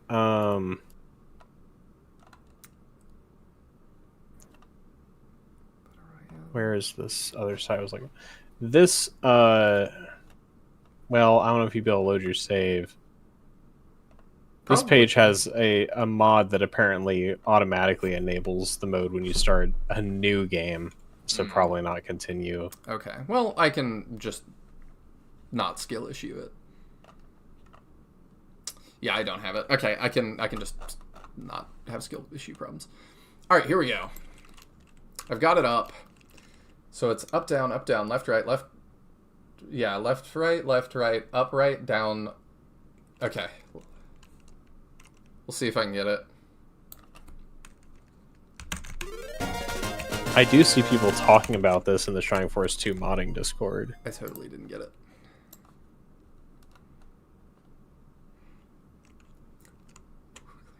Okay, as soon as the Sega logo appears. I might have got it. Does it always play that tune when you start up that's like da da da da da da?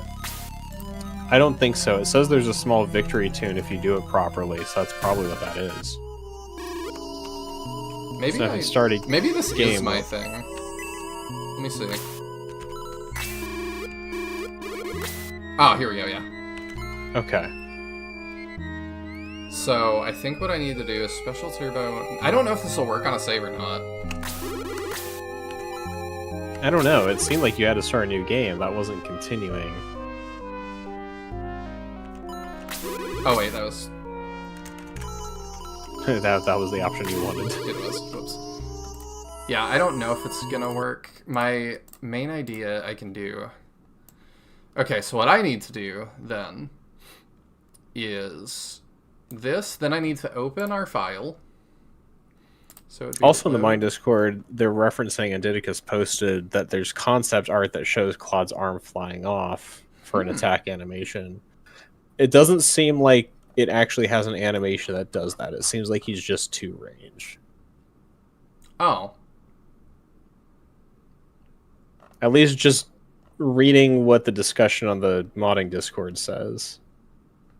Okay. Is the art there? Yeah, I can send it to you.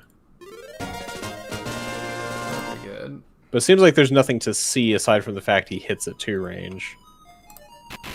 And according to... who is... I forget who... According to Cirrus, it's because he somehow... What he says is because Claude double dips in the code the Kraken arms use to melee at range. So something about it uses the Kraken arms code somehow. That's bizarre. Really random. What a odd thing to exist. Okay, so I'll show you all what it looks like. Obviously, as mentioned, there's no animation for it in game.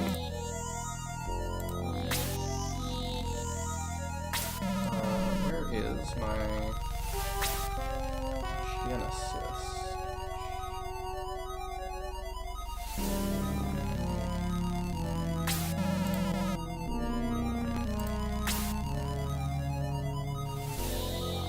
It's somewhere above. Oh, there it is. Okay. Yeah, so if I do that, and then I move this up. There we go. So that's the, promo art, I guess. Or not promo art, but concept art. Mm-hmm. Of his arm coming off. I wonder what this says.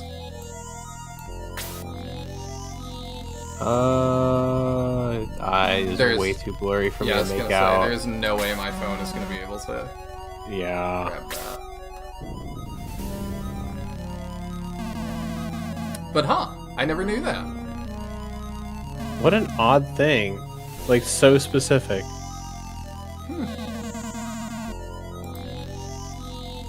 The more you know.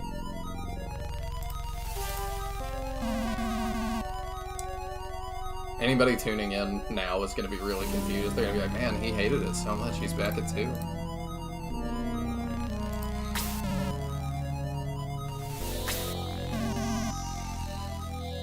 Well, I think that will do it for us tonight, then. Rocket Punch. Yeah, it is kind of a Rocket Punch. Honestly, they should have just given Claude that attack and make him so much better, and because his regular attack animation is so lame. I still really like Claude. I like the idea of there being, a golem and stuff, and I think it's cool. But,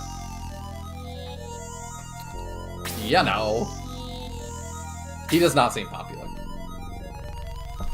Yeah, according to Zeno, he showed some of the code that there's a bug that when getting Claude's class type, it erroneously returns a value that happens to be the same as the Kraken Arm index, which causes it to perform a range attack when controlled by the AI. Huh. Which is really odd. Oh, Jebister just read it and said it says Rocket Punch. Okay. Also, Well, thank you. according to Zeno, this can also happen when Claude is muddled, because anytime Claude is controlled by the AI, it uses the Kraken Arm range. So you could actually have this happen in a normal playthrough too if he got muddled.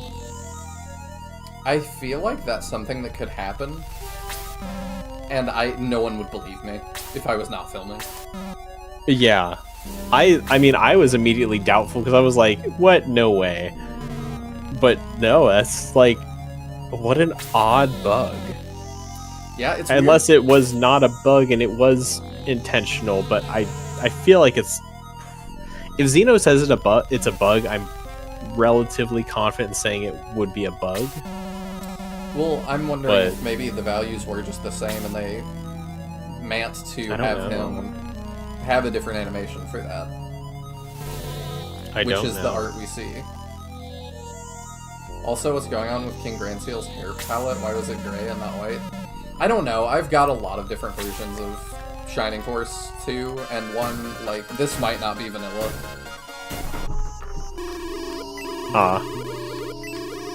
I noticed that too, but I'm like, I wasn't looking at the screen. I can hit go real quick, and we can see if anything else looks weird.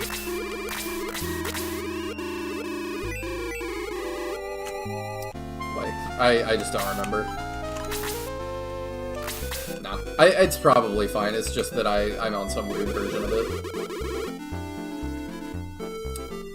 Because I've probably... I don't know how many mods and stuff I've got back here. I've tried to save all of them, because as we talked about earlier, there's a lot of things that just go down. Yeah. So, if anything ever goes down, like, I maybe will have it, we'll see. I've tried to. I've kind of taken on, like, I'm helping translate some stuff for Shining Force and another project, and Flame Dragon when we get around to it. But for Shining Force, I'm like, this is like my... If we all pick... The world would be a better place if we all picked a thing to preserve, and we just did that. And I've picked Shining Force as my thing. I'm gonna help preserve that. And if we all did that, then stuff would be available and it'd be great. I'm glad I still have the IPS patch for alternate version 2.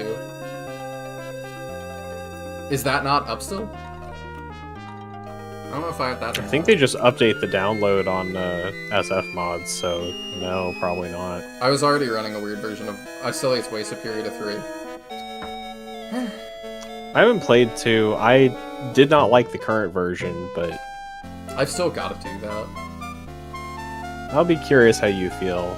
I feel like you'll be generally more positive than me, but I feel like there were a lot of problems. Yeah, But generally. I'll say if I don't like it.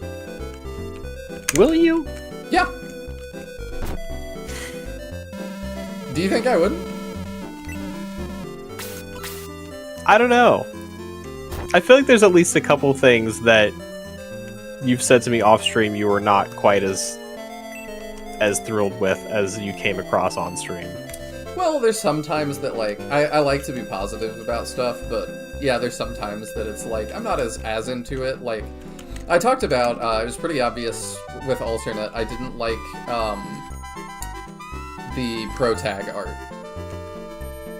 And I was using I ran a completely different mod that was, like, just slightly different that changed the pro tag art, because there was, like, an early pro tag thing. Where Maxine people looked are different, and I was like, I liked that more. Is it the same Maxine art from version 3? Because I know a lot of people are not fans of it. I don't know what version 3's looks like. I can peek. Gotcha. Since we're taking field trips anyway. It is very frequently not popular. Shining Force alternate. Yeah, I'm like, this should be easy to find.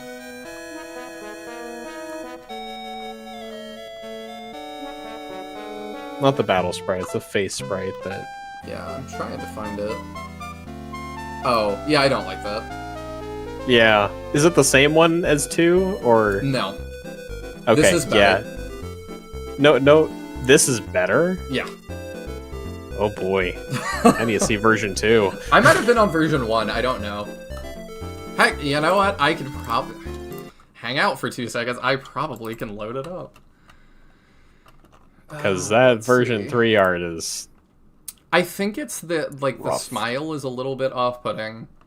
Well, the shading makes it real eerie. The shading is not... It's a little sinister. 2 is just like a recolor of... Was it Yisha? SFA... Here Oh we wait, go. that might be a character you don't know. I know there's one that's, like, inspired by something from... What's it called? Because this one I'm Googling up looks like it's just a recolor of... I think it's a Gaiden character. I think this is it. You don't think 3 is better? 2 fits SF1 a lot more? Yeah, this is the one I had. Oh, that's a different one. Yeah. I have seen that one, though. I'm not a big fan of this one. This is not the one that I was using. Yeah, I feel like I've seen that art somewhere else. I think it's an edit of art from something else, although I can't place it. I feel like that's a character who's blonde in the original version of it. I think this is the version I played with. But it's still, like, kind of glitched out on me and switched back, like, halfway through. We'll see if it works. Yeah, this is the one I played. That's the one that I believe is a recolor of a Gaiden character. I like this more than... Let me see. Let me look up the character I think is the right name to see if that's... 2 fits SF1 a lot more.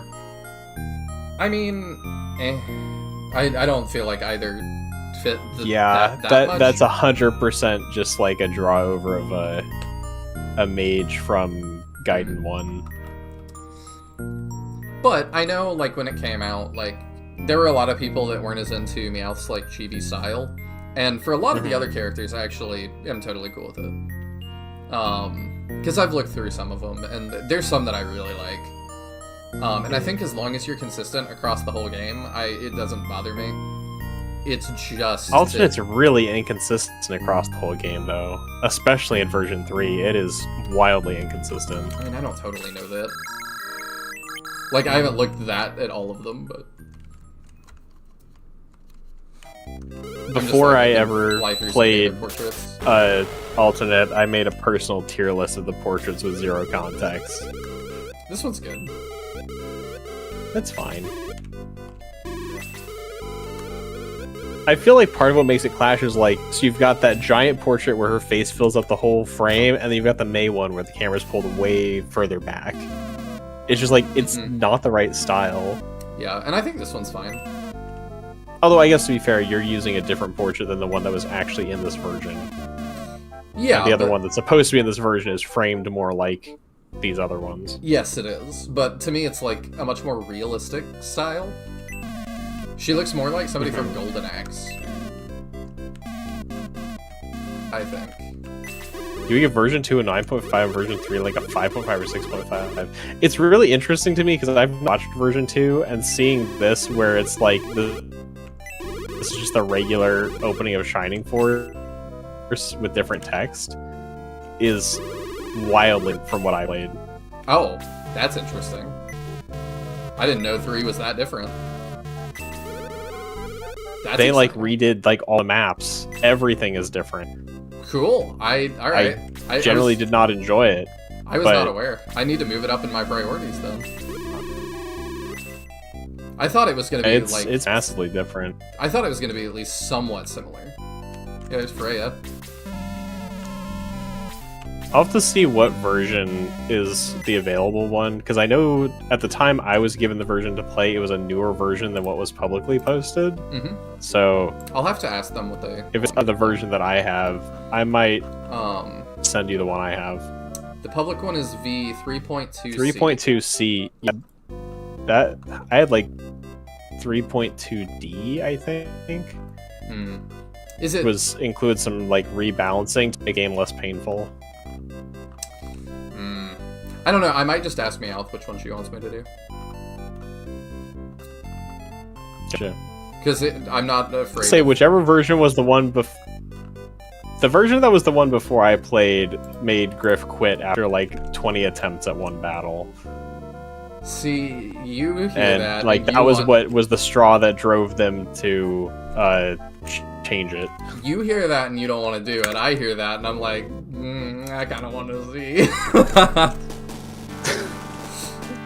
And like, you're playing an older version of version 3 and pretty similar maps to version 2.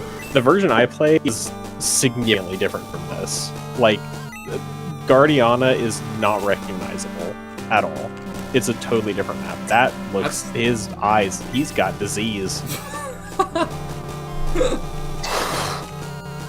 They're just a little green. He's got the plague, bro. He's doing his best. That's not normal. He's a fish man, it's fine. They always think that.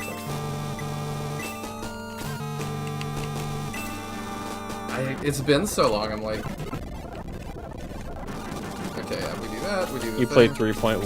3.2, I believe 3.2 I've been told was like when they made like sweeping changes. It is an entirely different game. And see, I feel like so if you've not played 3.2, you should probably also play 3.2, lol. If this is like from what you're saying, this should still be up somewhere then, because I'm like, this was a fun, for me, this was a fun game. I don't know whether it's still available somewhere. Oh right, you have to talk to them in this version. You take us to our little car.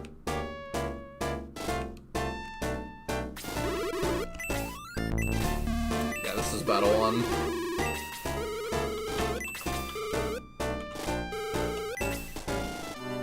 I don't wanna, though. Well, that's a good reason not to, I suppose. You know, fair enough.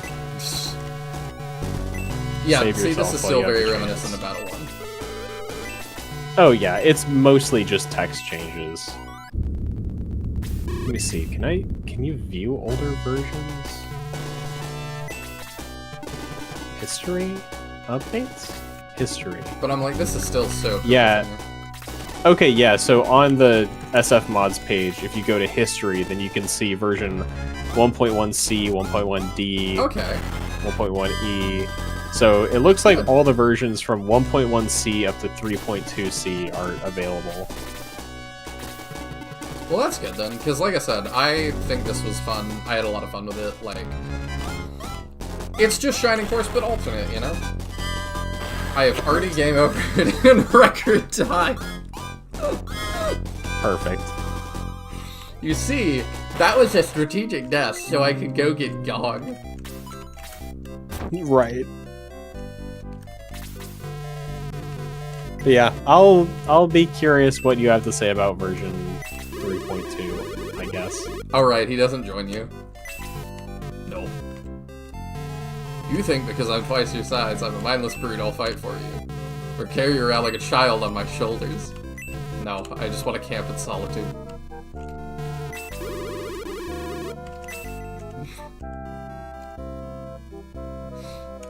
You didn't equip Maxine with the leather armor? Oh, right. There we go. That's not leather armor, that's a leather vest. Excuse me, yeah.